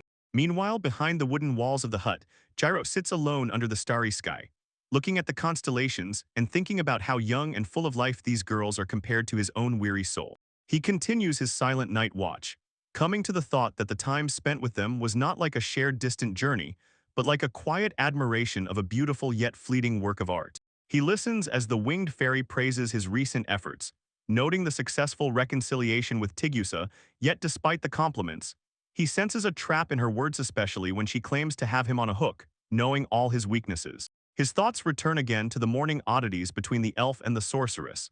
He recalls Lady Tia's embarrassed glance, her face burning with incomprehensible emotions, and Tigusa's heavy, penetrating gaze. He continues to rack his brain over the events of the previous morning, wondering if Mishja's strange behavior was a consequence of his own careless, drunken actions. While the fairy looks quite satisfied and even generously awards him a high 80 points as an excellent companion. Seeking at least a moment of peace, he sits down on the grass next to the wolf cub and the armored spirit, gazing at the silent garden which strikingly contrasts with his inner anxiety while sprouts emerge under the soft sunlight. The boy's thoughts again drift to Lady Tia. He begins to scold himself for letting her hunt alone in such an excited state, when suddenly his reflections are shattered by the fierce growl of the little dog, barking furiously into the emptiness of the forest distance. He instantly jumps to his feet, asking the little one why the elf did not return with him, but the puppy does not wait and rushes headlong to the fence, crying out with all its animal senses about trouble in the direction the girl went. An icy realization washes over him at the sight of the animal's panicked behavior. The premonition of deadly danger becomes too real, and his eyes widen in horror at the thought of what might have happened to the elf. Without uttering another word, he rushes at full speed into the dense forest strip following his 4-legged guides. The entire peaceful calm of the farm instantly dissipates, replaced by a single frantic desire to find Lady Tia before unknown evil reaches her. He crashes through the forest thickets and shouts her name in a desperate cry, while the little spirits barely keep up behind. His heart stops when a familiar figure finally emerges among the trees. The girl stands before him, her clothes and skin soaked in black blood, her gaze filled with fatigue and relief as she barely whispers his name, making him freeze in bloody horror at what he has seen. The elf stood in the middle of the clearing in bloodied rags, prompting a panicked cry of sorrow from him. Running closer with burning eyes, he bombarded her with questions about the wounds. But the girl hurried to reassure him that the blood was not hers, and pointed to the ground where a small emerald-scaled creature curled up in pain with deep wounds on its body. Having delivered the little one to a safe camp, she bowed her head apologetically, apologizing for the sudden heavy burden she had placed on her friend's shoulders by the appearance of a real dragon. But her companions immediately supported her, assuring that they would have done exactly the same in her place. Soon the tiny predator was carefully settled in the coziness of her hut, given the chance to rest, and the peaceful silence of the room became a blessing after the frantic bustle of his rescue. Here the astonishing truth was revealed. The wounded guest was not just a beast, but a representative of the Huryu clan flying dragons, long recognized as an extinct species, and the sight of his weakened, scarred, and mud-covered body carried the weight of a newly rediscovered, forgotten history. Looking at the emerald little one, she recalled her painful choice between the cruel law of wild nature, which dooms the weak to perish, and her own mercy. In the end, compassion prevailed, and she firmly decided to protect the amazing creature under the silent approving gaze of the little wolf cub. She recounted that the terrible spots on her body appeared due to the desperate resistance of the little dragon. Maddened by pain and panic, the baby fiercely fought back while she tried to apply fabric bandages, turning the rescue of a soul forgotten by the world into a truly chaotic struggle. She stood there from head to toe stained with dragon blood, while he gently advised her to immediately go wash up, fully understanding that he was called specifically to guard against predators inevitably attracted by the sweet metallic stench of fresh wounds. Heeding the good advice, she rushed to the river, leaving the boy alone with the little dog and the silent sorceress, while he watched her go, feeling the full weight of the situation in the camp's silence. To his surprise, the girl returned almost instantly, though the hellish fatigue was evident, and she collapsed weakly on the floor. He sincerely admired her agility, noting that she did not even catch her breath, just to return as quickly as possible to the sick little one. While she was regaining consciousness, they began discussing the patient's condition. The elf woman feared that the restless behavior of the animal would only aggravate the wounds, to which the boy suggested applying a stabilizing splint and observing, admitting that although his magic was useful, it was not a healing balm, so they had to hope for the dragon's natural resilience. Burning with the desire to provide the poor creature with maximum comfort, she asked permission to gather fresh leaves and twigs for a soft bedding in the hut. Receiving his approval and directions to the shed with supplies, the girl once again dashed off swiftly. He watched her go, genuinely amazed at how unusually hectic and disheveled his usually reserved companion had become for the sake of saving the little dragon. It was rare to see a cold elf so deeply moved by the plight of a tiny creature. The next morning, he barely emerged from a troubled sleep with a heavy, sleep-deprived head under the first timid rays of dawn. Noticing that the faithful black dog nearby was already awake and watching him with a calm, devoted gaze. Stepping out into the pre-dawn chill, he noticed a soft, warm glow seeping from the windows of the neighboring shed, and cautiously approaching closer, he saw the elf woman tirelessly casting spells over the little dragon with a glowing artifact in her hands. She pondered her long life, noting that having lived in this primeval forest for 20 years and carrying over 2 centuries of life behind her, she was seeing such a creature with her own eyes for the first time in her life, while Gyro silently listened to her confession in the morning darkness. Raising her eyes to the night sky, she quietly admitted that for many years she had considered this majestic lineage forever erased from the face of the earth. An expression of solemn determination lit up her face as she firmly declared that she had no right to sit idly by and allow the extinction of an entire species to happen right before her eyes. Looking at her burning gaze, he mentally agreed with every word, and a moment of silent understanding settled between them in the fresh night air. Days passed, and she again turned to him with a request, explaining that she had to go hunting for magical crystals to quickly heal the winged pet. The next morning, Hyana was already busy by the stove, preparing breakfast and pondering which meat was suitable for eating and which was not, while wondering where the restless elf had disappeared to again. When the sun rose the following day, the fairy Cineraria was already standing ready, informing the master that the girl had rushed into the thicket again in search of a fresh batch of magical stones. She added that she had personally advised checking the dragon's condition and demanded to bring special precious crystals, making him wonder whether his own appearance had become the catalyst for this chain of events. He lowered his eyes to the small black wolf cub, which seemed unusually lethargic, and quietly asked the little beast if it knew where the elf had run off to again, hastily adding that he had no intention of scolding her at all. Sitting alone near a small wooden shelter, he sadly thought about how the elf was pushing herself to the limit, so much so that even the energetic puppy could not keep up with her frantic pace, and he looked anxiously at the barn door where the wounded guest was resting. Suddenly, the very culprit of his thoughts appeared in the yard, frightening the boy with apologies for her late return. He tried to assure her that everything was fine and he was just about to go on errands, but she began to anxiously inquire whether it was something urgent or if he should lie down to rest. He faltered, and a momentary hesitation appeared on his face as his tongue refused to find the right words.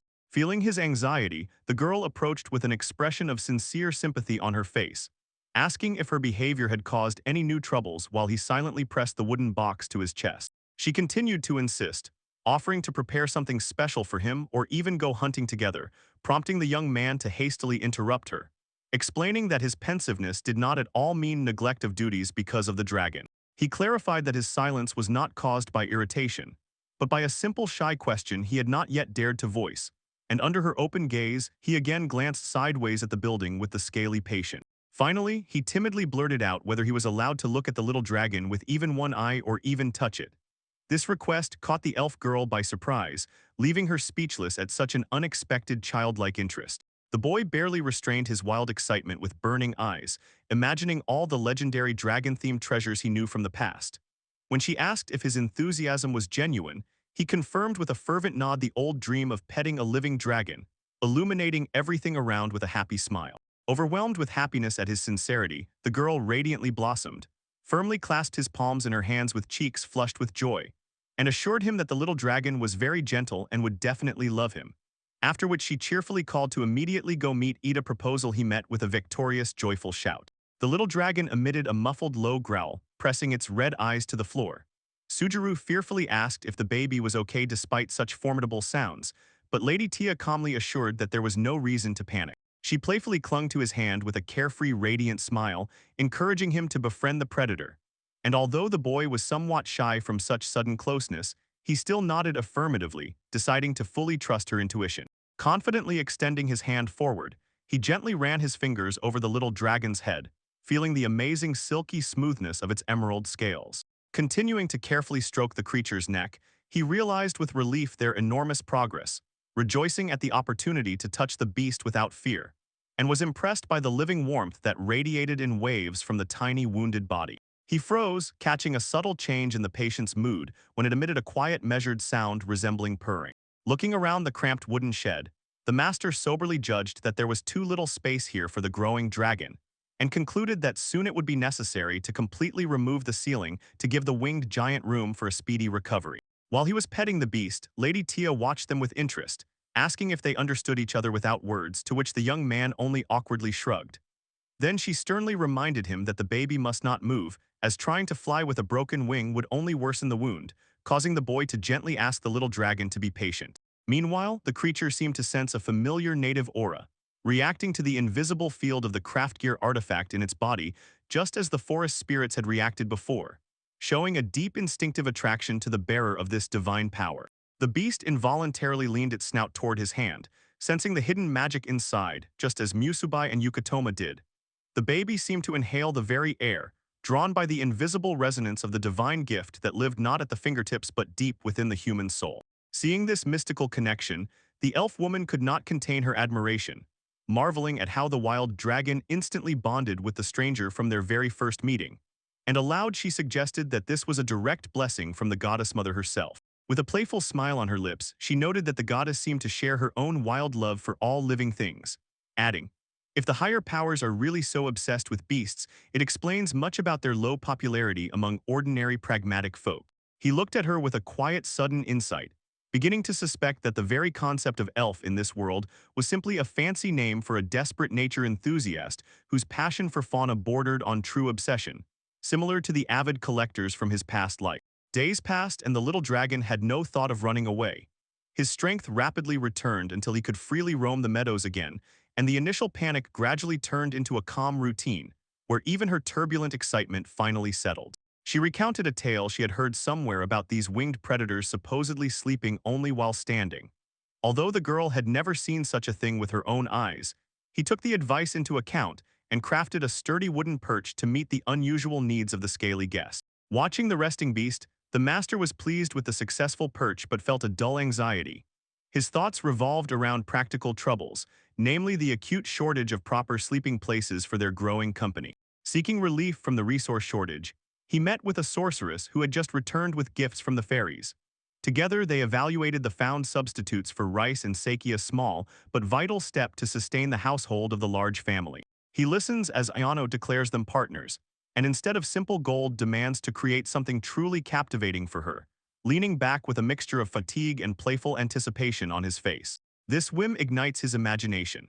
The boy racks his brain over what convenience to add to the lounge room, something like a luxurious bed where one can relax alone or even cleverly trap the merchant Doro, creating a relaxation space no worse than his own bed. When she complains that the local chairs are too hard for her delicate back, he is suddenly struck by a brilliant idea: to immediately craft a soft sofa, and he enthusiastically accepts her help to bring the idea to life. The result of his painstaking work is a huge snow-white poof cushion that majestically occupies a prominent place in the hut, creating a striking contrast with the austere forest interior. Mrs. Tia tries the novelty first. Her eyes flash with childlike delight as she sinks into the soft fabric, marveling at how perfectly the chair follows every curve of the body and changes shape with the slightest movement. Seeing such bliss, Ayano runs headfirst into the cushion, calling it a legendary artifact that completely burns out productivity with its devilish comfort, instantly intoxicated by the feeling of total weightlessness. Settling all together on the huge bag, he jokingly suggests naming the invention the sofa that corrupts even elves, noting that not even the strictest among them could resist such temptation. While Mrs. Tia, with burning curiosity, feels the chair, trying to understand the secret of its inner filling, the boy begins to be tormented by doubts about copyright infringement for shamelessly copying familiar things from his past life. He reveals the secret of extraordinary comfort. Inside are microgranules cut from cells of malicious slime, tiny balls that have the amazing ability to stick back together after any cutting, creating perfect movable support. Recalling that sticky harvesting process, he remembers how Yano was smeared from head to toe in disgusting viscous slime. But despite all the dirt and tons of reprocessed goo, the craftsman feels the efforts were not in vain, even if the construction turned out a bit more complicated than necessary. The final touch was the jeweler-like stitching of precious silk fibers from musubai using magical fixation, which he patiently applied seam by seam. Finishing the work, the young man turns his gaze to Cineraria, hoping to pass her strict quality control. The fairy solemnly places her mark of approval, proclaiming the invention an absolute triumph for its sincere originality. She philosophically adds that for long-livers like her, who have seen everything, only such wonders save from age-old boredom, and this poof is undoubtedly worthy of the highest praise. Suddenly, the floor shakes with a dull, heavy thud. The scaly Huryu flies onto the plush cushion with full force, making everyone dumbfounded by the surprise, while the dragon brazenly takes the throne for himself. The predator instantly falls into a deep sleep, completely surrendering to the unnatural softness of the poof. The boy can only sigh, seeing how another forest dweller ignobly capitulated before the luxury of modern comfort. Looking at the sleeping monster, he involuntarily shudders at the thought that the overly spoiled dragon might one day take him for a tasty snack. So he decides to arrange a separate nest for the beast, generously covering the bottom of the shed with a thick layer of soft sawdust. The next morning, the cunning plan yields a brilliant result. The little dragon peacefully snores, completely buried in sawdust. He and Lady Tia watch contentedly from the doorstep, rejoicing that the mighty predator has found its own corner and will no longer occupy their living room. He stands calmly nearby while the elf woman, in despair, hides her burning face in her hands over her own ignorant mistake, and gently soothes her, reminding that dragon habits are shrouded in myths, so a misstep regarding their sleeping habits is a perfectly natural thing not to be ashamed of. Inspired by his kindness, she gently touches the tiny dragon. The girl admits that the previous tension of the little creature broke her heart, but the sight of the completely peaceful baby gives her soul the long-awaited calm. The next day, camp life returns to its usual course. While the boy busies himself in the forest and Ayano relaxes by the stream, very strange and troubling notes of confusion appear in the elf woman's behavior. He does not take his eyes off her, feeling that her mental balance is cracking at the seams. Despite the quiet and clear morning, a heavy premonition tightens his chest, as her eccentric actions become increasingly incomprehensible. Having breakfast together with Ayano and Yukitoma, Gyro finally cannot hold back and voices the sore point. Lady Tia has been behaving extremely suspiciously lately. He leans forward, resting his chin on his fists, and puzzledly reflects on the fact that even his inattentive eye noticed these striking changes in her mood. In response, the young sorceress only smiles slyly with a trick in her gaze, asking whether he has finally awakened an understanding of his own influence on women's hearts. They go over all her recent oddities such as endless sitting in the water during bathing or hanging over the plate with an empty gaze, and the sorceress proudly declares that the elf woman is simply behaving like a lovesick fool. The man sighs sadly, noting that usually she always warns about her departure, but this time she even left her favorite Matsukaze without a single word of explanation. He finally faces the bitter truth they have simply begun to openly avoid him, and this thought makes him feverishly rummage through his memory, trying to recall his possible blunder. Desperate to find an answer, he begs for advice on reconciliation blindly, although Yano honestly admits that her rich experience as a reclusive loner makes her a poor expert in the subtleties of relationships. Meanwhile, the girl wanders through the silent thickets, burning with shame over how clumsy and obvious her attempts to keep distance turned out to be. The boy could not help but notice this coldness, and this discovery only intensifies her inner torment. Trying to clear her mind with gymnastics, she gracefully jumps onto a thick branch, but her unfocused thoughts betray her. Her foot slips treacherously, and with a dull thud she falls onto the forest floor, sighing heavily over how helpless and broken she has become. Her gaze warms with memories of the words he spoke, as his gentle voice echoes in the forest silence. The weight of his sincere feelings hangs in the air, enveloping her features with a light veil of sadness. Later, returning to the safe cabin, she falls helplessly onto the bed and hides her face in the pillow, scolding herself for the problems she caused and feeling a burning guilt because instead of reproaches, he turned inside out like a sheepskin coat to help her with the dragon. He seemed so overwhelmed during their first meeting, and her only desire was to become a reliable support in his lonely struggle. Now she realizes with horror that lately she has shown him only her worst, pitiful sides. She lies motionless on the sheets, while the dead silence of the room only fans her complexes. The fear that he will hate her for these antics devours her from within, and the girl admits that her entire self-esteem is cracking at the seams. They have experienced so many moments of true emotional closeness, for example, when he sincerely cared about the recovery of the little predator. Recalling her own clumsy blunders like confusing the lizard's sleep, she burns with shame over how ridiculous she looked in his eyes. Suddenly, a vivid flash of memory emerges about their physical closeness, a living reminder of how dangerously close they were to each other. This unspeakable intimacy knocks the ground out from under her feet, making her heart wildly pound at the thought of accidental touches. She sits on the bed with a tired look and quietly calls through the silent darkness of the room, feeling the invisible presence of the fairy. Before her eyes, a winged spirit materializes from the flicker of sparks, calmly confirming its presence with a cold, impassive gaze. Catching her breath, the elf maiden dares to inquire about Tigusa's recent hints in particular, whether it is true that in the distant Japanese world, the elven people are regarded with a special piquant interest. While she feverishly chooses decent words, her cheeks flood with a thick crimson, and the fairy only watches this scene with mild curiosity, wondering what caused such a sudden interrogation. Seeking at least some protection, she tightly hugs a large pillow to her chest, while chaos rages in her mind from thoughts about the consequences of a romantic relationship between a mortal and an immortal elf. She jumps up when the silence is cut by the fairy's direct and merciless question about the status of the regalia, making her heart skip a beat from the realization that she has never looked at the situation from this side. While the spirit's words hang in the air, the girl's thoughts return to Gyro, his gentle nature, and the ease with which the little wolf recognized him as its master, although she tries hard to banish these fantasies, fearing to imagine too much. Finally, she looks away, pondering the chasm between their cultures and lifespans, noting how mortals often hide their souls behind a mask of severity, which is nothing like the sincere openness she is beginning to feel toward him. Hunched on the bed, she asks the fairy in a barely audible whisper whether Sujir ever called her an annoying burden. The burden of her own complexes presses on her heart like a heavy stone in an empty room, clouding her faith in their bond. In response, the bodiless spirit flies closer with a mysterious expression, preparing to reveal overheard secrets. She notices that from the insightful fairy's perspective, reality turned out to be infinitely far from the girl's fears. She leans close to the ear and in a firm voice recounts the moment when the man's true feelings burst out. Even when he seemed cold or preoccupied, all his thoughts were unwaveringly fixed on one and only girl. This truth hangs in the silence as a sacred vow. He sincerely confessed that being with her was more precious to him than all the wealth and luxuries of the entire world. When the fairy confirms the complete truthfulness of what was heard, A memory of his warm, sincere smile flashes before the elf's eyes.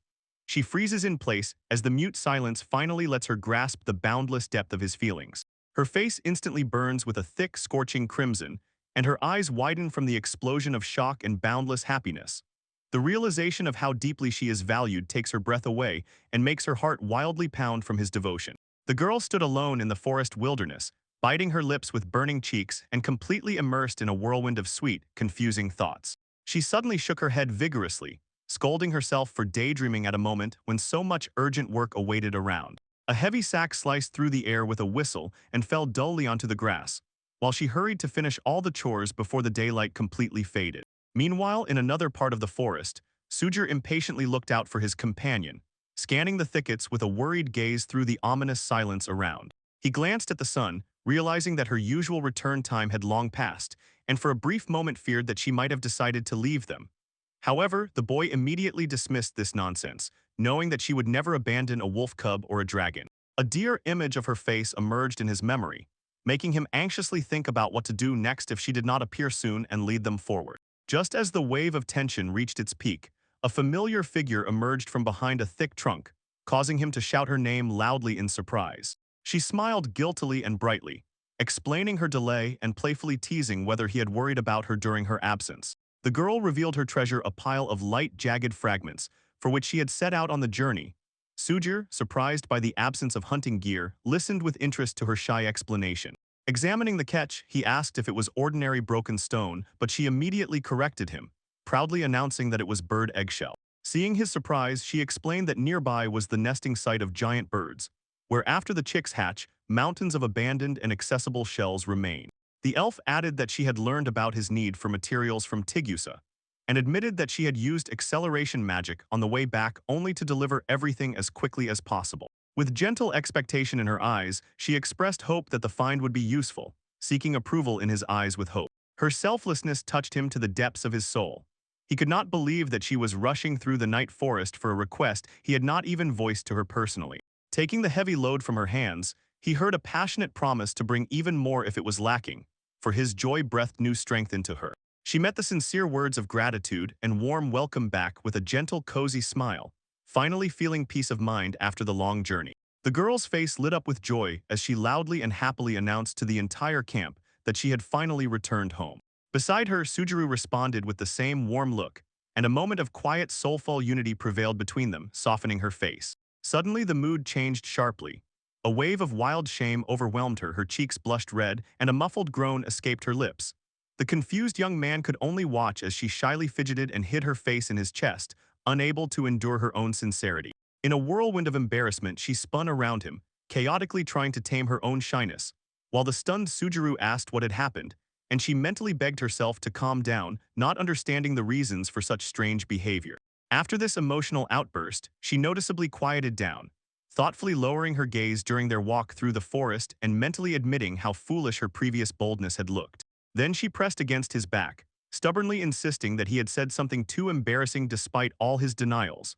The girl firmly cut off her conclusions with a dull tone, making him only sigh at the unfairness of such accusations and her sharp mood swings. While she cuddled beside him, he looked at his own hands, assessing her efforts. Although the sudden shifts in her emotions remained a mystery to him, he clearly saw how hard she worked for him. He reflected that since the day they met, even the ordinary gathering of resources required considerable ingenuity. Yet she always took on any task with sincere enthusiasm on her face. He listened to Lady Tia's memories of their first days, when her face blossomed with a smile as she reminded him that it was his idea to explore the wonders of the new world together, a thought that still warmed her heart. Listening to her chatter, he closed his eyes for a moment with unwavering determination inside. The boy desperately wanted to change roles and work so hard that next time he himself would become the source of pleasant surprises for her. Without losing enthusiasm, she leaned closer and eagerly asked what their next joint project would be, to which he could only thoughtfully hum, combining her expectations and his own new goal in his mind. As evening approached, the conversation smoothly shifted to simple earthly pleasures, leaving the question in the air. Would their next endeavor be pure fun or meant to satisfy a completely different craving? The answer came suddenly, and loudly the stomach of the hungry Ayano gave a loud series of distinct growls. The young sorceress embarrassedly admitted her wild hunger, prompting immediate apologies from Lady Tia, who promised to create something incredibly tasty in a minute. When the tension finally dissipated, Lady Tia returned to her usual cheerful disposition, leaving others to ponder her recent oddities. When Ayano directly asked about the reasons for such strange behavior of the elf, the young man only shrugged, admitting it was a complete mystery. The sorceress measured him with a cold, disappointed look, asking if he was not blind by nature. The ruthless straightforwardness of the young guest hit right in the heart, instantly breaking his mask of impassivity. Then she sharply switched to the elf, cutting to the chase with a question about why she was hiding from him at all. This moment caught Lady Tia by surprise. Her face instantly flushed crimson as she helplessly gasped for air before the sudden interrogation. While the elf blushed with shame behind, Yano deftly changed the subject, presenting everything as ordinary panic, and theatrically exclaimed whether she would now be deprived of food and shelter, posing it as a matter of life and death. When she was reassured about safety, attention returned to the table. Anna sprawled in the chair, missing wine for the snacks, and Sudaru by the cauldron only supported his longing, dreamily pondering a glass of wine and juicy fresh fruits. Under the bright sunlight, heavy branches bent under the weight of round orange fruits, which Gyro instantly recognized as oranges under Ayano's curious gaze, while Musubai peacefully dozed on his head during the conversation about planting the collected seedlings in the garden beds. She picked one fruit and with burning eyes declared it a sample of the highest quality.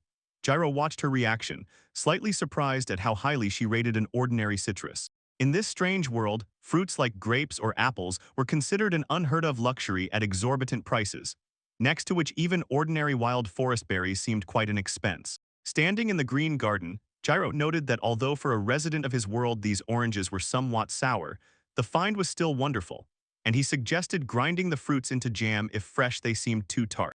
He detailed the recipe: crush the pulp of the fruits, mix with honey and fragrant spices, and cook until a thick sweet paste, a method capable of turning even the sourest fruits into a true feast of flavor. She admiringly examined the fresh juicy slice, understanding that the chance to enjoy fresh fruits straight from the tree is a rare blessing regardless of their tartness. He handed her a juicy slice, encouragingly suggesting she take a taste and see for herself.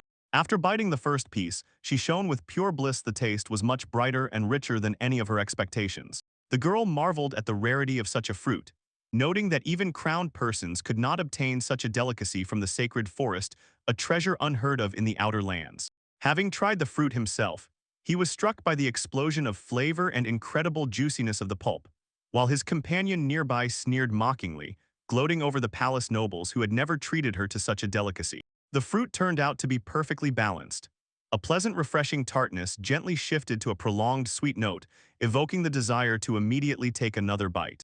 He turned to the little spirits around and sincerely thanked them for this generous gift of nature, inhaling the fresh citrus aroma and rejoicing at the wonder of having such exquisite food on the table. Watching the girl eagerly devour the juicy pieces, he urged her to eat to her heart's content, to which she responded with a satisfied purr, completely dissolving her former sadness in the joy of the meal. This peaceful idyll was interrupted by the return of a tired elf, who admitted that the day had been much harder than planned, yet despite her exhausted appearance and burning eyes, she announced that during clashes with forest predators she had come across something truly incredible. He looks at her with genuine concern, offering his help if her outings become so deadly dangerous. The girl momentarily blushes from such care and slightly reddens her cheeks, trying to downplay the threats she had faced as mere trifles. With victorious solemnity, she displays her main trophy, a large, juicy fruit glowing with bright colors, proudly declaring that for such a find it was worth overcoming any difficulties. She presents an orange from the sacred tree with contagious enthusiasm, urging everyone to immediately share the meal. And while the elf shines with pride over the rare treasure, Gyro only examines the fruit with a stone-cold, indifferent face, reacting much more restrainedly than she had hoped. Continuing to praise the loot, she notes that even the richest nobles could not buy such a gem for all the treasures of the world, suspecting that the boy simply does not fully realize the fantastic impossibility of her feat. He responds with a gentle smile, admitting that although he is clueless about market prices, he is infinitely grateful for all her hard efforts for this prize. This sincere gratitude makes her fall silent, and the girl's stern gaze instantly melts from the warmth of his words. Seeing a wonderful reason for celebration, she suggests sharing the treat equally, but her enthusiasm fades as soon as her gaze falls on Ayano nearby. Gyro is momentarily speechless from the sharp change in atmosphere, realizing that one wrong word could completely destroy their fragile peace. Approaching closer, the sorceress with a hint of mocking surprise asks if they really intend to devour another orange again. Lady Tia, still pressing the fruit to her chest, only blinks guiltily in response to her friend's skepticism. Despite a brief pause, she finally bites a slice, spreading into a smile from the divine taste, and mentally notes how easy it has become to gather such delicacies thanks to the spirits. While Yukatoma digs holes, Musubai deftly knocks fruits from the treetops without attracting the attention of forest monsters. Later, in the rays of the evening sun, he praises the delicious meal and dreamily talks about the completion of the new apiary tomorrow, to which she happily nods, imagining how others will rejoice when they see the renovated home. Nearby already stand fresh buildings, a reliable dragon stable, and a cozy booth for the growing wolf cub. These buildings mark a new stage of their journey, giving loyal companions a permanent shelter before future challenges in this strange world. The man complains guiltily about the endless monotonous hard labor of clearing bushes and erecting annexes, feeling pangs of conscience over the routine nature of their current work. She denies his apology, noting that constant practice helps her much better control the numerous shadowy tentacles, so this work is only beneficial. He agrees with her arguments, understanding that there is no need to rush in training. Continuing the leisurely conversation while looking at the distant horizon, the girl explains that her efforts are not a hard duty but a source of sincere pleasure. While he admires the cleverness of the little helper spirits who amazingly quickly adapt to any conditions. Then she suddenly changes the subject with enthusiasm, asking if he has seen her training the octopus dance, and complains about the insane mental strain of coordinating 8 limbs simultaneously, making him secretly think that during this strange affair her head was completely empty. Later, he reflects on his own progress, examining a simple working blade and philosophically evaluating the essence of repetition. Even the most mundane routine gains new meaning with every second as he tirelessly hones his craft mastery. His thoughts drift to the sacred gifts of the goddess mother, leading to the realization that the tools received do not determine his fate themselves, only his own will decides what form this magical power will take and where it will lead him in his new life. Having firmly decided to adhere to this philosophy, he promises himself to move forward with a measured and calm step, while Cineraria circles overhead, sincerely admiring how their estate has grown under the caring hands of the hosts. A little fairy suddenly interrupts his sweet musings, inquisitively asking about the mysterious white sticky mass he has been diligently spreading near the window frames in recent days. She listens attentively to his story about a simple mixture of flour, water, and seeds. He appears completely calm, yet the simplicity of these ingredients makes her puzzled about his true intentions. However, her gaze does not hide that inside he is far from peaceful. A wave of dull anxiety washes over the boy when looking into the future, and despite all the encouragement from friends, she clearly senses a hidden fear in his heart. Morning sun rays flood the room as he wakes from sleep and unexpectedly meets a dazzling glow. Before him stands a radiant figure whose gracious light is so bright that he has to squint and shield his eyes with his hand. She explains that this flying shining orb is an ordinary pixie, a small forest spirit. Gracefully hovering in the air, the fairy tells more about the nature of these tiny creatures that have suddenly begun appearing near him. Continuing the story, she notes that although she herself belongs to the higher nobility of Archfey, these lesser spirits gather for simple offerings like milk or grain juice on windowsills, and with a weary sigh admits that her children have started visiting too often under the influence of an unknown attraction. He, in complete despair, grabs his head, stunned by the sudden influx of mystical visitors in his modest hut, and aloud laments why such ethereal beings have gathered exactly where he was simply trying to knead ordinary bread dough. The fairy reassures the host, explaining that as long as pixies do no harm, they are completely innocent and just fly around carefree. Inflamed with curiosity, he cautiously extends a finger and touches the glowing sphere, testing the truth of her assurances. She advises occasionally leaving small treats on the windowsill so the guests will be satisfied. He looks at the bowl with the sourdough starter, beginning to suspect that it is his culinary experiments that have attracted these fireflies here. Announcing that she will personally control the situation as the supreme fairy, she watches as the pixie suddenly falls like a stone straight into the bowl.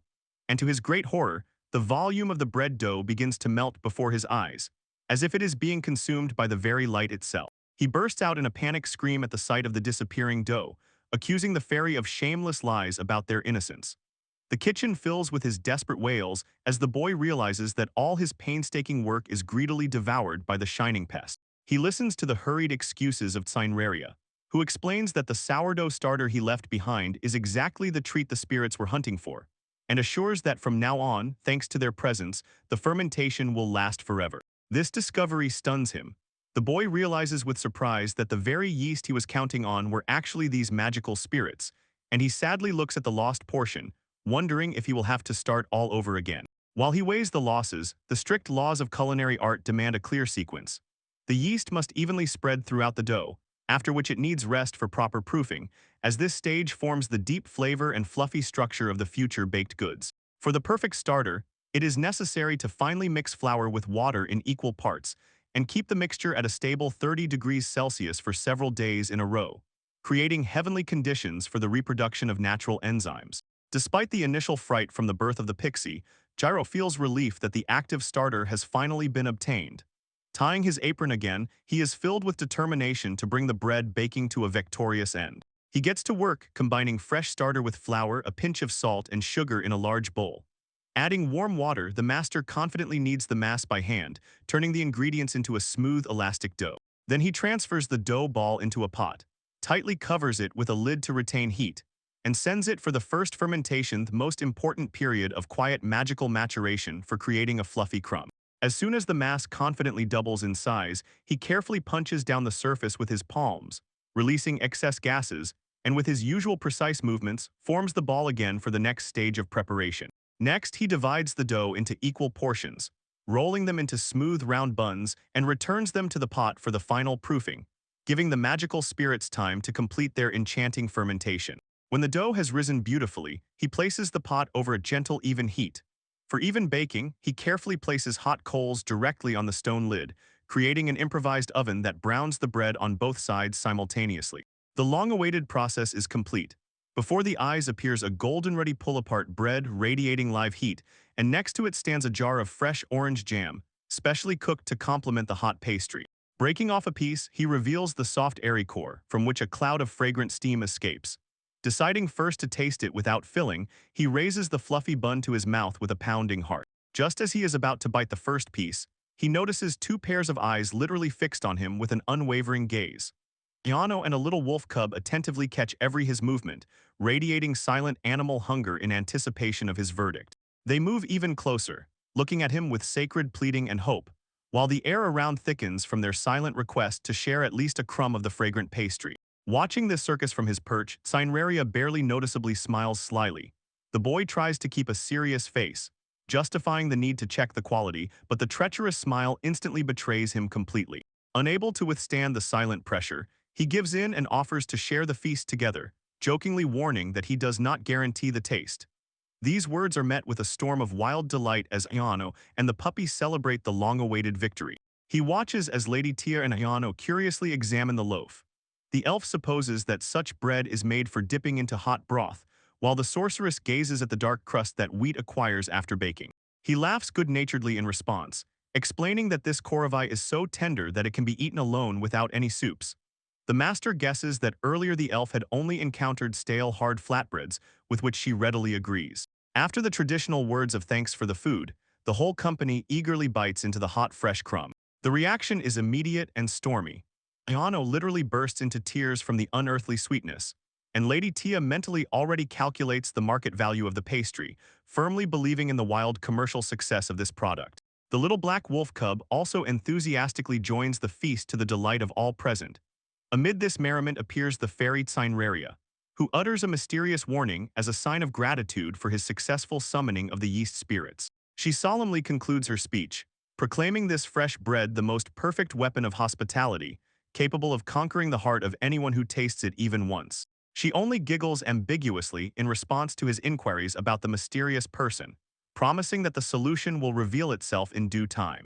At the end, the fairy foretells the swift arrival of an extremely important guest, and only later will he fully realize the prophetic accuracy of her words. He barely manages to comprehend the warning he heard when a huge white tail cuts through the clearing with a noise, accompanied by a loud, resonant yawn that vibrates the very air.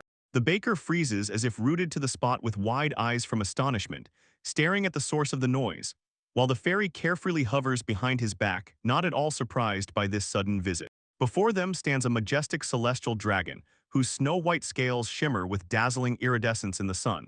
Despite the intimidating size, the figure of the legendary giant exudes unique grace and even a touch of touching charm. As soon as the giant golden eye of the creature focuses on them, Cineraria solemnly introduces the visitor as the celestial dragon, admitting that even she is impressed by how swiftly he rushed to the scent of fresh baked goods. While the fairy maintains icy calm in the face of the colossal creature, the young man can only sigh heavily, realizing how much his quiet life will be complicated by the arrival of such a distinguished guest. The giant white lizard towers over the clearing with devastating grandeur, solemnly introducing himself as Ares from the lineage of celestial dragons. He looms over the stunned youth, who only shockingly whispers the name of the mythical clan, while Cineraria nearby explains that these creatures remember the age of myths and have a lineage as ancient and noble as the ancestors of the High Elves. He listens to the dragon's story about how he learned from the fairy about the existence here of a wild flying relative, and the giant notes with a hint of nostalgia that in the current era such creatures have become incredibly rare. The giant lowers his gaze to the small green dragon who shrinks under the heavy look of the majestic relative. However, despite the size difference, the celestial serpent speaks gently, expressing sincere admiration for meeting such a cute little one. The playful attempts of the monster to appear formidable look rather funny and touching to an outside observer. The boy notes with relief that behind all this massive posture, there is no real malice or bloody threat. Suddenly the lizard leans in close, and its gigantic snout hovers just centimeters from the human face. The young man recoils in shock from such sudden proximity and the burning depth of the golden gaze of the ancient creature. He freezes in place as the guest shifts attention to the vessel in his hands, inquiring whether it is truly the legendary sacred sake. Upon receiving an affirmative answer, the dragon admits that in his long centuries of life he has never seen this drink, aloud pondering how many eras have passed since it last blessed this world. The appearance of the elf woman is interrupted by a moment of silent paralysis. She stares with her mouth open at the gathering of dragons, admiringly commenting on the incredible twist of fate by which even mythical species, never before seen by her, now calmly stroll right before her eyes. She warmly greets the small pet, noting how spoiled it has become, while Sujuru officially introduces the majestic celestial serpent Ares to the entire company. The ancient giant turns its massive head toward the young man, showing clear displeasure and demanding that something be immediately done about the current injustice. He continues to complain further, lamenting that he flew here to play across an unheard-of distance, and the small green dragon was brazenly usurped by this high elf woman. The colossal beast moves ever closer, pressing with its aura and reminding that mortals usually have to crawl on their knees in the dust for her blessing, not behave so familiarly. Seeing her companion pressured by authority, the girl boldly steps forward, points a finger at the legendary monster, and fiercely scolds it for attacking Sujuru, reminding that it was the dragon itself who came to their camp. The celestial serpent stares back in stunned silence, evidently completely bewildered by the audacity of the mortal who dared so fiercely to assert rights before his majesty. From the side, the royal sorceress watches this insane spectacle with wide-open eyes, sensing an anomaly of such colossal scale that it defies all bounds of common sense. At the peak of tension, the dragon's body suddenly begins to emit a dazzling glow, causing a wave of panic among the witnesses about what disaster this will bring in the next moment. The scales of the celestial serpent flare with ominous reflections, instantly drawing the attention of the sorceress nearby, who subtly senses a sudden change in the magical field. She reacts with a sharp battle cry, activating the basic call and unleashing a dazzling pillar of light that strikes the ground with thunder right before the dragon's nose. When the flash dissipates, she shudders for a moment as a mass of dark, many-eyed tentacles bursts from the ground, deploying the technique of manipulating 1,000 shadows for her reliable protection. The dragon turns out to be completely unprepared for such a treacherous attack. His colossal carcass is instantly impaled into the grass by relentless shadow claws. The giant thrashes wildly and roars fiercely in helplessness, but the dark matter only tightens its grip as the girl casts the spell of the true cocoon, twisting the captive even tighter.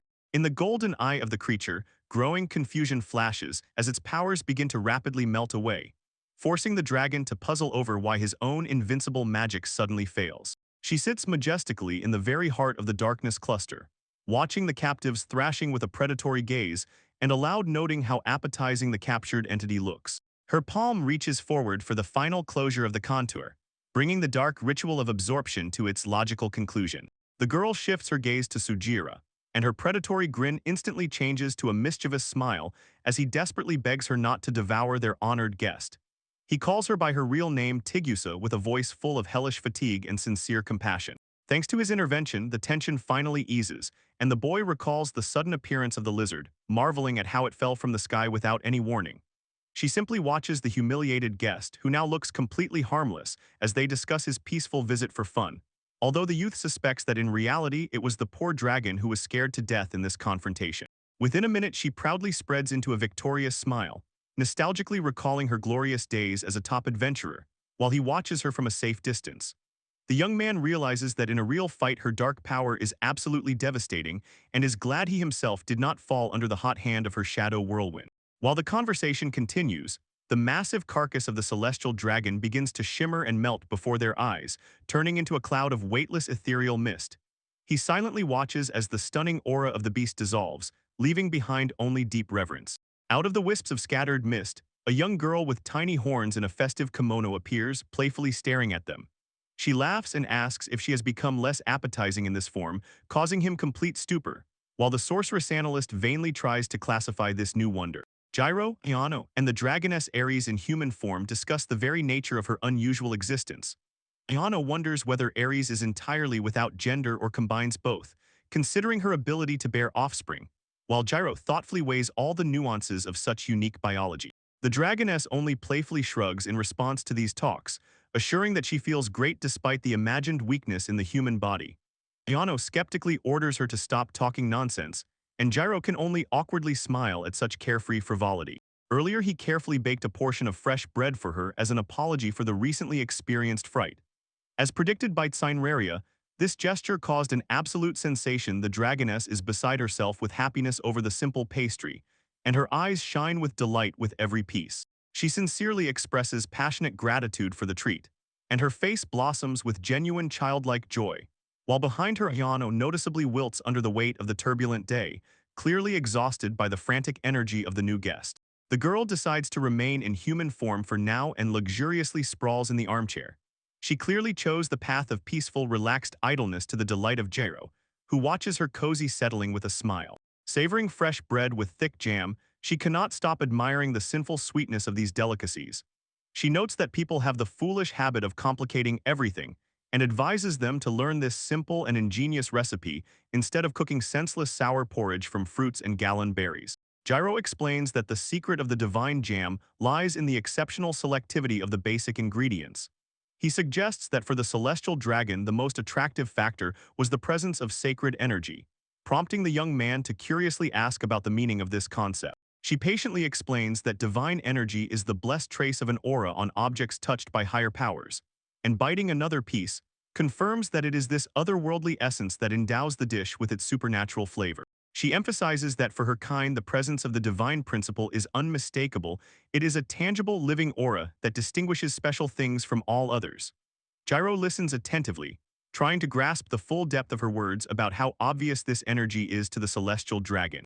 Developing the thought, she compares this feeling to the difference between a sip of stale murky liquid and crystal clear, perfectly filtered water that you drink in one breath. The absolute purity of divine energy fundamentally changes the very perception of food. She leans slightly forward, and in a solemn tone notes that the situation takes on a completely different scale when a being grows to the level where it can personally manipulate this celestial essence. It ceases to be just a subtle sensation and turns into a source of colossal power. At this stage, the very application of divinity allows achieving results far beyond the innate capabilities of the being. It is like a direct connection to an inexhaustible source that overcomes any limitations of the mortal world. A person seems to become the favorite child of the gods themselves, or almost equal to the celestial beings. In such a state, every movement is endowed with unnatural precision, and an endless flow of blind and generous luck literally leads them step by step. Gyro nods affirmatively, finally beginning to fully realize the sacred essence of her words.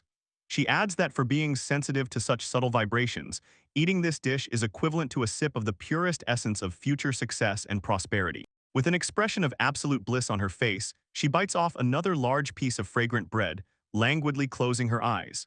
Gyro watches her, secretly admitting that he is a little envious of her amazing ability to feel such deep happiness from ordinary food. Nearby, Yano is already eagerly devouring her own portion, prompting Gyro to joke about her excellent appetite, which has not diminished at all since yesterday.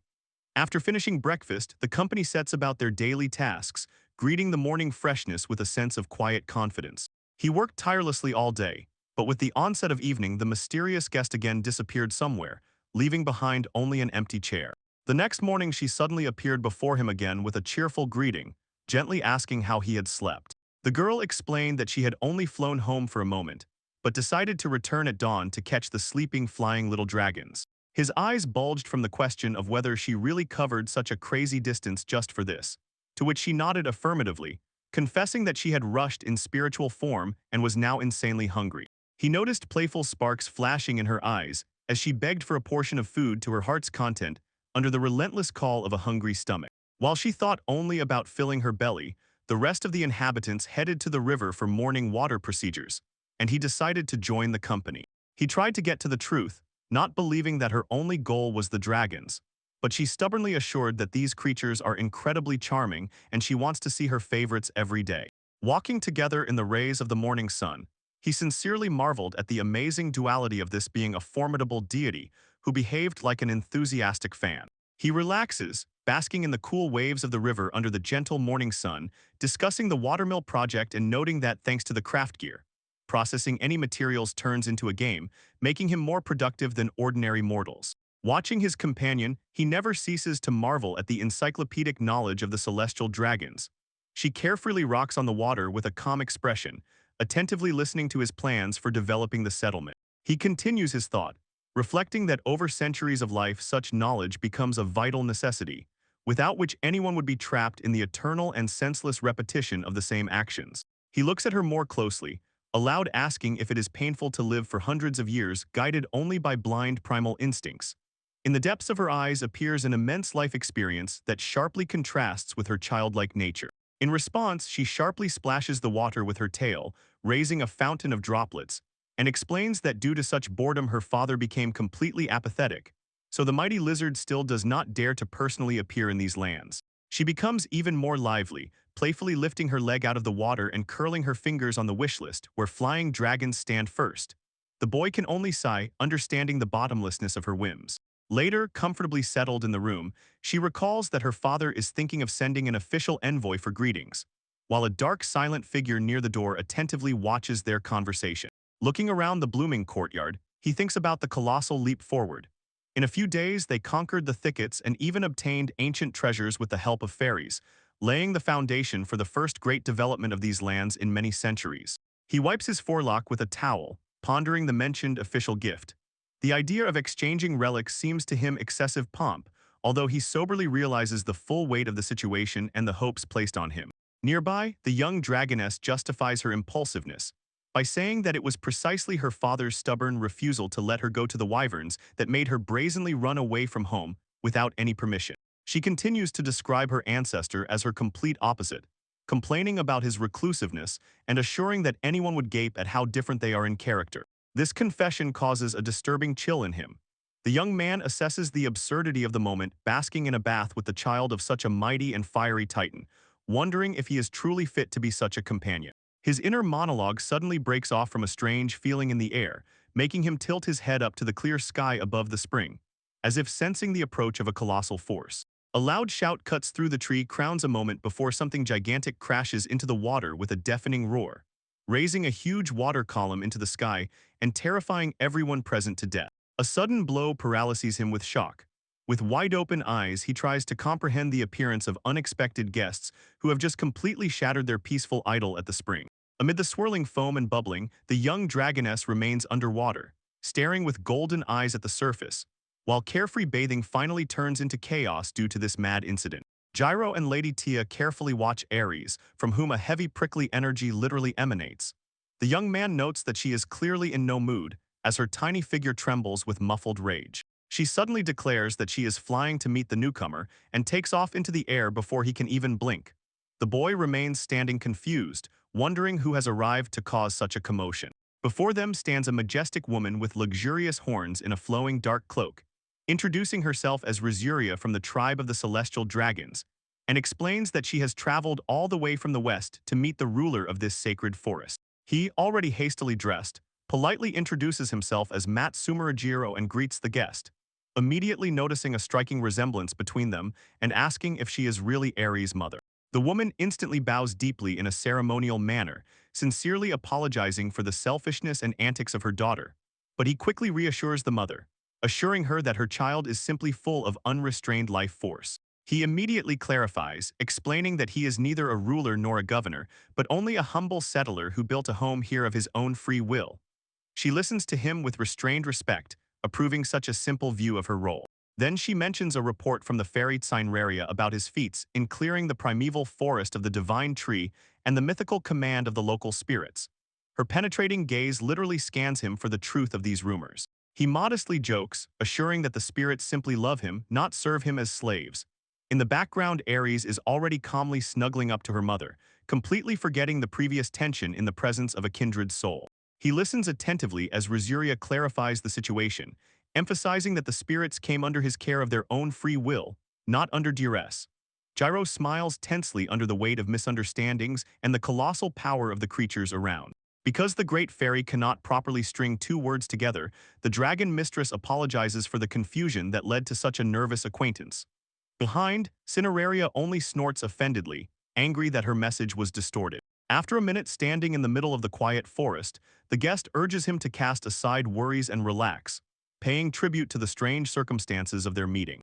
In response, she takes out a shimmering translucent sphere, presenting it as an official apology for all the troubles her restless daughter Ares has caused. He stares at the stone in shock, recognizing it as a priceless dragon pearl and tries to refuse such a treasure.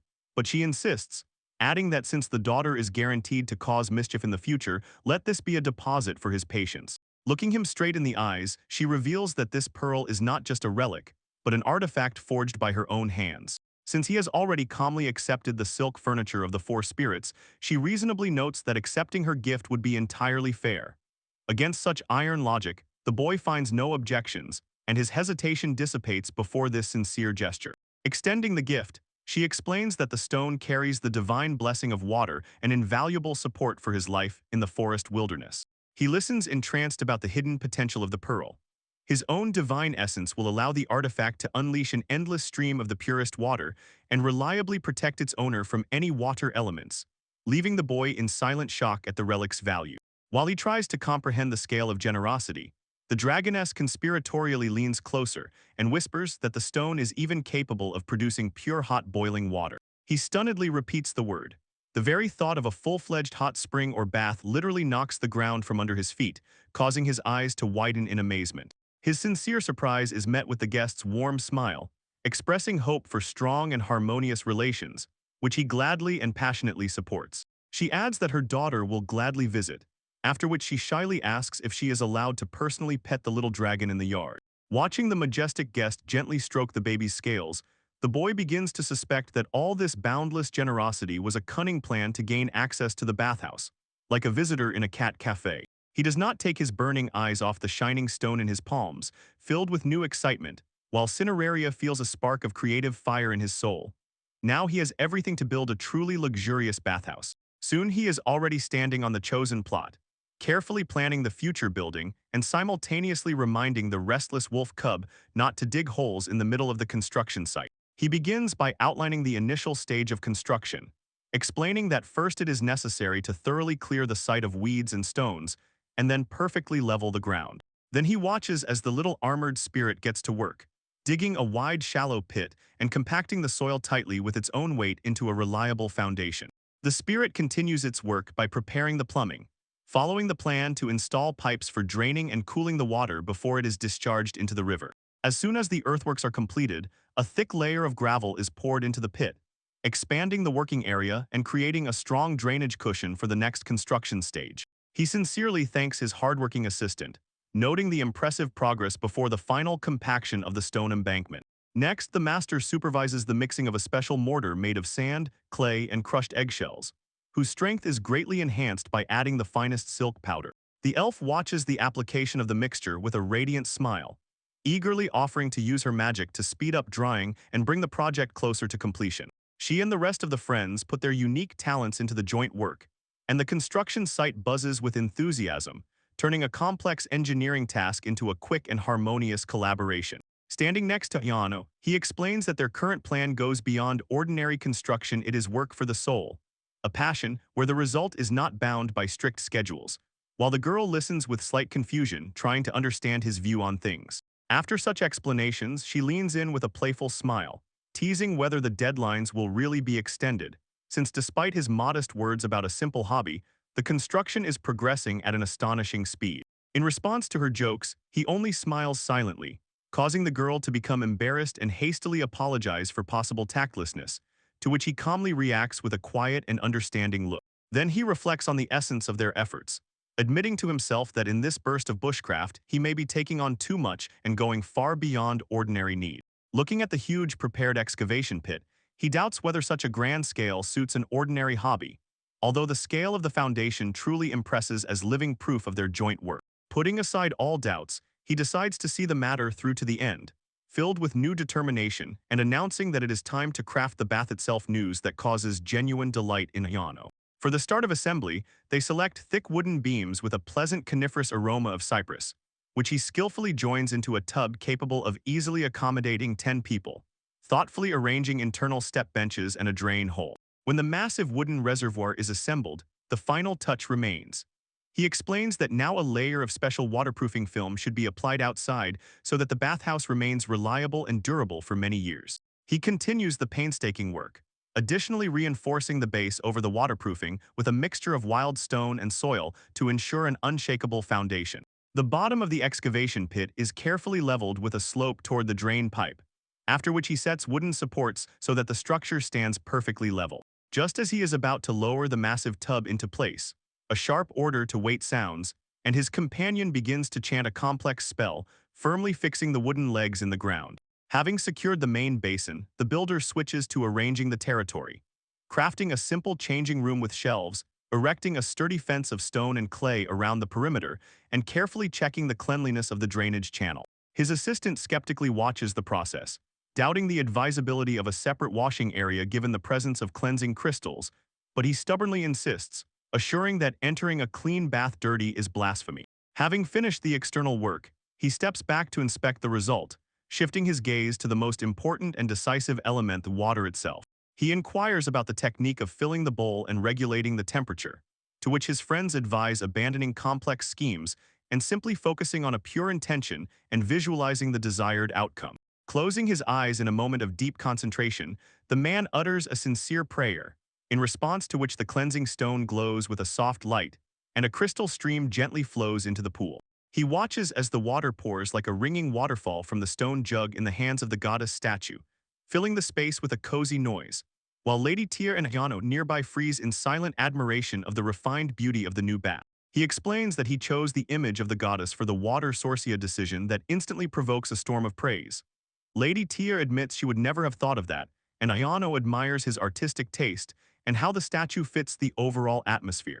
The young man confesses that at first he considered a dragon style, planning to name it Bath of the Heavenly Dragon, but Risuria suggested the divine motif, and he confirms Mishcha's guess about the dragon's mouth with a waterfall as his original idea. She notes the striking similarity, asking if that dragon would not resemble a classic ritual fountain for washing in sanctuaries, to which he awkwardly agrees, realizing that the first idea was somewhat too stereotypical for their unique corner. When the entire mechanism is finally set up, he announces that now they will have to wait for the giant tub to fill completely, eagerly anticipating tomorrow, which greatly disappoints Lady Tia, who was eager to dive in immediately, while Yano calmly accepts the delay. He finds himself in an incredible open-air bath in the very heart of the primeval forest.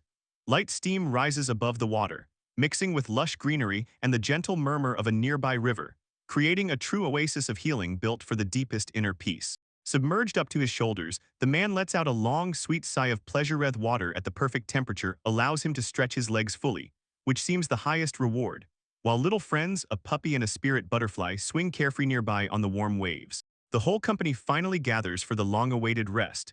He watches the playful splashing of the little wolf in the water. Circlestes is a rare moment of absolute silence and unity, when the only task left is to wash away all the burdens accumulated during the day. He reflects on the entire path and work that were needed for this moment, feeling a quiet pride for the created miracle. His main goal has always been to bring joy to his loved ones, and seeing them all happy here, he understands that every drop of sweat was worth it. Having moved to a larger round pool, he admires the flawless harmony between aesthetic sophistication and functional comfort.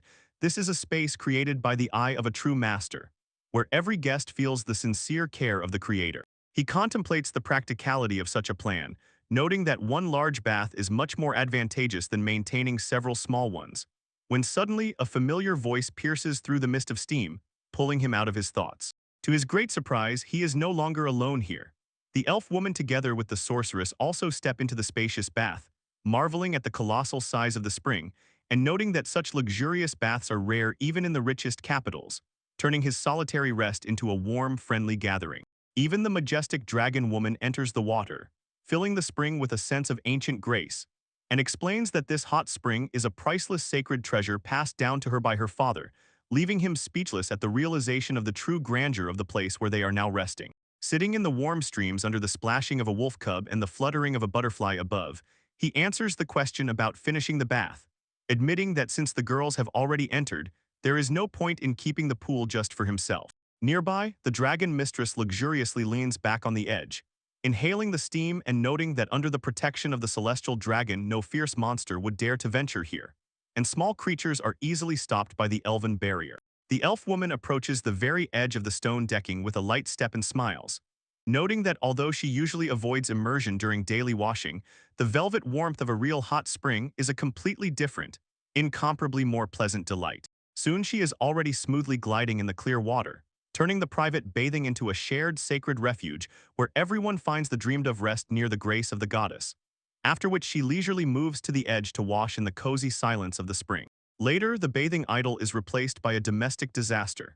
He stands in the kitchen wearing an apron and announces terrible news that makes the dragon woman's eyes widen in genuine shock. They have run out of flour to the last crumb, so baking bread will have to be stopped immediately. Meanwhile, in the noisy town, the sun shines on the stone facades and lively streets, while the dragon woman with a thoughtful look weighs the needs of the community and the upcoming difficulties. In the luxurious hall, the bearded viscount leans over the table with a stern expression, noting through a scrutinizing gaze at his interlocutor that matters seem to be unfolding in an extremely favorable direction for them. His partner, an elderly merchant, nods affirmatively and adjusts his glasses, decisively dismissing any accusations of frivolity and emphasizing that all their actions are aimed solely at the prosperity of the city and its inhabitants.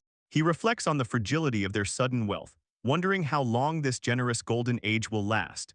And while his companion suggests simply enjoying the moment, the cautious merchant reminds him that he has no right to relax when the entire city treasury rests on his shoulders. Leaning back in his chair, the burly man admits that lately he has felt unusually calm, noting that the forest this year has been incredibly generous with riches, attracting an endless stream of adventurers to their walls. This trade boom was fueled by rumors of a grand alliance between the local nobility and the royal family, a deal sealed by the supply of unprecedented exotic delicacies. Despite the joyful news from the coast, the merchant still looks skeptically at the durability of this peace, although his friend assures him, as long as peace reigns in the forest, they can avoid insane military expenses and instead direct all funds to protecting peasants and expanding arable lands. Sharing this wise thought, the merchant decides it is time to rein in his son and make him seriously come to his senses, complaining about youthful laziness.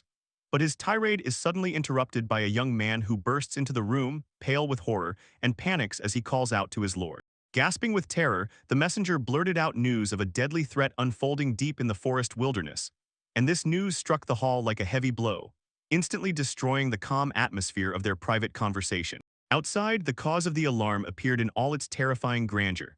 A colossal serpentine silhouette cut through heavy storm clouds, moving with ominous grace and blocking the sunlight like a dark curse. The gigantic shadow covered the entire surrounding suburb, causing the people below to freeze in silent horror before the unknown monster that suddenly conquered their sky. Gyro, Iano, and Lady Tia meanwhile were leisurely heading toward the stone walls of Brownwalls to replenish supplies, while the boy on the way wondered whether his old gatekeeper would remember him or if he had long been lost among hundreds of faceless travelers. Their journey turned out surprisingly easy thanks to an arrangement with Rosario. The majestic dragoness agreed to carry them all the way to the city in exchange for his care of the little lizard, and he gladly agreed to such a mutually beneficial exchange while she watched over their home.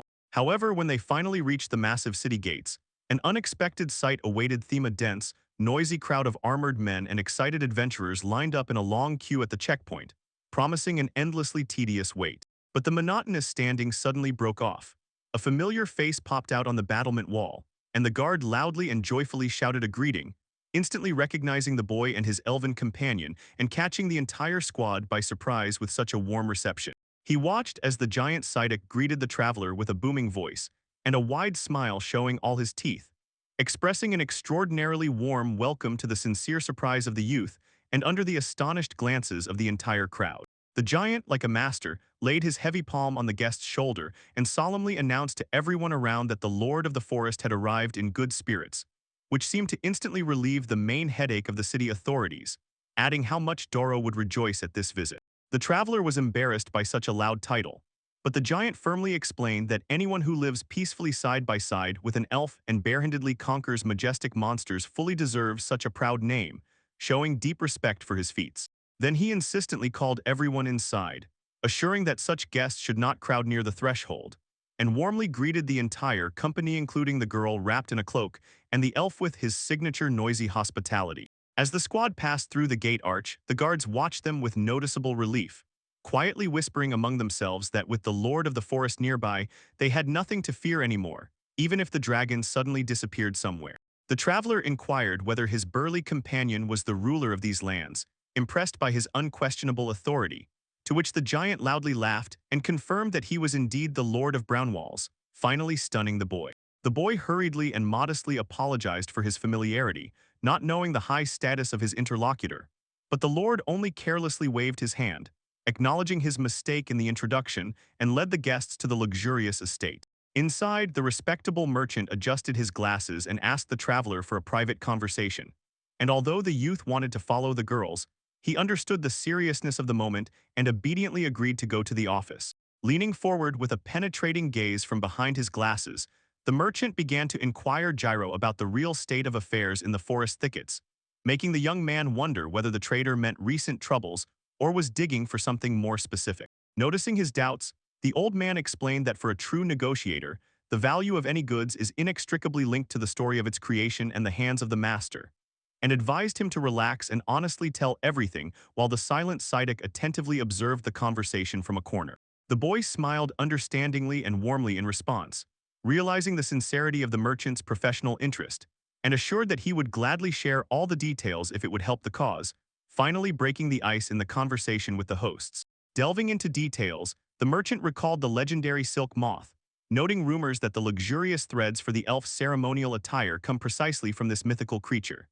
Gyro confirmed the truth of this tale, describing how the spirit Musubai joyfully wove the fabric for Mishja's dress, plunging the merchant into genuine shock at such a rare alliance. After this revelation, the merchant's face became extremely serious, and he admitted that he had one more, much more exciting question, while Gyro tensed before the change in tone, and Psyduck's gaze grew solemn in anticipation of a heavy topic. The Viscount took the initiative into his own hands and recounted how he had seen with his own eyes the flight of a giant dragon from the forest side, just before their squad appeared near the city gate, and directly asked whether Gyro was connected with this winged titan, feverishly calculating the consequences of such proximity.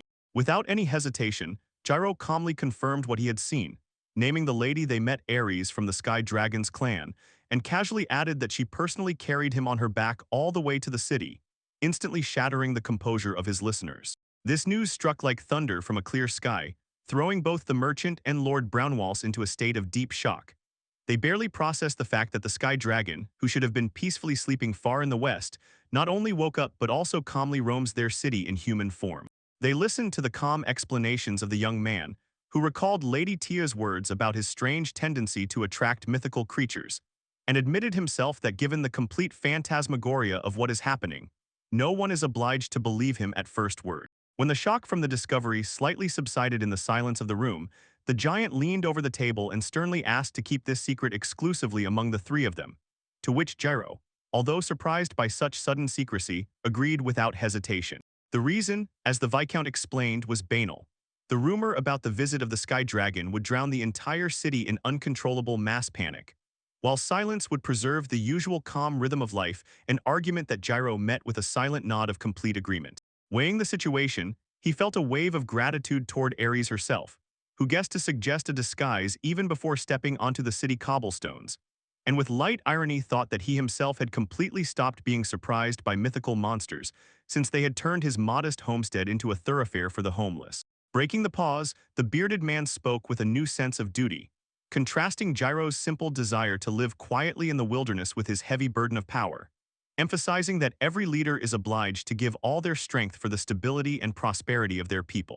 These talks about duty reminded the young man of a past conversation and made him directly ask whether his previous words about a quiet retirement and a passion for painting pictures were sincere truth, carefully looking into the hidden personal dreams behind the facade of a stern nobleman. This question caused the Viscount to burst into hearty laughter, assuring that he already lives remarkably relaxed.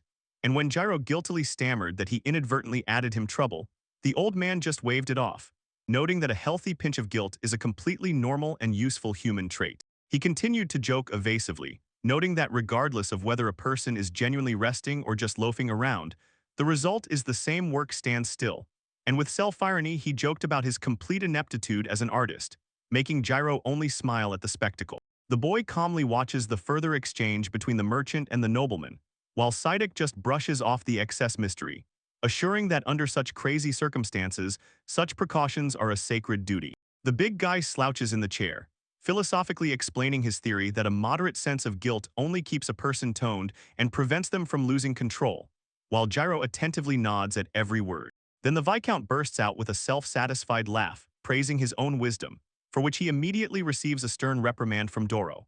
The merchant reminds him that dreams of retirement are a pure illusion amid the most dangerous crisis in their history, making Gyro think that despite the eternal bickering between these two, there is an unbreakable true friendship. Finally, the merchant turns again to the young guest, eager to move on to more important matters, and asks Gyro to tell in detail about his journey with Ayano from the Black Sea, especially interested in the origins of her gloomy title, to which the youth nods affirmatively, ready to reveal the secrets of the mysterious sorceress. Meanwhile, behind the thick doors of the office, the city continues to bustle in its usual rhythm, and ordinary townsfolk hurry about their business, unaware of the grand secrets and legendary figures who have just gathered right among them. Lady Tia and Ayano stop in front of the Adventurers Guild building. The elf notes how much time has passed since their last visit, while the sorceress trembles with fear that she might have been declared missing and erased from the lists, to which her friend reminds her. Living witnesses from the sacred forest will surely attract attention, finally frightening the poor girl. The girl suddenly begins to laugh eerily and hollowly, hiding her face in the shadow of her hood, causing Lady Tia to watch her with genuine anxiety, considering such a sudden change in her friend's behavior extremely frightening, while Yano herself mutters under her breath about how bad her situation is. The sorceress continues to spiral into paranoia, puzzling over how best to present herself, whether to spread a dark aura or tousle her hair for the image of a formidable wanderer, lamenting that a well-fed life and tasty food in the forest have made her appearance too flourishing, which could instantly give her away to old acquaintances. Lady Tia, observing these mental torments, with a sly spark in her eyes asks if she plans to storm the guild openly, causing Ayano to be stunned with surprise at why her friend even thought of such a wild idea. In a second, the massive guild doors fly open before a terrible dark force. A huge whirlwind of black energy envelops Ayano's figure, casting a long, ominous shadow over the hall, causing the adventurers to scream in wild panic and scatter in all directions from the formidable dark sorceress who has just fallen upon them. While the crowd rages in hysteria, Lady Tia stands behind her friend and cheerfully encourages her with shouts to incinerate everything here to ashes, while Yano mentally howls in horror, realizing that her magic has uncontrollably spilled out and provoked a grand misunderstanding, vainly trying to explain to the disappointed elf that she had no intention of attacking anyone. When the storm finally subsides, both girls find themselves bowed in a deep guilty bow before the stunned crowd. Blushing deeply from hellish shame, Ayano feverishly swears not to do it again, while Lady Tia nearby smiles awkwardly, trying to present the nearly committed disaster as an innocent annoyance. When the couple finally leaves, the guild staff and guards remain standing in complete stupor after this absurd performance, exchanging glances and puzzling over what evil force brought the supreme dark sorceress here, and whether the rumors about the invincible monster from the sacred forest are true. She watched as the mysterious girl surveyed the noisy guild hall, which was strikingly different from the squalid slums she was used to. Yano felt a sticky anxiety amid the human whirl, noting how alien this place seemed compared to her past memories. Walking through the city streets, she looked in surprise at the endless crowd of mercenaries, which sharply contrasted with the carefree silence of the forest, while Mischa nearby was much more interested in local treats, not taking her eyes off the windows with fresh pastries. The elf smiled encouragingly and warmly, acting as a true beacon of joy among the noisy crowd and waving cheerfully to passers-by. On the way, Yano explained that she had her own important matters at the guild, and confidently led her companion forward despite the curious glances of the townsfolk around. Reaching the registration desk, she handed over her ID, confessing guiltily to the clerk that she hadn't appeared here for an eternity, and introduced herself as Tigusa Yano. The registrar took the document, although immediately noting that such formalities were completely unnecessary for a person with such a loud reputation, instantly recognizing the legendary sorceress. A wave of whispers swept through the hall as those present finally realized the identity of the newcomer. The legendary Yano from the Black Sea had returned despite all rumors of her inevitable death in the forest wilderness. Scrutinizing her, the woman noted that Yano looked remarkably fresh and rested, without the slightest traces of exhaustion or dirt usually left by a dangerous journey through the thickets. She continued the conversation with the legendary sorceress, admiring the magic capable of creating such exquisite clothing, to which Yano explained that the spirit Musubai not only wove new clothes for her, but also surrounded her with care and delicious food she had never dared to dream of before. This confession stunned the interlocutor, who found it hard to believe that anyone could really tame the deadly forest thickets. Yano hurried to clarify that she had not at all tamed the primeval forest, but simply lived there under the wing of one special person who had made this place their own home. Cheered by such a vague explanation, she jokingly inquires about Yano's true role in this mysterious abode, teasing whether she is kept there as a household pet, to which the sorceress only awkwardly squirms, as her own status in the forest remains a mystery even to herself. Their chatter is interrupted by the approach of a band of hardened adventurers, whose leader draws everyone's attention with a heavy gait, loudly announcing herd rumors and demanding a minute for conversation. He addresses her with an honorary title, recognizing her as the very Yano from the Black Sea, and with a self-satisfied grin notes that her successes in mastering the forest have exceeded the boldest expectations. With a confident smile, he offers his group's help, listing the fighters as if their joint expedition is already a done deal. Yano only looks at them wearily, mentally noting that such pushy profit-seekers were much rarer in the capital guild. Before negotiations can begin, a brazen woman with massive horns rudely interrupts the conversation, suggesting to sweep away this whole sextet in one fell swoop. Her insolent tone instantly enrages the mercenaries, forcing them to sharply demand her name. She only snorts mockingly at their bravado, bluntly stating that such a pitiful squad will return from the forest with nothing but 6 fresh corpses. This sneer painfully strikes the leader's pride, to which the horned maiden calls to summon someone truly powerful rather than waste her time on this ridiculous circus. She strikes with superhuman speed. A light wave of her hand generates a devastating explosive shockwave that rolls through the hall and throws the seasoned fighters against the walls like rag dolls. When the dust settles, the beaten leader falls helplessly to the floor with an empty laugh, acknowledging the chasm between their powers while witnesses watch the rout in stunned silence. Looking down at the fallen losers, she maintains a sardonic and carefree smile, elegantly folding her palms in a gesture of feigned politeness. She mockingly advises them to attack all at once to avoid wasting time, as she will finish them in a moment, and with the cold contempt of a predator calls the rest of the hall to fight as if merely playing with her prey. A heavy fist whistles into the mercenary's jaw, sending a fountain of bloody splashes into the air and forcing the poor fellow to fly headlong. This single strike becomes a spark in a powder keg, instantly turning the guild hall into a field of mass brawl where adventurers clash in wild, chaotic fighting. Watching the bloody mayhem around, the horned maiden throws back her head in wild laughter, baring sharp teeth and sincerely enjoying the inflamed madness. She majestically towers in the very center of the brawl, urging people to attack with all their might, while her scarred companion remains ready for the next round. A little aside from the epicenter of the fight, the guild secretary calmly discusses the situation with the merchant, noting, although the appearance of the dragoness caused chaos, those who lost in this fight will have to compensate for the damages from the riot.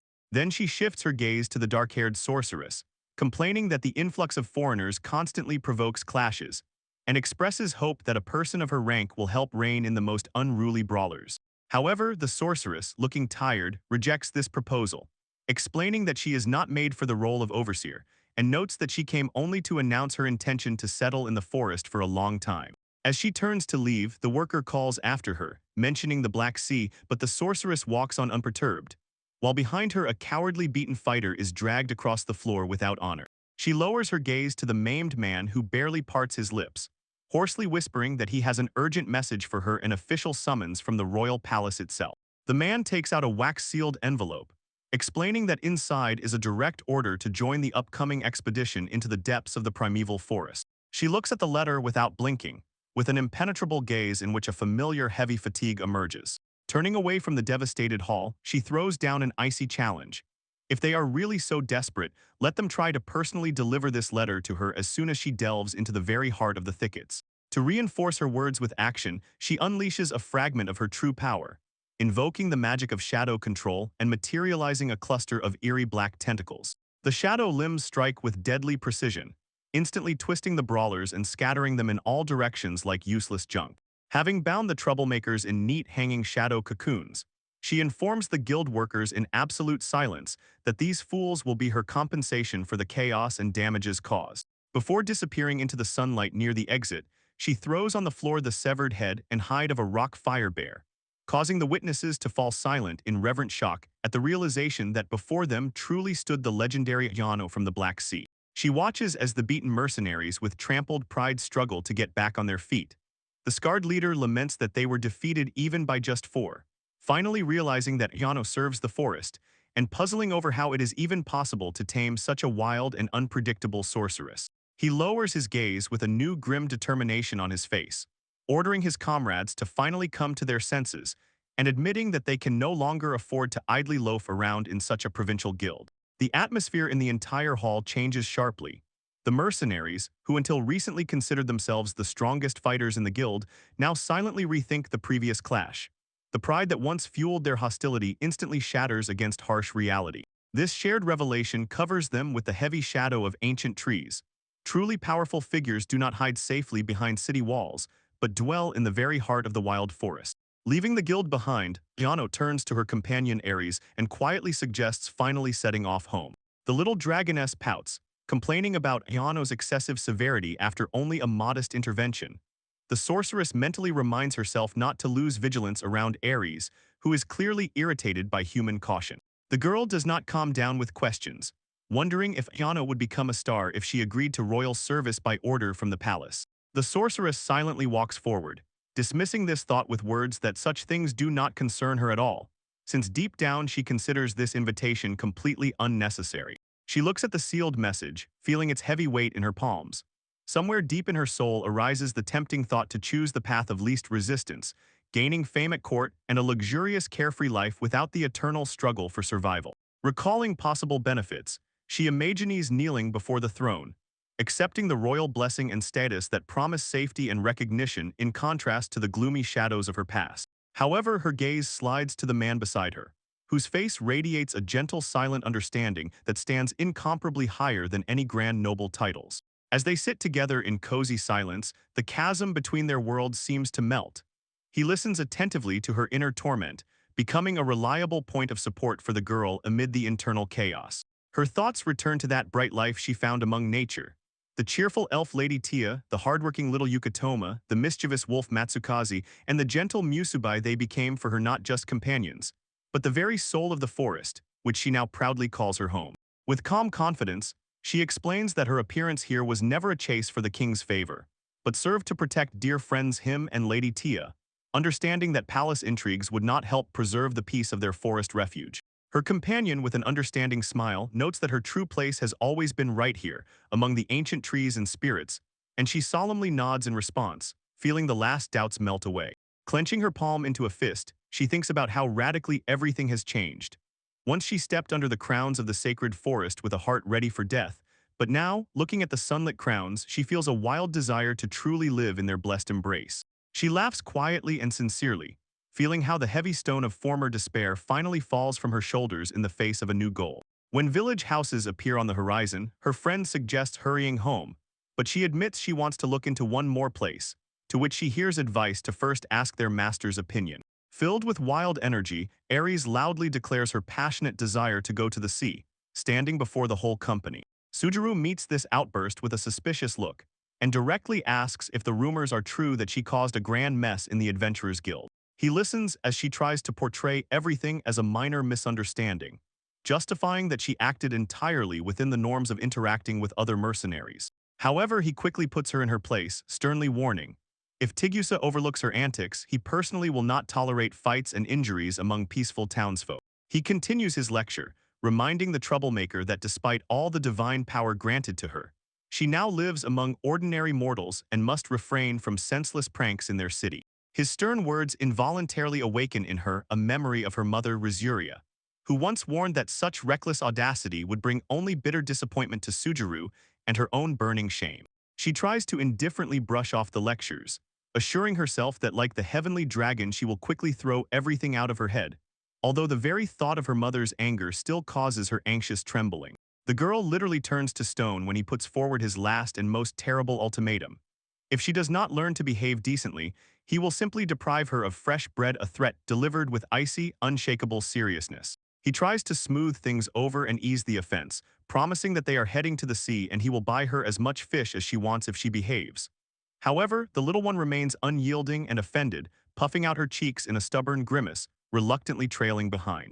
Setting out on the road, she lags behind, grumbling angrily under her breath that her motives for this journey are much deeper than ordinary whims, while the sorceress nearby scans the surroundings with an experienced, tired eye, catching the change in the air as they approach the coast. Suddenly, the calm of the coastal waters is shattered by the appearance of a giant mutated fish monster, which emerges from the waves with a deafening roar.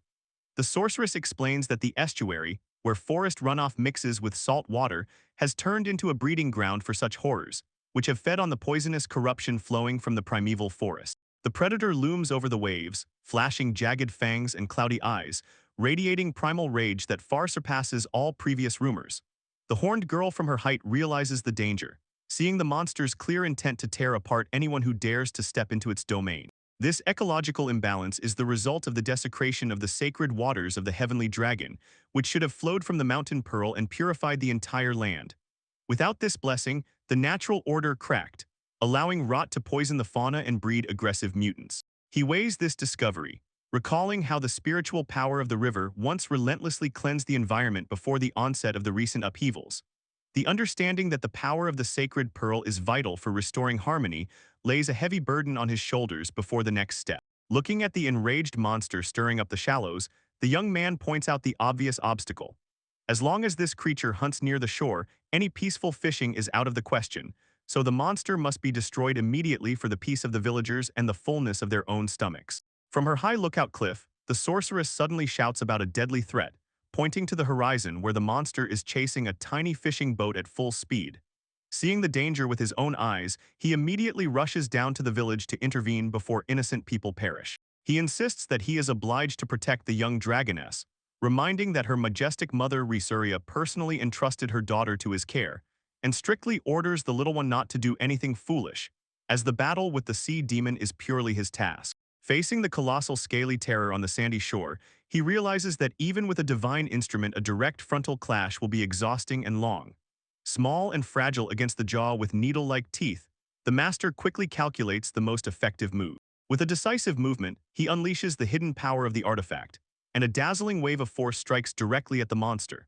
The giant eye of the beast widens in shock as the sacred cleansing burns away the corruption and extinguishes its life spark. The young man notes that this specimen turned out to be much more powerful than the usual enemies and required far greater concentration of strength. As soon as the danger dissipates, the old fisherman falls to his knees in tears of relief, offering fervent prayers of thanks to the celestial dragon, while the deep wrinkles on his tear-streaked face testify to the full horror of the narrowly averted death. Seeing such an exalted reaction, the young man hastily and awkwardly waves his hands, trying to downplay his feat and assuring that he is just an ordinary person who does not need such lavish worship. Later, on the shore near the carcass of the fallen monster, he tries to negotiate the purchase of fresh fish, but the villagers do not even want to hear about money. They beg their savior in turn to take whatever he wants, without a single coin, as a modest payment for saving the community. Faced with such boundless gratitude, he finally gives in and accepts the generous gifts of the sea. A mountain of fresh fish and mollusks impresses the imagination as living proof of the villagers' sincerity, and he decides that further refusal would simply be rude. Examining the rich catch, he addresses one of the fishermen and inquires about the possibility of obtaining laminaria or seaweed, causing the man to be stunned with surprise, wondering if the savior really intends to eat what they consider ordinary sea trash. He politely declines the locals' offer to personally gather seaweed, assuring that he will manage on his way back. However, the fishermen, burning with the desire to repay, interrupt him with loud shouts of gratitude and promise to prepare everything in the best possible way immediately. Analyzing the situation, he realizes how decisive Sidek's role was. Thanks to the authority of the respected Viscount as a mediator, the villagers were much more willing to accept help and offered their own in return, ensuring a peaceful alliance for all parties. Reviewing the plans at the table, he notes the exceptional usefulness of a person capable of smoothing diplomatic edges so easily, as this makes the process of integration and cooperation incomparably simpler than if he acted alone. Memories of the noisy celebrations in the village still stand before his eyes, where people praised him as a divine messenger and prepared a grand festival in his honor, frightening him with the scale of expectations and the burden of the responsibility placed upon him. Returning his thoughts to reality, he prepares to set out on the journey together with Iano, deciding first to reunite with Lady Tia before delving further into the thickets. As they make their way through the dense forest, his companion worries that they might have to spend the night outdoors in the woods. However, he reassures her, confident that at a proper pace they will calmly reach their destination before sunset. She playfully moves almost up close and utters his affectionate nickname, catching him off guard with her sudden closeness while walking among the trees. Having come out onto the clearing, they see an elven adventurer who patiently waits for them. The sorceress warmly greets her old friend, noting the long separation and the unspeakable relief from their new meeting. Having finished all matters on the shore, the squad in full gathers again near the elf in the very heart of the forest. The young dragoness with eyes burning with impatience sits down next to the host, inquiring about today's menu. He calmly explains that they have gifted fish and pre-made rice balls onigiri. Watching this couple, the elf notes how strikingly their relationship has changed, to which he can only silently agree, acknowledging the new atmosphere of closeness. Settling near the crackling fire, they shift the conversation to the hardships of the journey. The elf is slightly offended by the assumption that the wild camp life could be disgusting for her people, insisting that she feels at home among the untouched nature.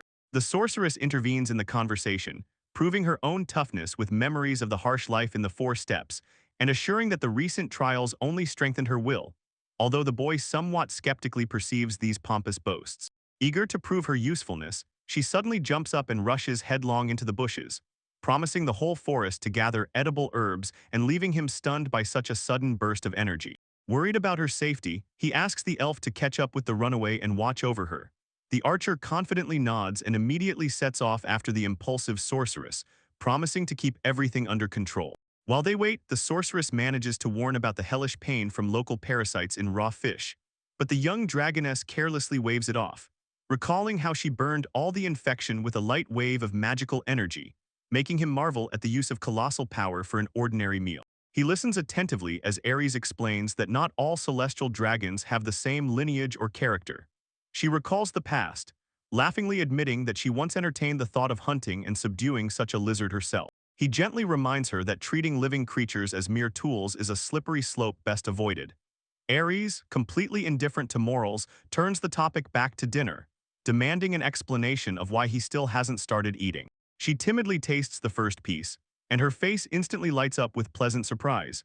The exquisite taste of carpaccio with salt and lemon explodes on the tongue as a culinary masterpiece, unthinkable for a simple campfire stop. She looks at the translucent piece of fillet held between chopsticks with noticeable hesitation. He encourages her, explaining that such a pure presentation without extra seasonings is the true test for a real gourmet, revealing the natural essence of the ingredient. However, she mentally longs for familiar comfort, dreaming of the rich, salty depth of soy sauce. He nods understandingly, admitting that although sea salt has its advantages, the rich flavor of soy sauce is often the missing element of the perfect puzzle. Sitting together, they begin to talk about the culinary traditions of forest elves. He aloud wonders whether raw fish is a usual delicacy in her lands, or if such dishes are as wild and foreign to her people as they are to many others. Noticing her doubts, he gently gives her a chance to refuse, assuring that no one forces her to eat sashimi if she does not like it. The young man emphasizes that his companion's comfort is much more important to him than culinary experiments. Meanwhile, the dragoness completely forgets any etiquette and devours the food with wild appetite using her bare hands. When he tries to make a remark, she just cheekily grins, declaring that prohibitions only fuel her desire to do everything the opposite. She bites off another piece, her eyes widening with delight at the amazing taste of fresh fish, while Sujuru closely watches her reaction, asking if she liked the treat. When the company settles comfortably by the crackling fire, the conversation turns to their unusual diet. Ayano admits that she is used to raw meat, noting that the texture reminds her of horse sashimi or lean winter venison. While everyone is resting, a girl in a school uniform suddenly playfully wraps her arms around Sujiru's shoulders, catching him off guard with these unexpected hugs. She cheerfully chatters about the recent defeat of a sea monster, creating a vivid contrast with her carefree attitude against the dangers of the battle they survived. Gazing into the dark, smooth water, Sujiru reflects on the strange and incredible turn his fate has taken. Behind him, friends excitedly discuss the spectacle of his flight riding a dragon, a feat that still baffles even the direct witnesses. Watching him from the side, Aries sinks into deep thoughts about the true nature of the man before her. She is impressed by the anomaly of a mere mortal capable of wielding divine weaponry, with such east power intended exclusively for chosen deities. Bright images of his recent exploits flash in her memory, making her realize that he is something incomparably greater than he appears at first glance. Beneath his modest, almost fragile human shell hides a devastating, unbreakable power capable of competing on equal terms and perhaps surpassing the strength of the dragon itself. The girl continues to hang on him, gently pressing against his shoulder with a face shining with tenderness. Sujir can only sigh wearily, philosophically reflecting on the fact that there really are people in the world who are drawn like a magnet to true powder kegs, unpredictable destructive forces capable of turning everything they touch upside down. Nearby, the rest of the company cheerfully call out to each other, but the conversation quickly turns philosophical. They note how rapidly their old notions about the tribe of the celestial dragons are breaking down, while Yano ironically jokes about his own explosive authority. She sat a little aside with a sour expression, childishly teasingly sticking out her tongue in offense, while the businesslike dressed man nearby shifted his gaze to the elf woman, recalling an important matter. In a calm tone, he addressed her directly, informing her of the need to consult on a specific issue despite the weight of their recent upheavals. Friendship agreement. This question hangs in the air as an official proposal amid their unusual and bizarre circumstances. He steps forward, explaining with a confident and reassuring look that this arrangement does not have to be overly complicated or frightening in its terms. The big guy continues, reminding that the city was on the brink of wild panic just before the arrival of the celestial dragon, since the townspeople were used to expecting only bloodthirsty monsters from the jungle thickets of the primeval forest, not a source of unprecedented wealth. Gyro listens attentively, and his face softens as he realizes the full impact of their presence on the local people. He suggests making a beautiful public gesture to strengthen this alliance, exchanging valuable gifts and displaying them for public view, turning the secret agreement into a glorious and open alliance. The Viscount insists that although official documents are necessary, a visible symbol of the alliance is much more important for ordinary people, so that they calmly understand and accept the new reality, while the companions behind silently weigh the seriousness of these negotiations. When the young man doubts whether such measures might seem like an obvious exaggeration, the nobleman with a serious expression objects, reminding that despite his casual appearance, he must honor centuries-old traditions and rituals to preserve his own authority and the inviolability of the agreement. Looking over the magnificent city from above, he reveals his far-sighted strategic plan. If the simple agreement lasts about 10 years, then the oath sanctified by age-old customs can become a reliable foundation for unbreakable friendship for generations to come. Amazed by such remarkable foresight, the traveler can only admire the strategic thinking of his interlocutor, especially when he finally voices the sweet practical bonus in the form of the right of duty-free passage through the city gates. He raised his eyes with an extremely sincere look, directly asking about the specific terms of the agreement. The young man wanted to know exactly what obligations they would have to take on in exchange for such a fabulously advantageous offer. In response, the giant bent one finger, reducing all the complex points to a simple life essence. He explained that the main requirement was to maintain a friendly attitude towards the city and support good neighborly relations built on mutual respect and peaceful coexistence. Weighing the remarkably simple demands, the young man averted his gaze and pondered. It seemed like an incredibly generous gesture that carried no tangible threat or bondage for either himself or his friends. However, a residual crumb of doubt made him ask one more control question. He directly inquired about the possible consequences in case of their categorical refusal of this proposal. The atmosphere in the room slightly thickened as the Viscount's gaze noticeably sharpened.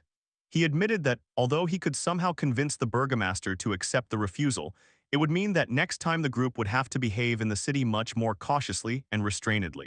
But suddenly, all the tension instantly dissipated when the giant flopped back onto a soft, huge poof, reducing everything to a comical, selfish interest. He burst out laughing that his real motive was the desire to save his favorite mossy sofa from confiscation by the royal family as a traditional gift, causing the guests to be stunned by such brazen greed. Joining the conversation, the old merchant adjusted his glasses and expressed his full approval of this plan. He emphasized the colossal practical benefit of the tax-free status, which ultimately convinced the young man to finally agree to all the terms of the pact. As the meeting was drawing to a close, the Viscount made a brief pause, and his face again took on a serious and focused expression.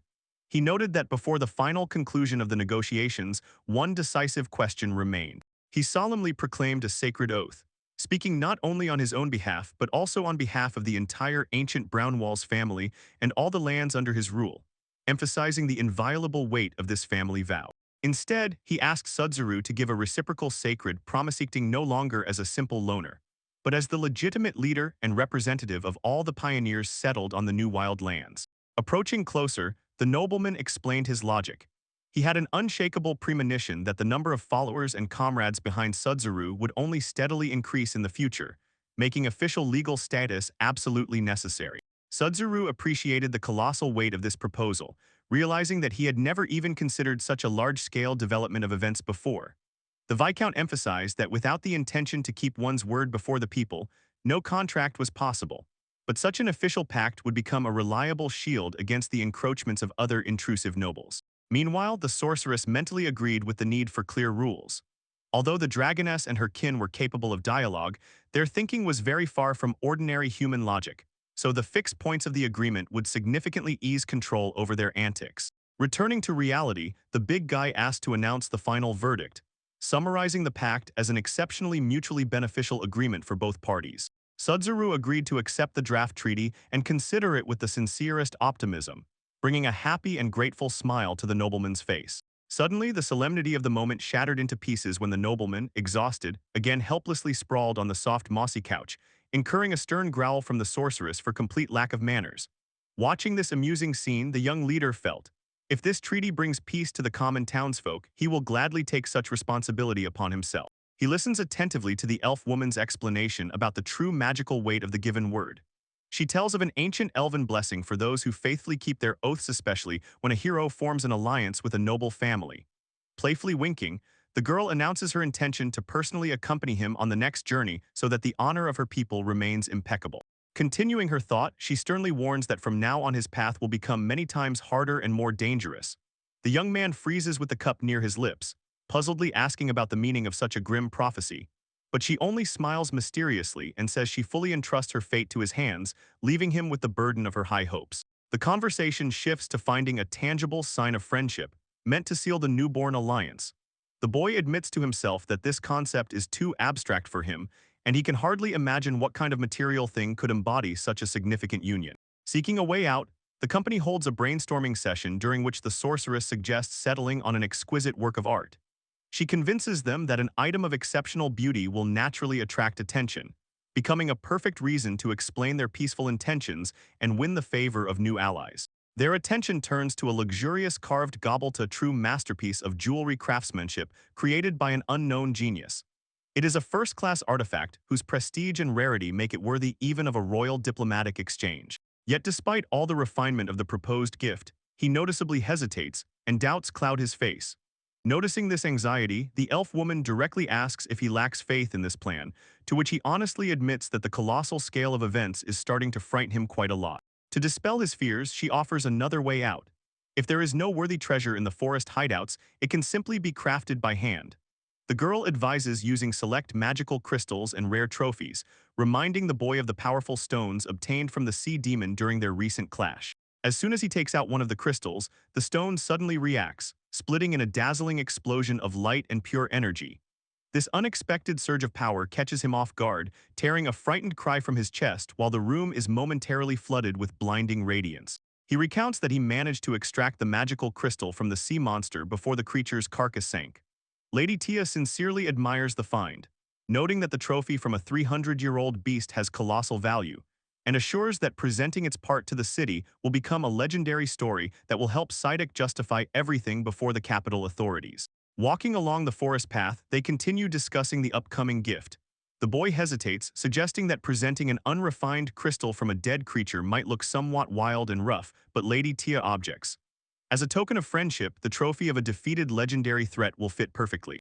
Then he decides to use his unique skill craft gear to carve something truly meaningful and magnificent from this stone with his own hands. Lady Tia nods joyfully in full agreement, passionately supporting the idea of creating an exclusive original masterpiece instead of handing over raw material. Lowering his eyes to his own palms, he feels a sudden surge of excitement. Used to crafting practical tools or simple toys for the camp, the thought of creating an official ceremonial gift seriously unsettles him, making him unusually nervous about the responsibility. Sensing his doubts, the girl moves closer with a warm smile, assuring that any creation of his hands will inevitably become something exceptional. Her unwavering faith in his skill slowly melts all the master's inner complexes. She leads the thought further, explaining that even an ordinary chair or a built hut carries a living piece of the creator's soul. He listens attentively, feeling how her wise words fundamentally change his view of the craft itself and the intention invested in it. With a mischievous spark in her eyes, she jokingly asks if he plans to let her claim the fame for this future masterpiece. He quietly laughs in response, deciding to fully trust the subtle elven intuition and his own creative impulse. The boy's face lights up with fresh, unwavering determination as he promises to give his all, while the companion sends him off with final words of support, watching as his creative spirit finally spreads its wings. He stands next to his friends, summing up the recent events. Lady Tia notes that their delay was purely due to the battle with the sea monster, an unexpected turn for which Sudzir sincerely apologizes, explaining the reasons for the forced detour on the road. The horned maiden nearby teasingly mocks that even for an elf, his companion crawls too slowly. This biting comment hangs in the air, vividly highlighting the playful but sharp dynamic among the squad members after the just-experienced fight. Then she dangerously leans close to the young man with fiery sparks in her eyes, and a sweet voice asks if he missed her during their short separation, literally throwing the boy off balance with her frank flirtation. However, he is not the only one stunned by this scene. The elf nearby freezes in complete shock, mouth agape and eyes wide, utterly unable to process such brazen and open courtship from the rival. While the elf inside boils with rage, the silent sorceress coldly focuses on her work, dissecting the carcass of the giant caught fish. Iano works with unshakable zeal, long accustomed to the crazy energy of his companions and the specific magic needed for processing. Soon the glade is covered by a new wave of complete madness.